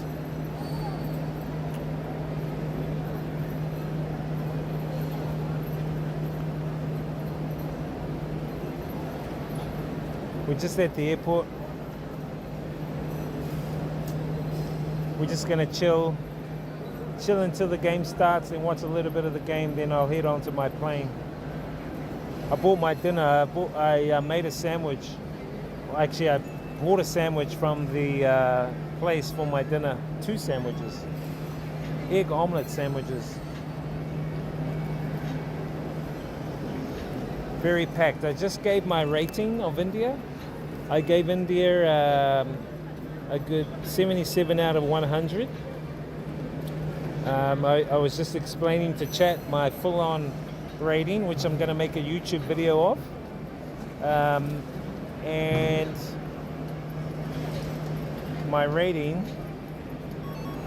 overall, my overall rating is this. This is my overall rating. Good experience, mostly positive with some minor issues. And I graded it out of 100. So there were 10 things that I rated. Each thing I gave it 10. The first thing was the people friendliness, which I gave 9.5. The people are very, very friendly. Number 2 was the food quality. And out of 10, the food quality to me was a 9.5. Not only was it delicious, but it was very affordable. The taste was unique, and the variety. The safety of the food, well, I cannot say for those that are from countries that haven't been to Asian countries, the food's going to be a whole lot different in terms of safety. As I said, my stomach has been Asia proofed, so my stomach is used to all the foods here, the chili, the street food. So it's used to recognizing, ooh, that's street food, ooh. Now it's like, oh yeah, that's street food, that's normal. But for those that are coming from Western countries trying street food here, your stomach may not like it and you'll get dally belly. So I gave it a 9.5. Safety of the country, how secure did I feel, especially at night or in crowded areas, I gave it an 8.5. I found a couple of things there where, you know, there were people there that were looking very cautiously. Some, they eyeball you, but they eyeball you because they're curious. But for those that are going to come that are tourists, like young single European girls, they will find it very difficult. So I gave it 8.5. The infrastructure, I gave it a 6. They really need to improve the infrastructure, especially things like transport and knowing how to get around using transport. They need to fix those things up, bro. Scenic beauty, I gave that a 6.5. As much as it is nice, it's not as beautiful as New Zealand. not as beautiful as Vietnam as well. I gave it a 6.5. Cultural immersion, 7.5. It was easy to experience and learn about cultural customs. Value for money, I gave that a 9.5. Very, very budget friendly here in India. Probably one of the most budget friendly places here. Language ease. How easy was it to communicate with the locals? Very easy, because most locals, 95%, speak English very well. So it was good. I gave that a solid 10. Tourist facilities, now that lacked. That was the most lacking thing because of the experiences I had trying to get a SIM card sorted. I gave it a 2.5 out of 10. They really need to improve on getting their utilities and their amenities for SIM cards for tourists. They need to sort that out. ATMs as well.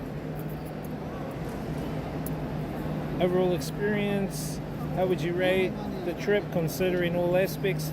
I gave it a 7.5 out of 10. So those are the 10 things. Collectively, when you add them up, it came to 77 out of 100, and that ranked between the 61 to 80 rating gauge.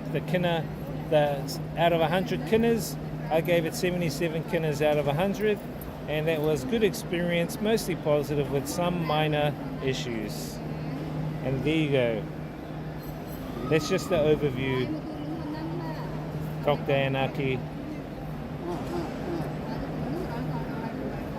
Most positive thing about India, most positive I would say, is the budget friendliness is very positive. Very, very friendly budget wise.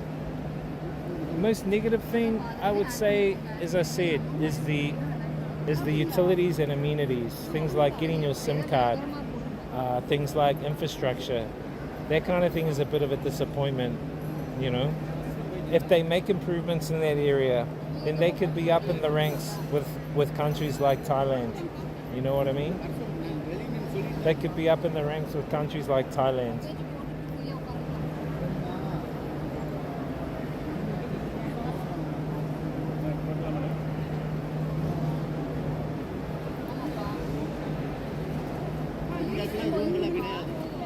I don't have one local experience, brother, but I do have very similar experiences, and those experiences that I think to me that really gave me value was the interactions with the locals, just walking on the street, bumping into a local, and that local just coming up and going, "Oh, are you YouTubing?"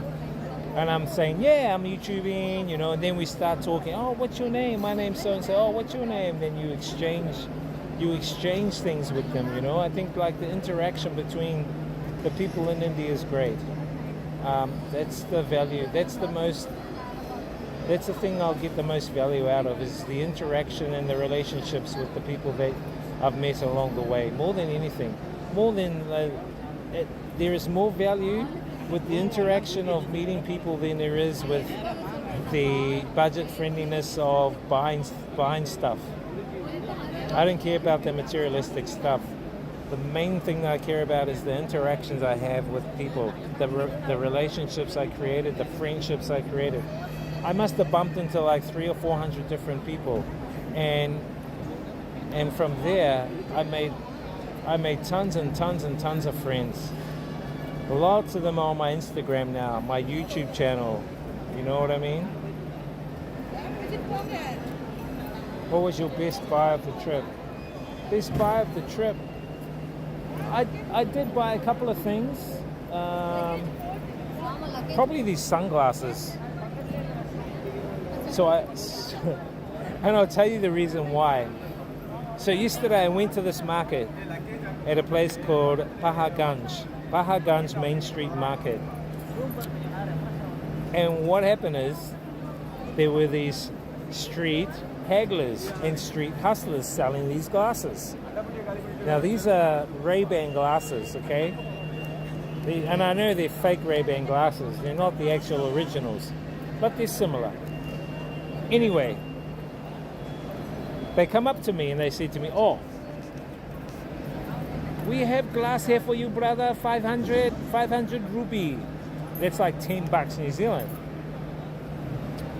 And they said, how much you want to pay? How much? And I said, 50 rupee, which is $1, right?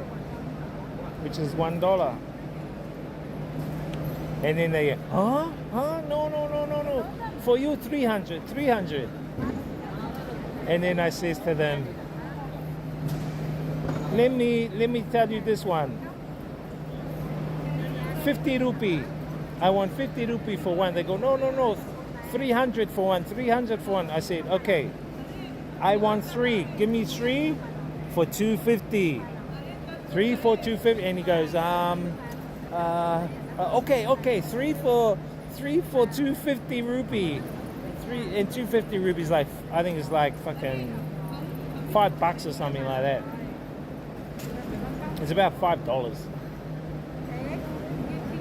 So I said to him, yep, sweet as.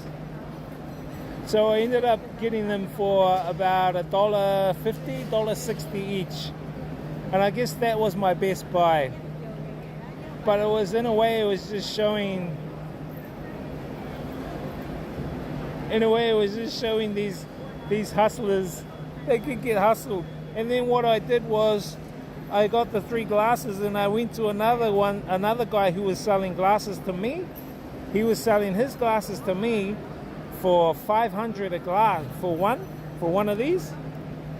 And I had 3 of them. So I says to him, 1 for 500? I said, bro, I can sell you 3 for 300.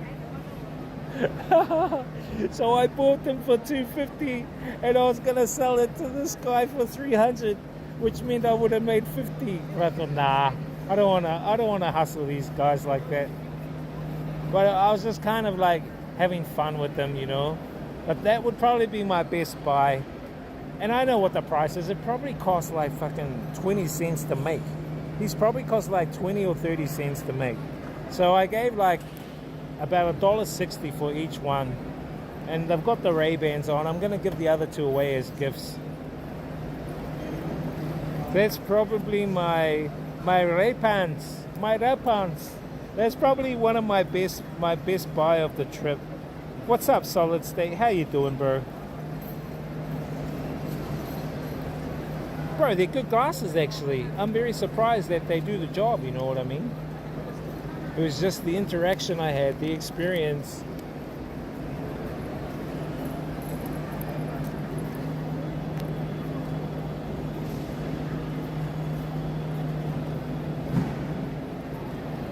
Can you see my eyes, Jack? Can you see my eyes?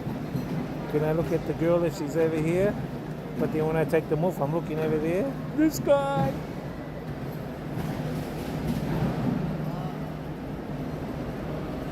And I would say another best buy, just after I got the glasses, I was looking at the market and I was looking at all the clothes in that. Anyway, this guy from this barber shop was yelling out in his language something.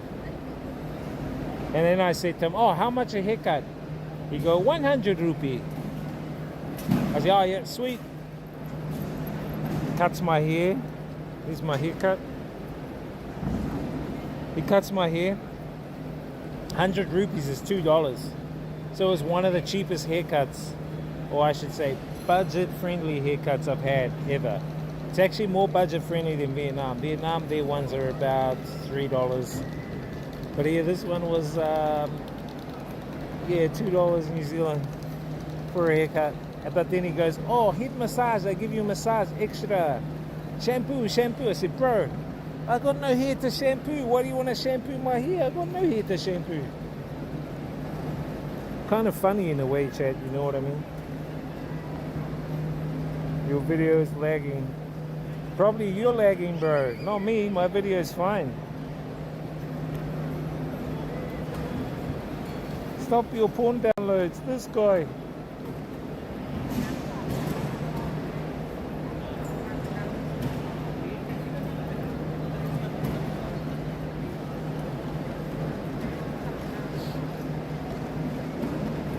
No lag, bro. It's your lag, not my lag.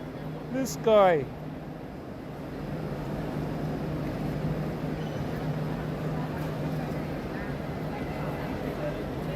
The funniest part is when they say they are original, exactly. Then they tried selling me AirPods, but I've already got a pair of AirPods, chat. I don't even use AirPods. I'm selling my AirPods.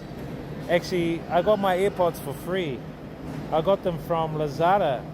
I ordered one of these JBL speakers, and they ended up, and the speaker was $20 New Zealand, and they ended up sending a bloody $250 AirPods. But I tried using them, chat, but they kind of gave me headaches, and I don't want to fry my brain with those AirPods, so fuck that. Fuck Apple. I'm selling my Apple iPhone too, and my AirPods. I can sell that shit.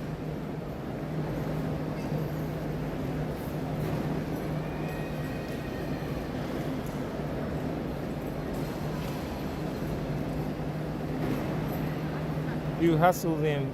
Nah, but I just hustled them just to have fun, bro. At the end of the day, I still gave them a bit more than what they probably would have sold them for, the locals. Bro, $2 New Zealand a haircut, bro. Chat. Charisma, charisma, charisma, charisma, charisma, charisma. You know what charisma man is, chat? I wish you guys figure that out, chat. There's a lot of them around. Charisma man. Do you know what charisma man is, chat? If you haven't been to Asia, you'll soon know what charisma man is. Maybe Henry can give you a rundown on what charisma man is. Anyway, $2 haircut probably be one of my best buys. And the 3 pairs of sunglasses, the Ray-Bans, for $1.50 each, about $1.50. No, actually, they were, hang on a minute. 1, 2, 3, 4. Chat, what's 5 divided by 3? 360. This guy with his big gun. 360.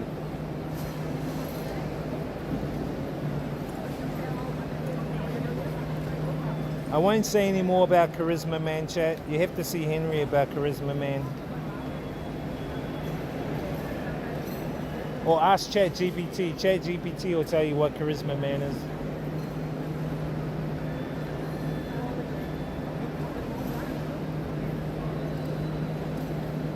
So yeah, that's my overall rating, chat. I'm gonna make a YouTube video of it.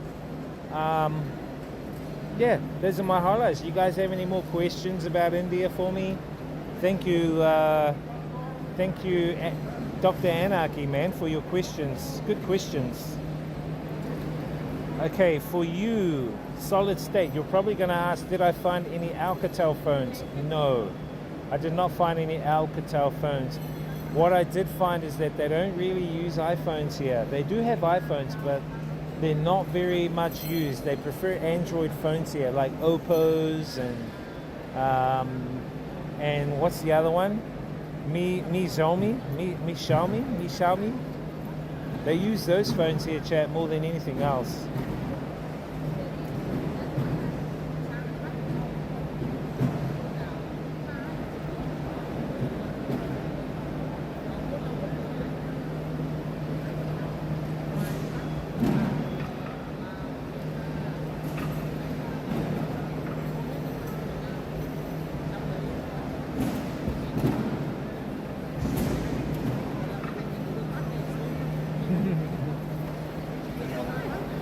Very pretty. There's a Chinese girl there trying to look pretty in her, and she's going like this while she was like trying to selfie, and she was going like this. And I said, "Oh, very pretty," and she was laughing. Whoa, sick. What do you mean sick? Nah, most of them use Android phones here, bro, because I think economically they're more budget friendly than iPhones. I think iPhones are quite high here. I did try selling my iPhone in Hyderabad, and so there was a guy in Hyderabad and he owned a mobile phone booth, and I said to him, look, I've got an iPhone XS Max, I'll give it to you for $15 15,000 rupees, which equates to around 300 New Zealand dollars. I bought the phone secondhand for 450 New Zealand dollars. So in actual fact, I was selling it over and above what I'd normally sell. Like I should have said to him 25,000 rupees, which is about I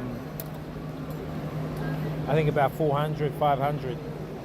But instead I said, look, 300. And he goes, oh, no. I said to him 15,000 rupees. He goes, nah, 9,000 rupees. I said, fuck off, bro. I'm not giving you 9,000 rupees for an iPhone.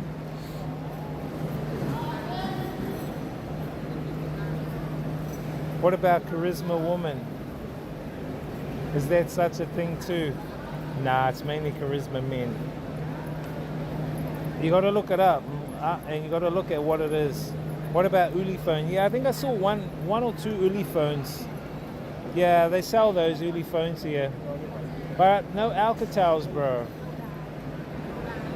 Unfortunately, why you know the Alcatel that you have? Why is their name similar sounding to Alcatel? Remember Alcatel? A-L, is it A-L-C-A-T-E-L? Alcatel. Why are they similar sounding?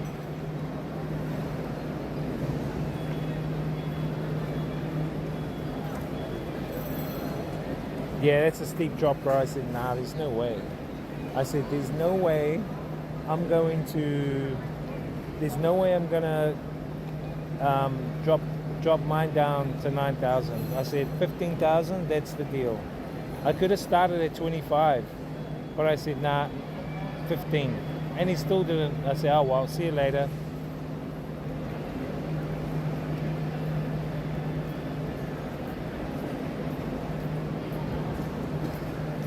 The term is pretty self-explanatory. It is, but you got to know the actual term, what it actually means. There's a lot more to it.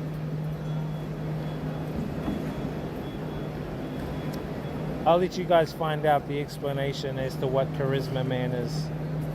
If you guys have never traveled to Asia for the first time and you're from a Western country, I think you're going to be labeled charisma man when you come here, when you get excited. You're going to be full of charisma. But back in your own country, you're just a pizza selling Uber driver or whatever. But here, it's different. Now, I don't say that. I don't say that demeaningly, solid state. I'm just saying that as an example of what a charisma man is.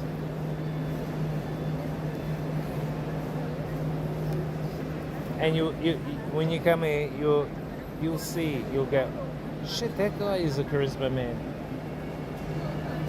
You'll know what I'm talking about.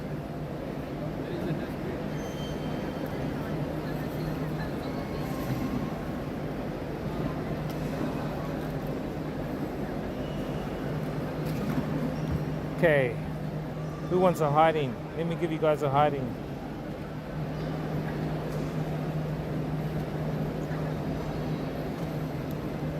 And yes, big shout out to our sponsors of the stream, our supporters. Big support from Octopass, Tap and Share Digital Business Card. I had lots of interactions, so I'm gonna do a lot of editing and making videos. Before I leave, Chad, if there's anything that you see on stream that you think will be good for making reels, that's good for making clips, that's good for making shorts videos, you can now clip. I'm gonna try. I think everyone can clip now. I think I've made it that followers can clip. So if you see something funny, if you see something engaging that you think needs to be made into a clip, please clip it.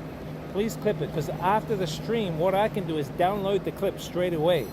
Once I download this, what I can also do is create a short or a reel from that clip. So Twitch now have the capabilities now to download your clip in portrait mode. Your stream, sorry.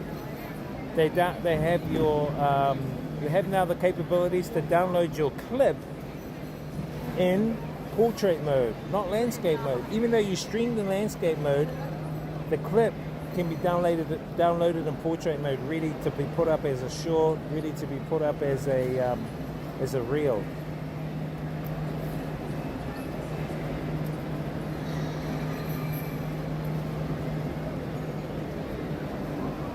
So if you guys see anything on stream in the future that you guys want me to, that you guys think that should be clip it, and then it can be saved later, and then I can go back and check it out, and then I can make a reel from it or a video from it.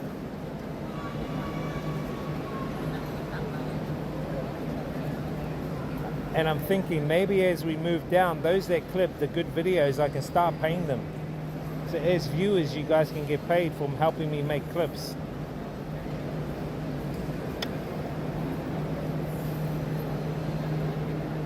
Now tell me streamers that do that with their viewers.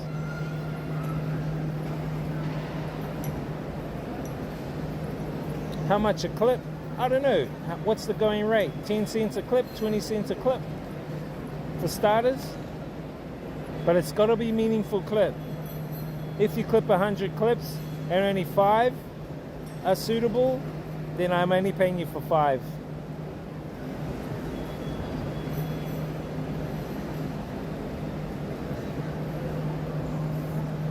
So yeah, Twitch have got that out now, chat, where you can clip instantly, and then the videos are put up ready to be imported into TikTok, imported into YouTube Shorts, imported into Instagram, whatever.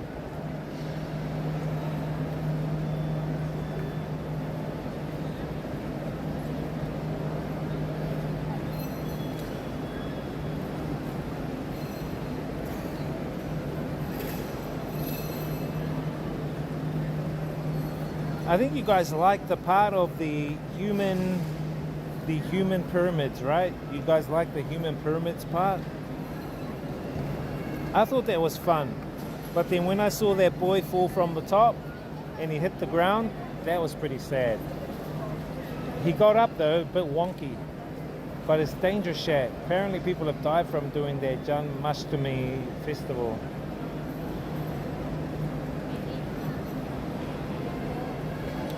Hey, hey, hey.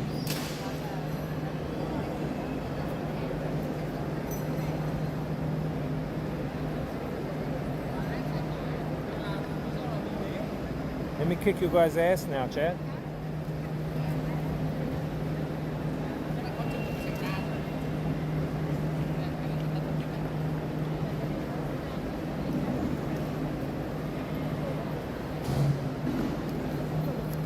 I don't know. It should be all on there. Maybe moderators only can do it, but I'm thinking of maybe getting specific people to do clips. Some of my regulars that are coming in. I can make you one too, Bearpaw, if you want. I just want to experiment first, and if it works well, then we can look at some kind of compensation for helping make good clips from my streams. Then we can put them up as YouTube videos and all sorts, you know, stuff like that. Because I need to get more out there. We need to get discovered more.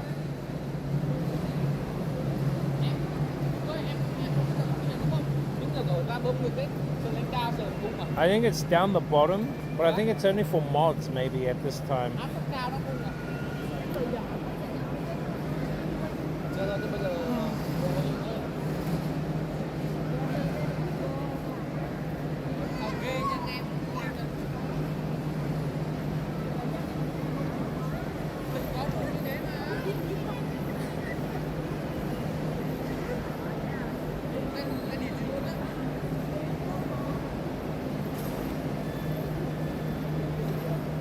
No worries, bro. Thanks for that.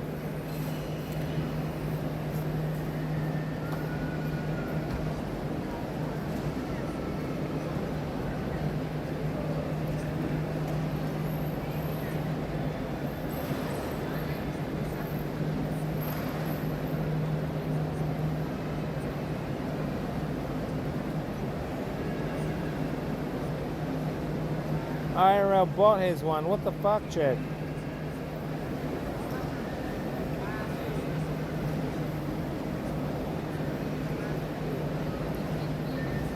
What's up, kickers? What's up, YouTubers?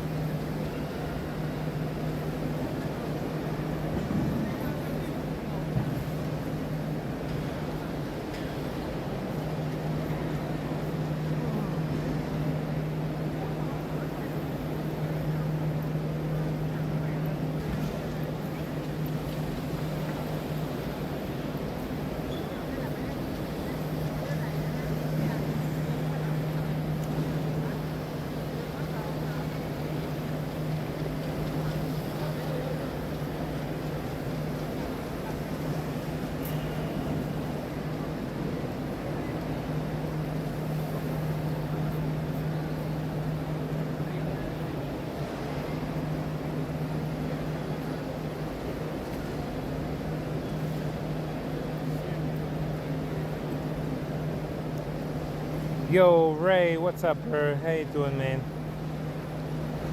I was gone for a bit. Oh, that's good. You were gone for a bit.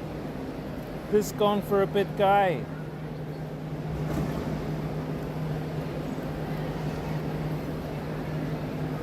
This IRL Ray guy.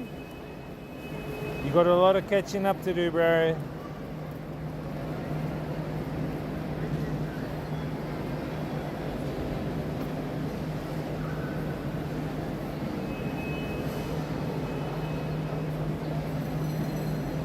You got back from where?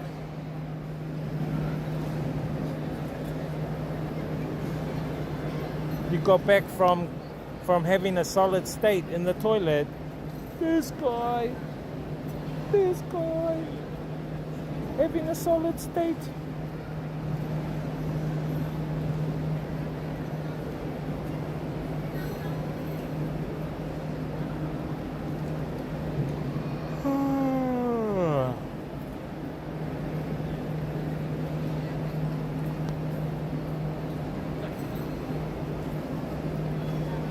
This guy having his moment.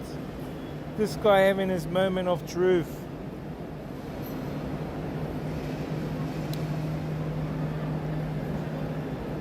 So yeah, chat. I don't know where we're off to, chat. I'm just gonna randomly pick a place and then we'll go there.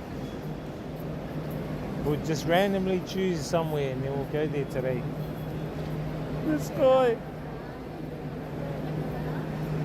Could be New Zealand, could be America, could be back to Vietnam, could be Thailand, could be India, could be Antarctica, could be the moon, could be Mars. This guy.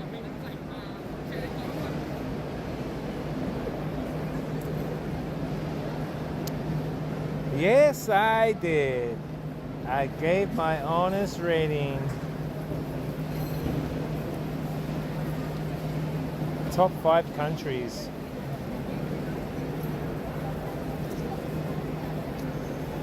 I don't have a rating for the top 5, but I do have 5 countries that I kind of love for different things.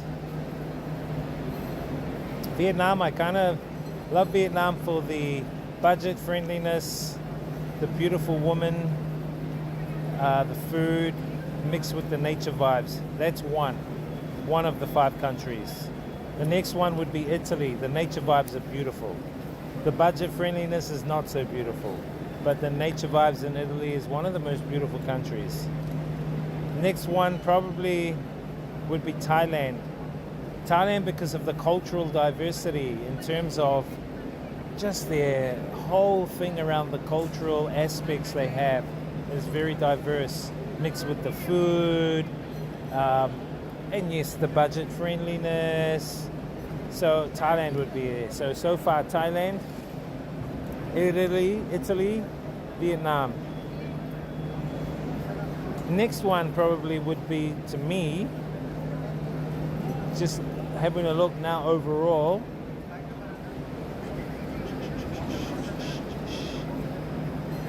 I didn't get to experience it overall. But I think in terms of adventure, Egypt for me, because of the adventurous side, and how I took a taxi from Cairo to Alexandria, and along the way you were stopped by military with guns pointing at you. Who are you? Show me your passport, that kind of thing. So that was kind of adventurous going through Egypt.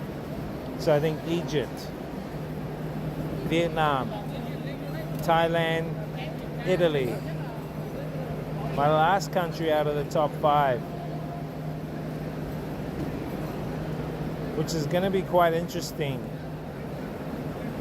I would also say because of the nature vibes, personally. Not only the nature vibes, chat, not only the nature vibes, but the people. The humbleness of this people in this country, to me, are very touching. And not only that, these people, they know how to cook food, they know how to look after you. And it is Vanuatu. The people of Vanuatu, chat, are amazing. If you've ever been to Vanuatu Island, combined with the nature vibes, Pacific, tropical, beautiful country, blue lagoon, swimming lagoon. You know, I want to take you guys back there. I want to take you guys back there and seeing this beautiful Vanuatu country, Chad. Because my brother-in-law comes from there, my sister's partner. And that country is a beautiful country, and the people are very, very hospitable. They look after you, and very humble people, Chad, Vanuatu. And they appreciate what little they have. What little they have, they appreciate. So I think for me, that's a mix and a variety of countries.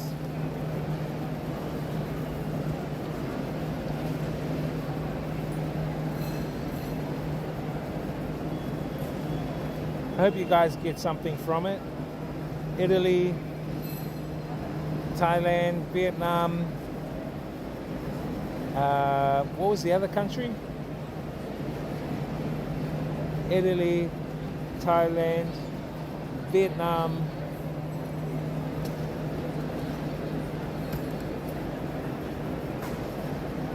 And what? What do you want to rate me for? I'm just chatting at the airport. Oh my gosh. No, don't. No, you can if you want. I won't say no.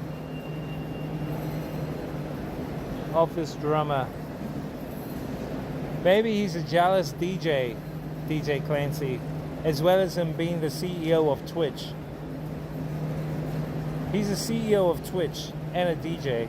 But he's probably a jealous DJ. Nah, I'm joking.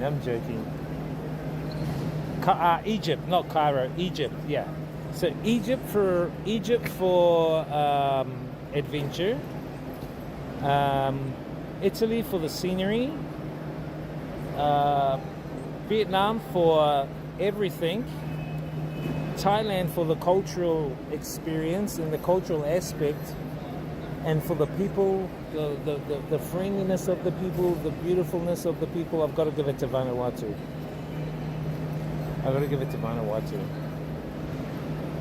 But overall, humanity wins. Humanity is the winner out of it all, chat. My rating is humanity overall wins. Italy is actually pretty cheap if you buy your own products from Eurospin and you avoid. Yes, you're right. You can buy your own food and cook your own. So what me and one of my cousins did is we hired a camp car, and I did a trip from New Zealand to Aussie to Dubai to Egypt to Greece to Rome in Italy. In Rome we went to a campground.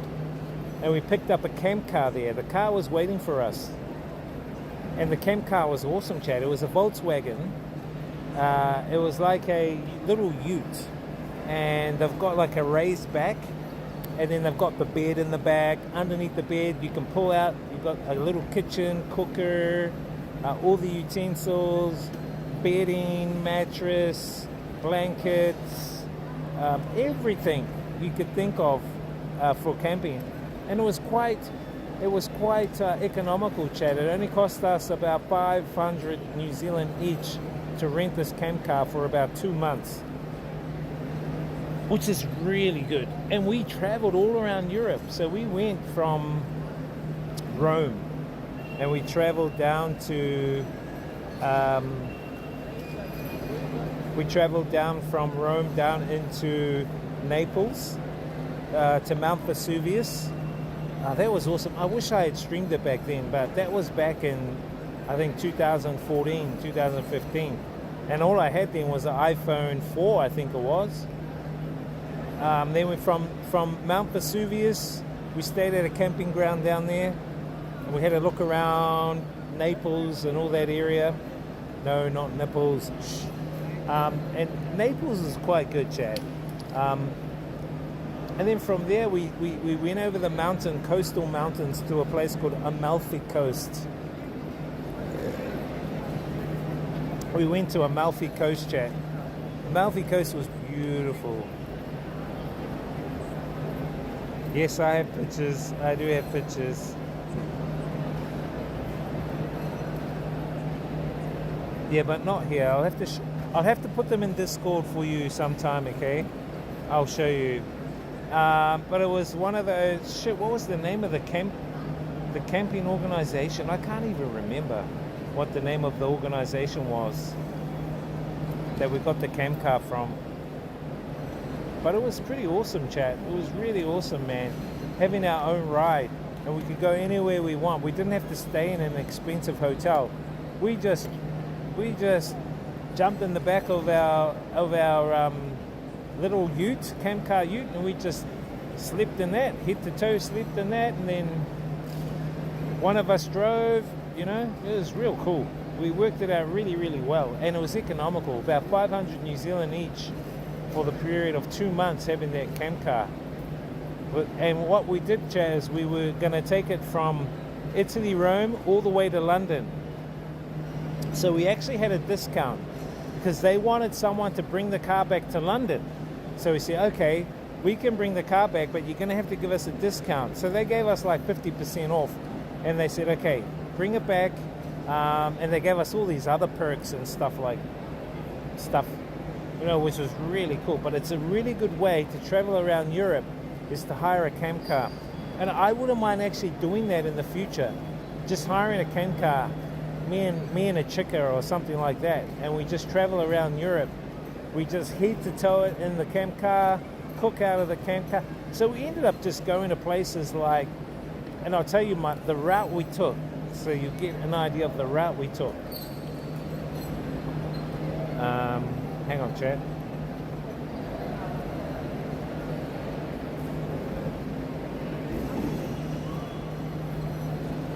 Now I've got to try and remember all the places we went to, chat, in Italy, because I really loved Italy. It was one of my favorite places, nature-wise. As I said, budget-friendly wise, no, it is not one of my most favorite places, budget-friendly wise. Hey, Amosi, what's up, bro? Welcome in, chat. How you guys doing, man? Good to see you guys. We're just at the airport, just waiting for our flight to check in so we can go to our next destination around the world. So, Naples. We went from Naples to Amalfi Coast, chat, which was really, really awesome. And then we went north a bit, chat. We went a bit further up north of Italy.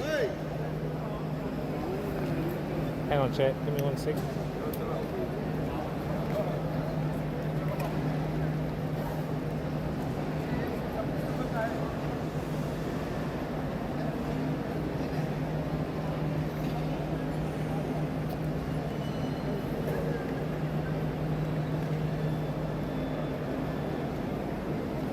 So we went a bit further north. We went up to a place called Ravina, because one of my cousins on her other side, she had a family member buried in Ravina. I think that's what it is, Ravina. And we went up there. We stayed up there. There's a coast up there, chat, called a coastal town called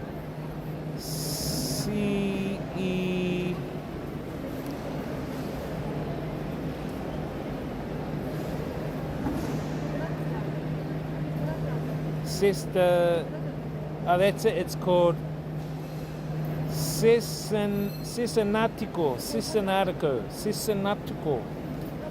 This is. I'll show you the town. I don't know. Maybe Maria, you can pronounce this name properly. Oh shit! Where did it go?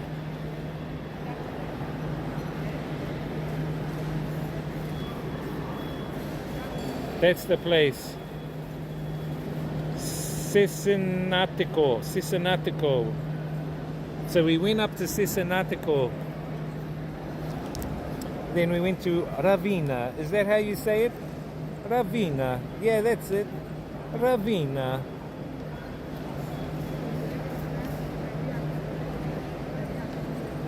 Am I heading to... No. I was in Rome back as well. We might have crossed paths because visit that part of Italy. I doubt it, but you never know. Yeah, Cincinnatico. So I went there to there, then to Ravina.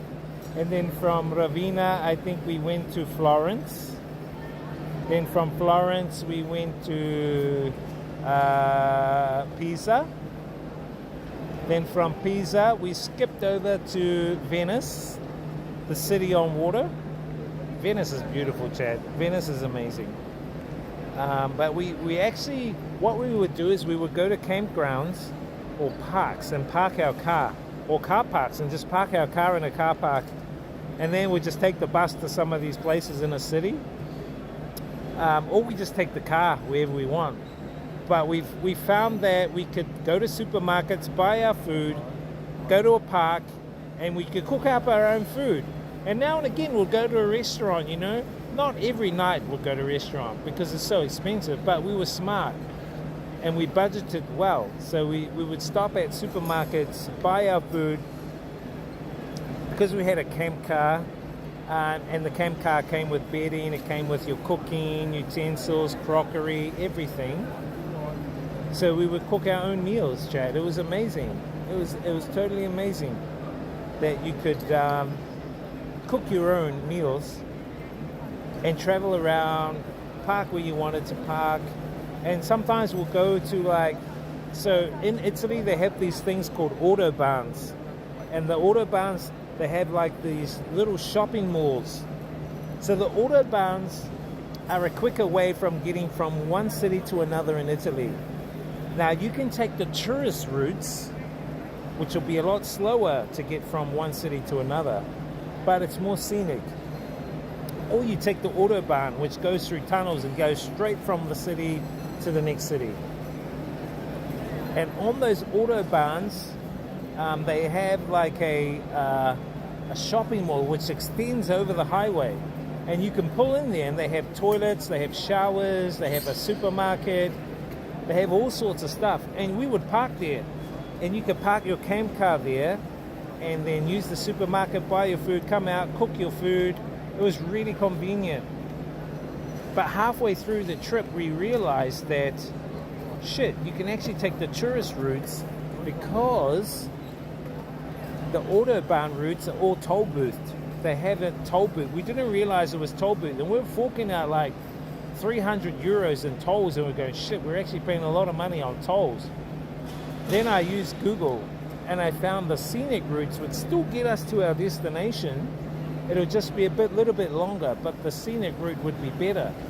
So we ended up taking the scenic route. So that's one tip. If you guys go to hire a camp car in places like Italy, is you can take the scenic route instead of the autobahn or the superhighway, because those are toll booths, and you've got to pay. You got to pay money to get on those tolls. C is pronounced S. I have no idea. Cesanatico, like that. Venus is segmented, yes. What's up, Dirk Castani? How you doing, man? You were actually near me. Yeah. You're in Fano. Oh, we went through Fano. Yeah, we went through Fano. Studio Mihi. Mr. Castani guy. What's up, bro? Ooh, you used the what? There, the Autobahn. Yeah. So it wasn't until later did we realize, oh shit, you don't actually have to use the Autobahn. The Autostrada, that's it, Autostrada. If you use the Autostrada, yes, we paid a lot of tolls. And then it wasn't until halfway through our trip we realized, shit, you don't actually have to pay this much in Italy. We can just take the scenic routes. So we ended up taking the scenic routes, which was beautiful. I love the Amalfi Coast. I love Chankati. So this is how our trip went. Venice, from Venice we went up into, is it Liechtenstein or something like that in the north. Then we went into Germany. So in Germany, my cousin on her other side, she had another cousin that stayed there. He's Maori, and he he had a German girlfriend. So they stayed in a place called Koblenz in Germany. And it's got the Rhine River. So we went there and stayed with him, and he's an artist, Chad. He's an awesome artist. He's Maori, but his artwork is too meke.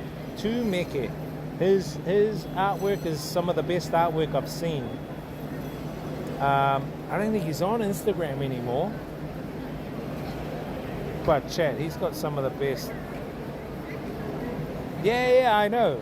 So we ended up avoiding the Autostrada altogether and just taking the scenic route, which we didn't have to pay anything. But you learn those things when you're there. You learn those things on the road. Anyway, we went up to Germany. Spent a bit of time in Germany. Checked out Germany. Checked out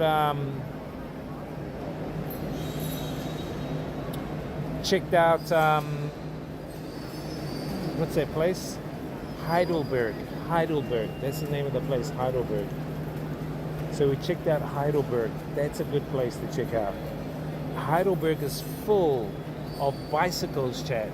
People on bicycles everywhere in Heidelberg. Like, what the hell? And so Heidelberg is a good place. If you ever go to Germany, Chad, you got to check out Heidelberg. Bicycles everywhere. German chickas on bicycles. German chickas, I'd say 90% of the people on bicycles were German girls. They just loved bicycles. I don't know why German girls love bicycles, but they love bicycles. Anyway, from Germany we went back into where did we go from Germany? I don't remember where we went from Germany. Let me check my map, Chad.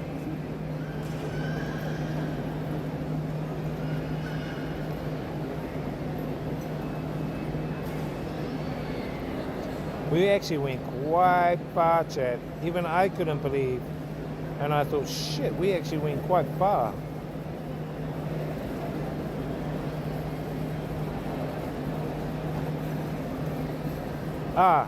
So we went up through, what's that? Not Austria. It's near Austria though. We went up through there. Is it Leishburg? I don't know where it is. Anyway, we ended Liechtenstein. We went through Liechtenstein. And we went up into Germany, up into Koblenz. That was a long trip, Chad. Shit, we drove a long way to go to Germany. Then we came back through Switzerland, Chad. And we went and we stayed with friends in Switzerland at a place called, what was the place called? I'm trying to remember. The place in Switzerland is near this town called Merten. Merten is the name of the medieval town. Merten. They pronounce it Merten. Shit, I'm trying to remember, chat. Let me have a look. Switzerland. We stayed in a place called... See if I can find that town, Merton.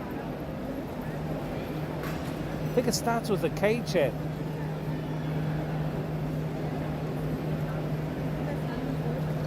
Merton, Switzerland. There it is. This is the medieval town that I visited, chat. You guys will go, what the fuck is that?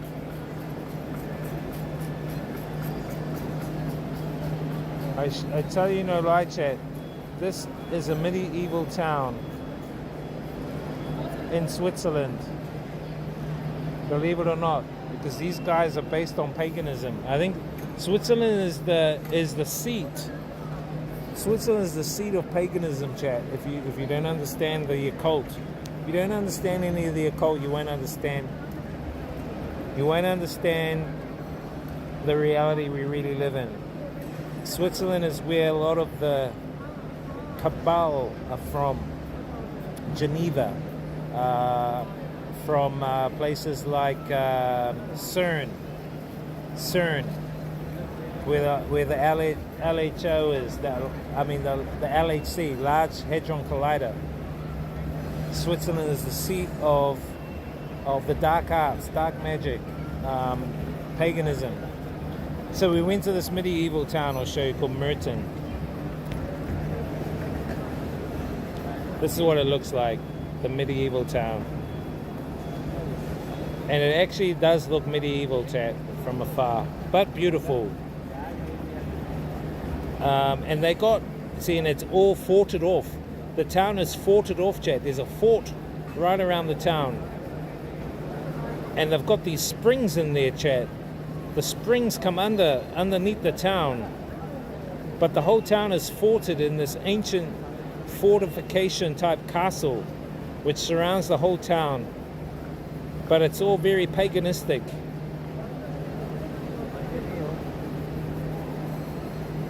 There, see, that's one of the springs. That's one of the springs I was talking about.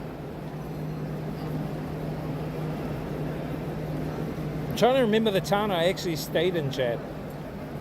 In Switzerland, there was a town I stayed in, and I'm trying to remember. Now let me look at your guys' chat.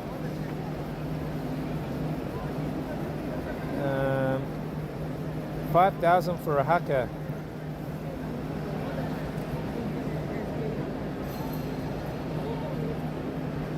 For the haka jump catch game, yeah.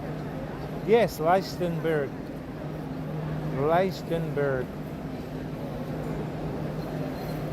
Don't worry, Siri is my bot. She'll kick people out.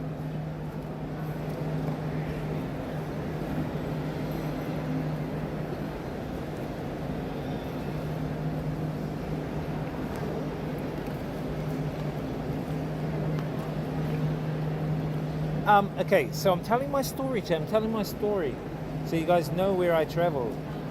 In Switzerland. Switzerland, the country is beautiful.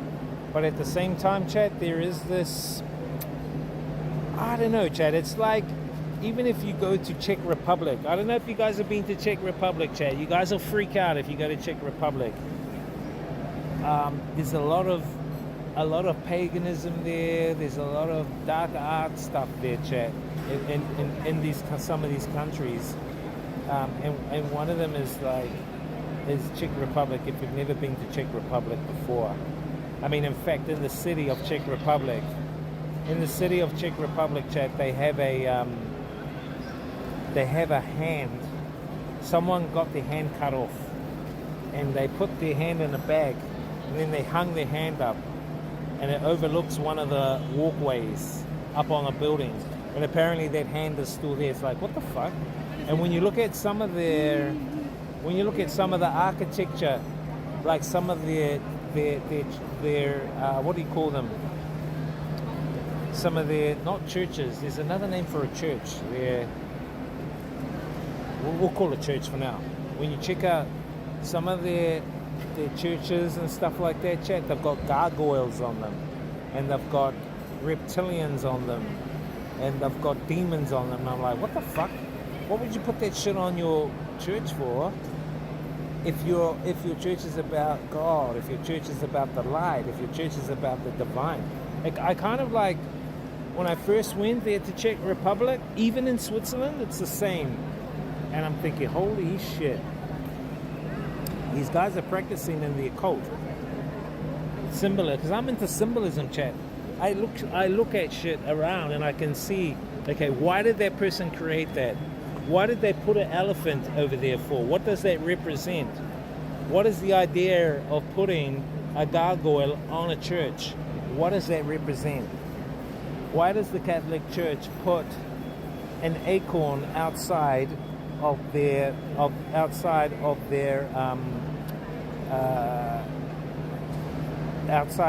buildings, outside the Vatican? Why do they put an acorn there? Why do they put Shiva there? You gotta think. You gotta think, Chad. I'm into that kind of occultism. And when I saw some of the occultism here in Switzerland, it kind of like, that's fucking interesting. It's real damn interesting.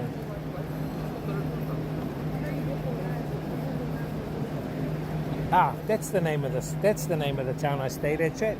Neuchâtel. Neuchâtel. Beautiful place, Neuchâtel.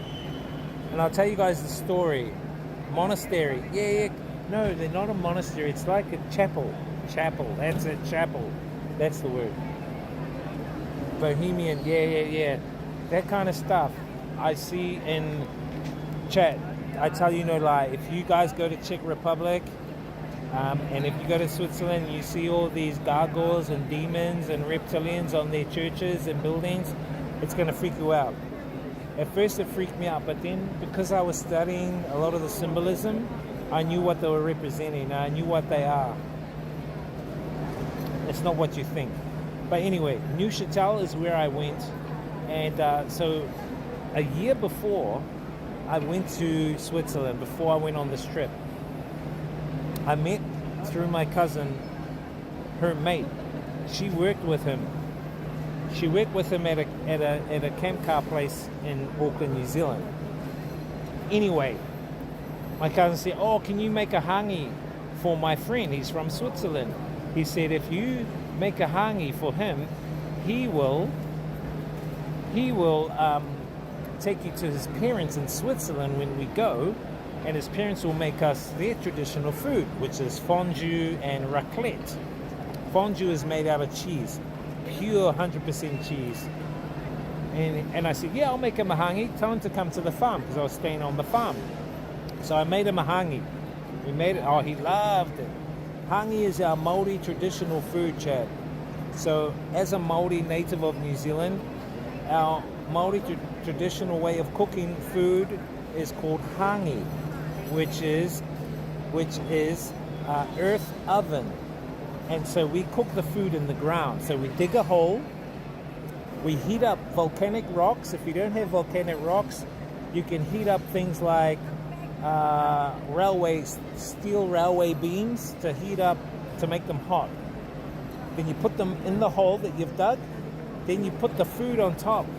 So the food goes into like baskets.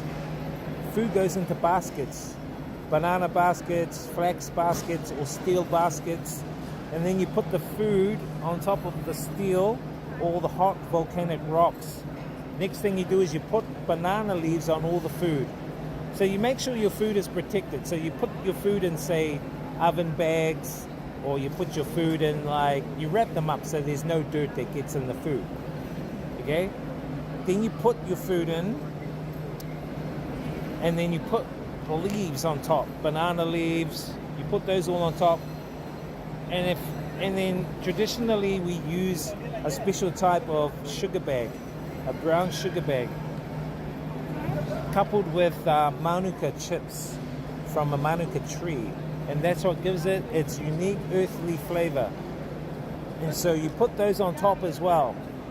Cover all your food with these bags, these particular sugar bags. Once you've done that, you get earth, and you chuck all the earth back on the food.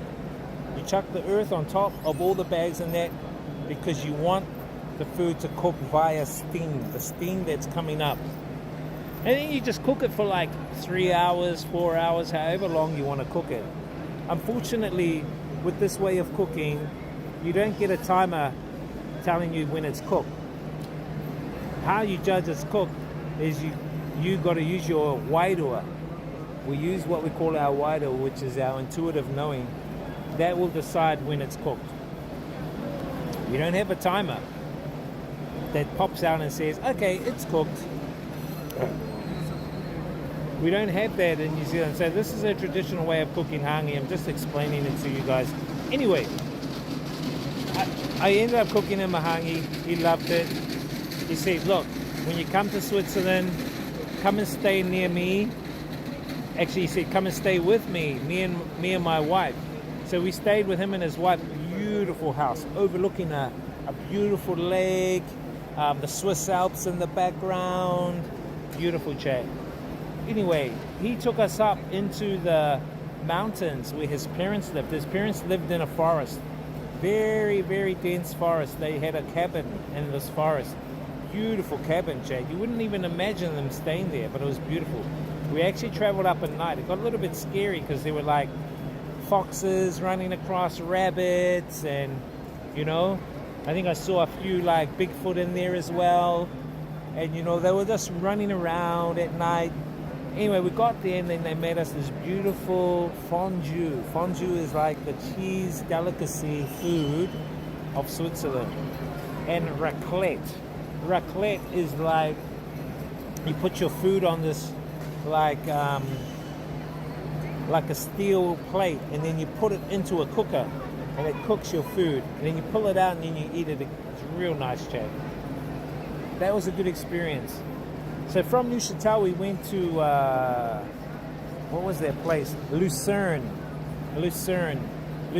beautiful, chat. Lake there. They had a carnival there. Lucerne is beautiful. I think Pippim is streaming there. I think she's streaming in Switzerland right now. She'll love it. She'll love Switzerland. She will not love the price in Switzerland. I think for a budget hostel room is about 30 or 40 euros a night, which is about 70 or 80 bucks New Zealand. See, that's why I said your best option is to get a camp car, sleep in your camp car. And we just stopped at places like that Autostrada. They had showers. We just used those showers. And then every second night we'll go to a camping site and we'll camp up at a campsite. We'll use their toilet showers. It was awesome. I actually would love to do another trip around Europe, just getting a camp car and using a camp car to travel around. I think it'll be amazing, Chad. And live streaming it. I think, would you guys want to come with me if we do a live stream of Europe via a camp car, chat? Anyway, back to the trip. This is just for you, Maria, because you're from Italy. So from Lucerne, we went to Lake Como, and we stayed with another friend, because one of my housemates that I stayed with in Auckland, she was from Como, and her New Zealand partner, they were staying at the house I was staying at, and they left like a year earlier to go and stay back where he stayed, which was at Lake Como. So we ended up going and staying with them in Lake Como. Beautiful, beautiful. I loved it. And then from Lake Como we went down to, I think, Cinque Terre. From Cinque Terre we went down to Monte Carlo. Monte Carlo is, it's not even a country. They class it as a country. It's more like a little town, but it's for the rich, Chad. They have like all these massive ocean liner, rich launch boats parked up. All the rich, they go there, Chad, to Monte Carlo.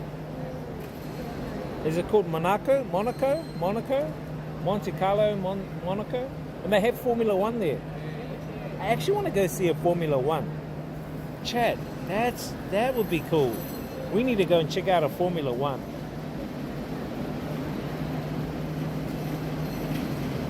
this guy finally winning slots, 500. Bro, can you please put 2 million on the slots? If you put 2 million, you'll get 20 million and you'll be the leader. IRL Ray, you'll be the leader if you put your 2 million up. Please put your 2 million up now. Don't be scared. Don't be shy. This guy. And then we went down to Spain, down to Barcelona. Then from Barcelona, chat, we checked out Barcelona, Spain. Then we came back up into France, southern France, beautiful, down through the Rockies of France, then up into Paris. From Paris, we took a ferry across the strait. So we had our camp car, we parked it up on the ferry, and we took a ferry across to London. And we got off in London, and then we drove from London to another cousin, and he stayed in London. He's Māori, and he's got an English girlfriend, and we stayed with him, Chad. We stayed with him, and he was cool. He showed us around. Man, I need to catch up with him, actually. I need to catch up with that dude. London was alright. It kind of reminds me of New Zealand, but the prices are double. It's kind of like a miniature version of Auckland, New Zealand, with double the price.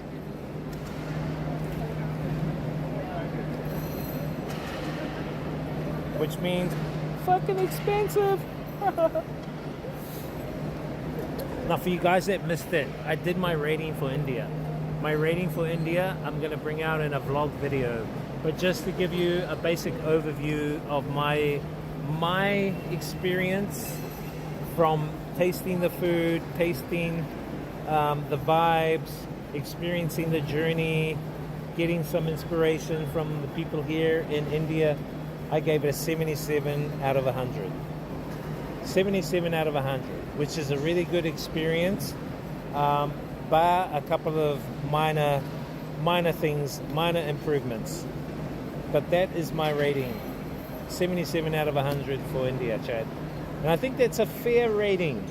I think for me that's a very fair rating because it shows areas where they need to improve, which is good for them. It's good for the country to have areas to improve on. So take it as a productive rating.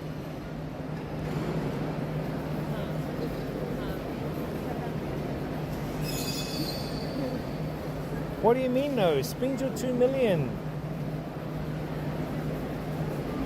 Chat, I'm gonna have to put up this. Sorry, chat, I have to put this up.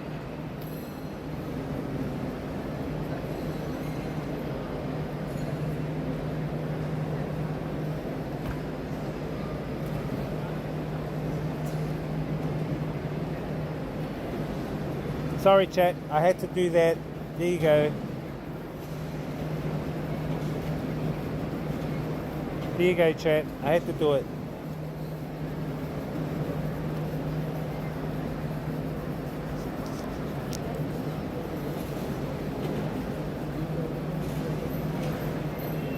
I had to do it, chat. Sorry.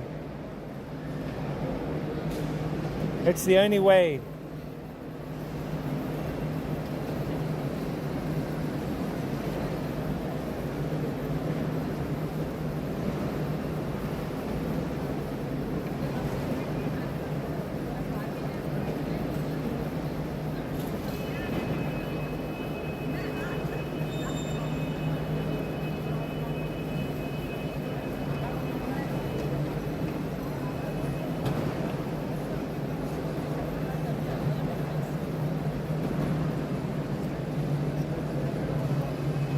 Okay, I'm gonna do this setting, chat. Check this setting.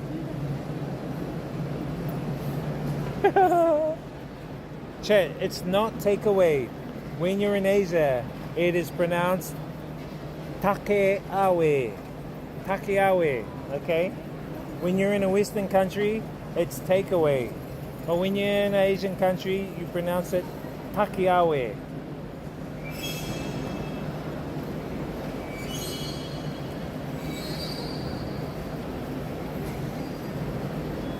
This guy, concerned about his gold. Shit, how much gold have I got? Let me check.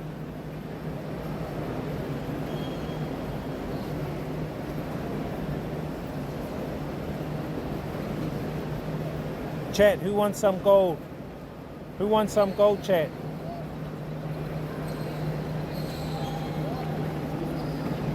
Okay, I'm gonna give 1 million gold to someone right now. I'm gonna give you 1 million gold to someone right now that can tell me if you've been listening. If you've been listening, I'm gonna give you 1 million gold if you can tell me what my number 9 rating was. My number 9. So I rated 10 things. The first thing I rated was the people, friendliness, out of 10. I gave that a rating. Second thing was the food quality. I gave that a rating. My third thing was safety. I gave that a rating. My fourth thing was infrastructure. I gave that a rating. My fifth thing was scenic beauty. I gave that a rating. 6 was cultural immersion. I gave that a rating. 7 was value for money. I gave that a rating. 9 was language ease. I gave that a rating. 10 was something something. I gave that a rating. And 10 was overall experience. I gave that a rating. Tell me what my number 9 rating was. If you tell me, I'll give you 1 million gold right now. X-Spray, if you were listening, tell me what my number 9 rating was. If you want me to give you a clue, I'm going to have to drop it down to 500,000 gold. From 1 million to 500,000, if you want me to give you a clue. I'm trying to get you guys to win gold, because I'm looking at ways to redeem the gold in the future, chat. I think I've got some ideas how you guys can redeem your gold.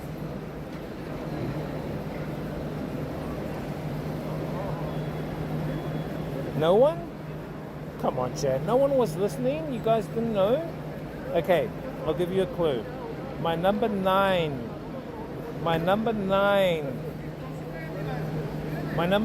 point for my rating was tourist facilities. Tourist facilities. Now, between 0 and 10, you've got to tell me, what rating did I give the tourist facilities between 0 and 10? If you guess right, I'll give you 500,000 gold. Look, there's a little pigeon.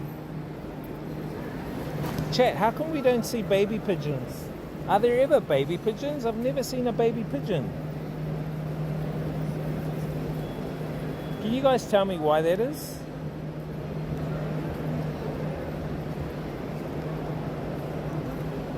Come on, chat, there's got to be someone that knows my rating. I gave you guys a clue. Tourist facilities. I gave it a rating if you were listening before. Out of 10. What was it? Do you remember?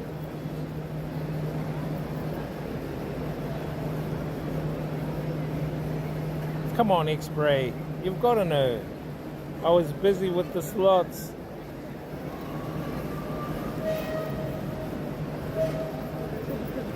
Maybe a 9? No.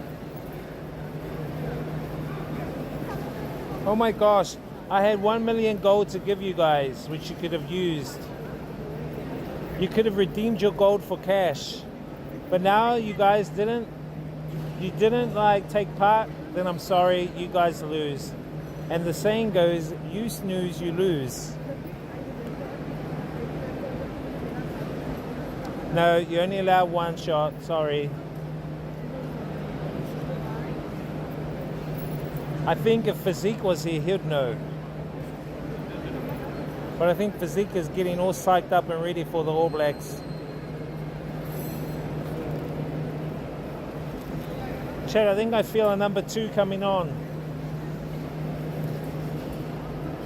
Chat, if I go for a number 2, can I padlock my bag to the seat so no one steals my seat? But then again, if I go, my bag's going to be here. The military guys walking around might think there's a BOMB in it, and they might shoot it and destroy it. So I'm going to have to take my bag to the toilet with me. What the hell?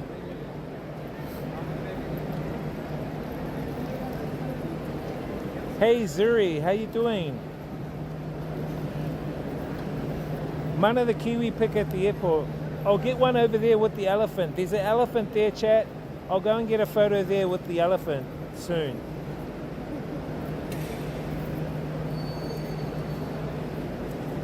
I don't really want to lose my seat though, because there's a lot of people standing around. I want to keep these seats, you know what I mean?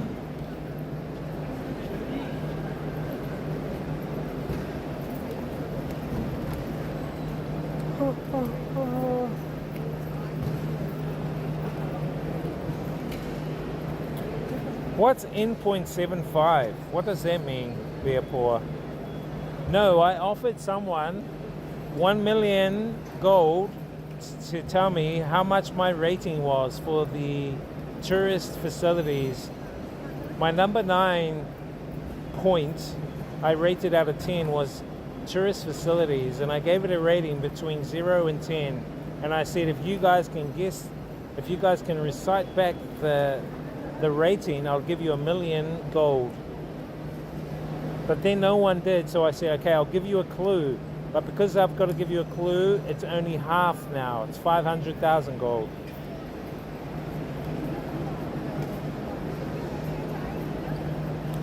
No, not 7.75. Big game tonight. All Blacks versus Box. Yeah, bro. All the best for both teams.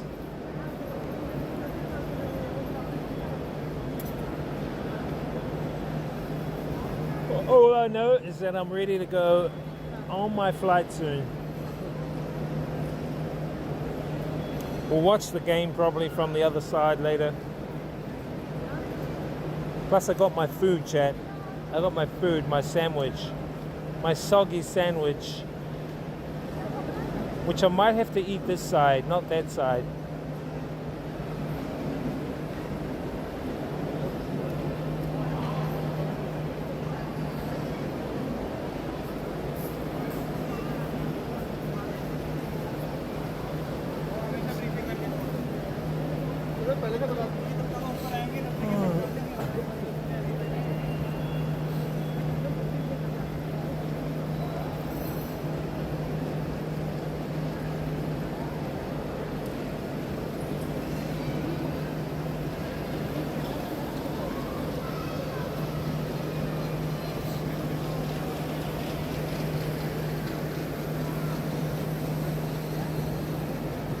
Give up? You guys give up? Okay, I'll tell you what the rating was.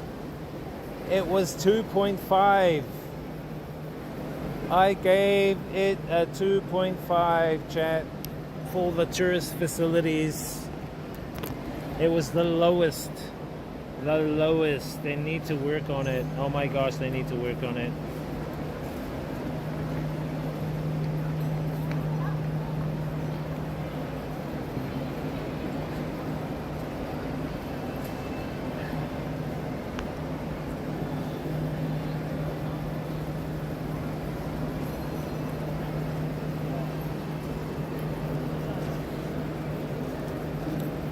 Oh, this seat is nice and comfortable for my back. So what are you guys up to tonight, chat? What are you guys doing?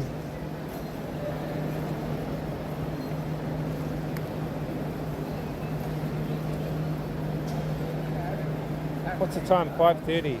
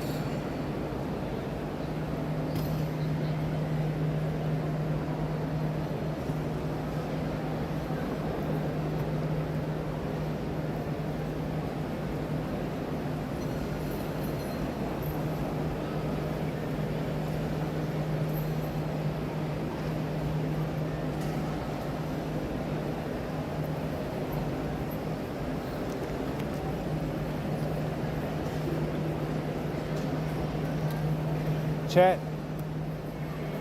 I will take a photo of Mana the Kiwi soon. But I'm just thinking of how I can get away from the seat by leaving my bag and stuff here.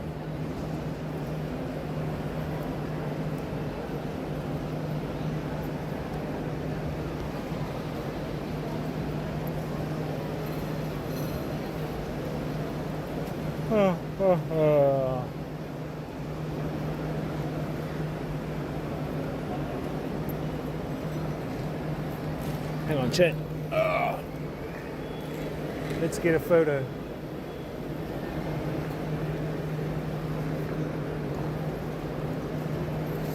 Is that there?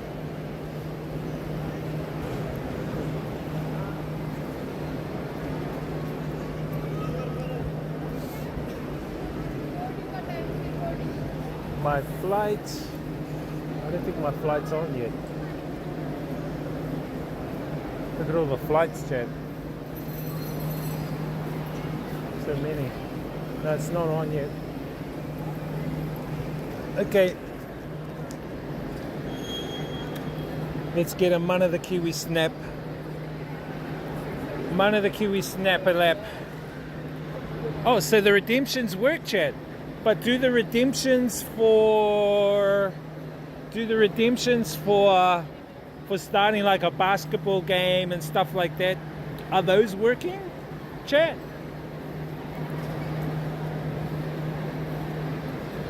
Chat, are we allowed to get like a photo? Let's get a photo with this kiwi. Mana the Kiwi.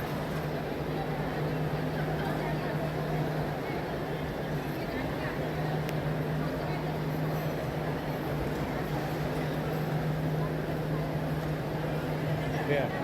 See, I got a Mana the Kiwi photo for you guys, chat.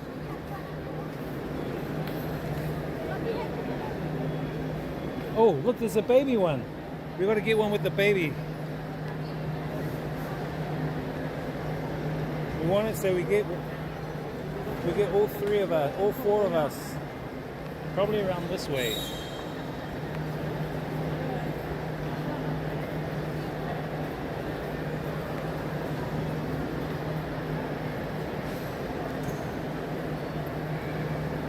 Yeah.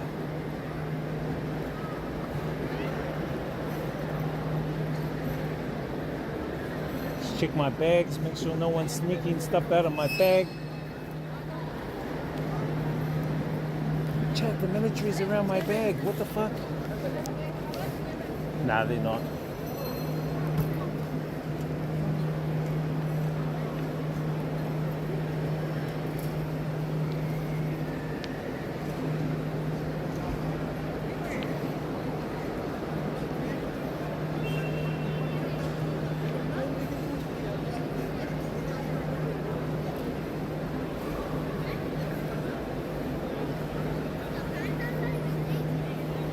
Hang on, chat. There's a girl next to my bag that wants to get on my seat.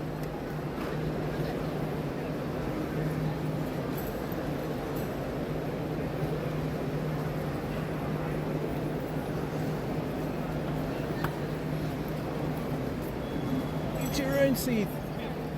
Leave my seat alone. They're looking at my seats. Hey, hey, hey. Someone else have to do it. What time is the flight? I can't tell you. It's a surprise. I can't tell you my flight details, Chad.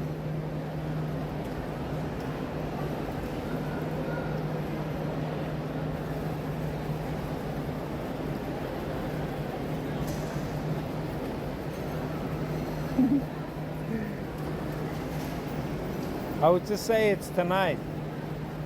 Tonight sometime. Can I say that?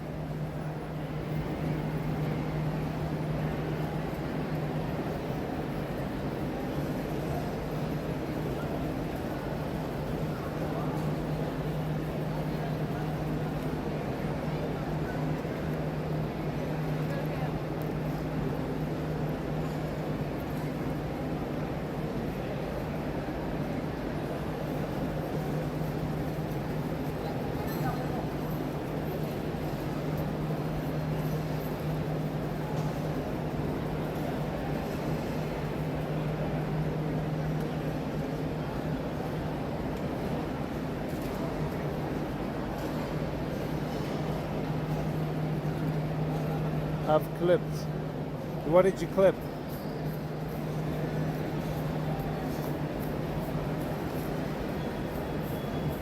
What did you actually clip?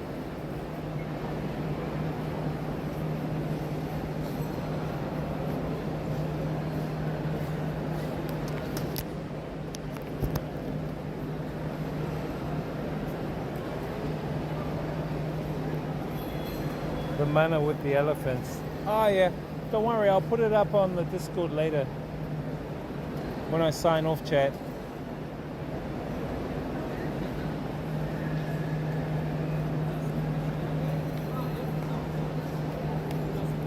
Shoot, we've only used up about 4 or 5 gigs. We've used up about 4 or 5 gigabytes of our stuff, which isn't that much.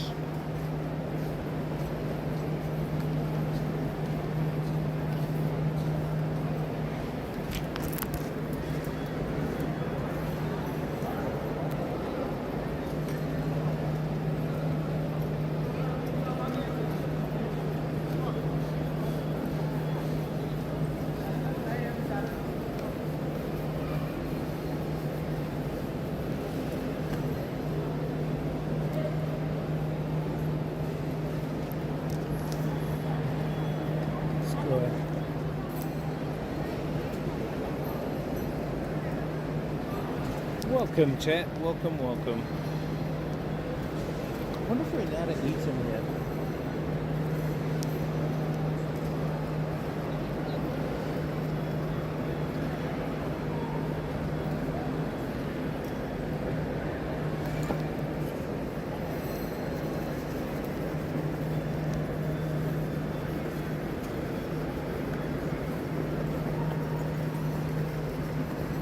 Nice and cool in here, chat. Oh my gosh, it's cool. This tiny wee guy.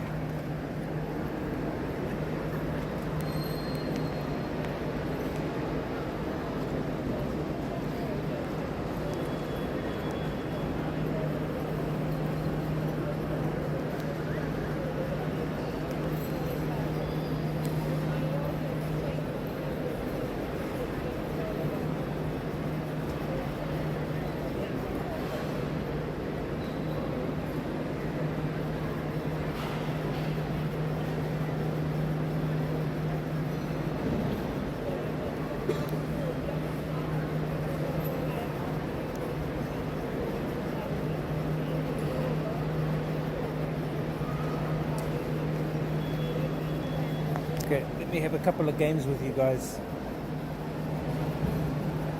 Chat, what's up, man? How you guys holding up, chat?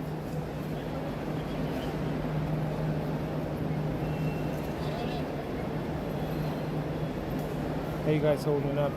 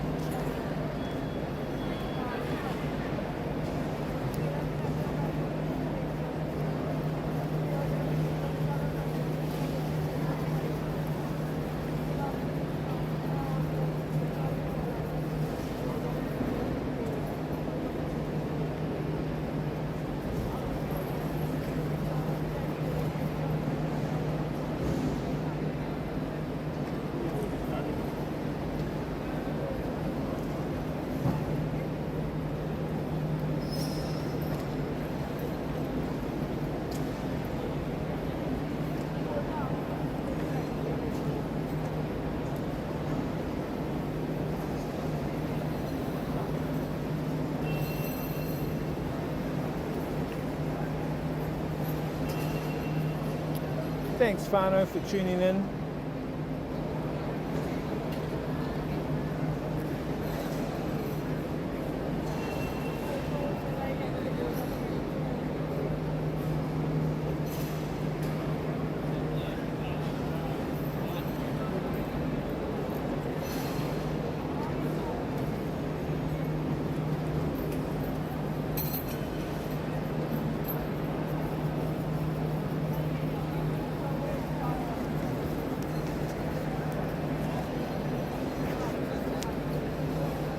Chad, it's getting packed in here. It's getting so packed in here. I don't want to move anywhere. I want to keep my seats. But I also want to go for a pee-pee. Thanks to the 10K.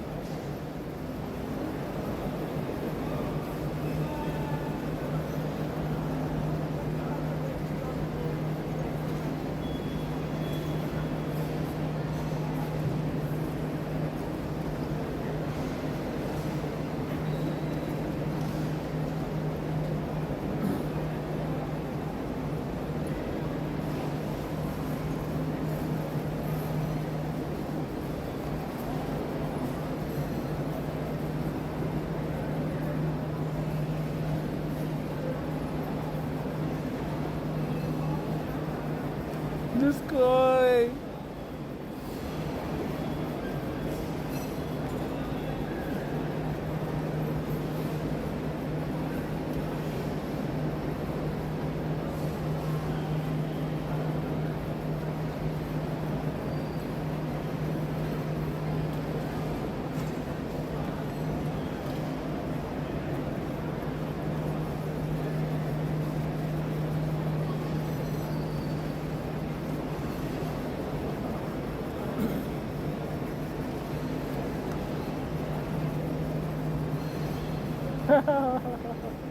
I was just kidding, bro. I was just kidding. You know I'm not like that, bro. You know I'm more better than that.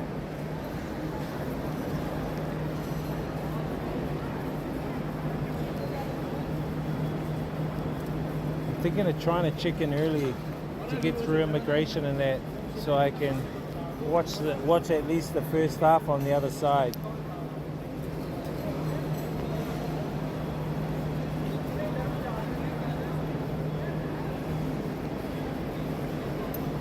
So yeah, chat, that's my rating for India. I will make a vlog video from it. So overall, 77 out of 100 is not too bad. You can check out the vlog to see more of my explanation of my rating. Why I gave it that.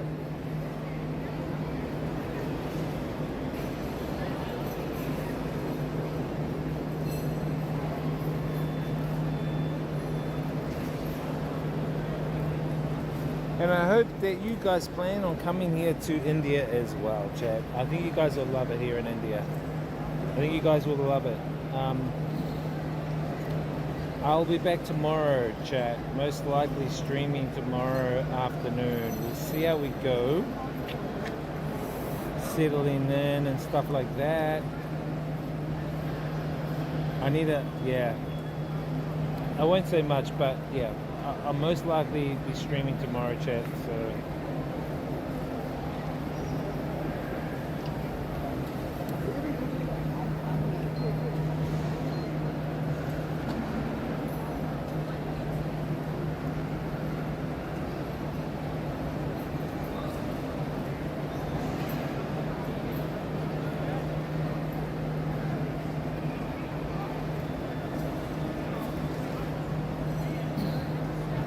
Anyway, chat, this is me. I am signing off, chat. Thank you guys very much for coming and checking me out here in India. I hope you guys have enjoyed the past few weeks here. It's been really fast, actually. I can't believe it. We were here about what date were we here, chat? We've been here for nearly 2-3 weeks. Shit, has it been that fast? Safe flight to wherever you are heading next. Yeah. You'll know, bro. You'll know. When you know, you know. Let me see. Chat, let's rate out Boyfly. Let's see what Boyfly's up to. I think Boyfly is in Pattaya. I think he's on the beach, chat. Let's go check him out. Go give him some hassle. Let's go hassle Boyfly. Give him some shit. Okay? He's a cool dude. And I'll see you guys tomorrow at our next destination. Thank you, Ray. Thank you, Psycho, Physique. Thank you. Who else popped into the stream today? Amosi and everyone else. Appreciate it, guys. As I always say, experience the journey, inspire others, live life, have a great life, not just a great day. We'll see you guys at our next destination.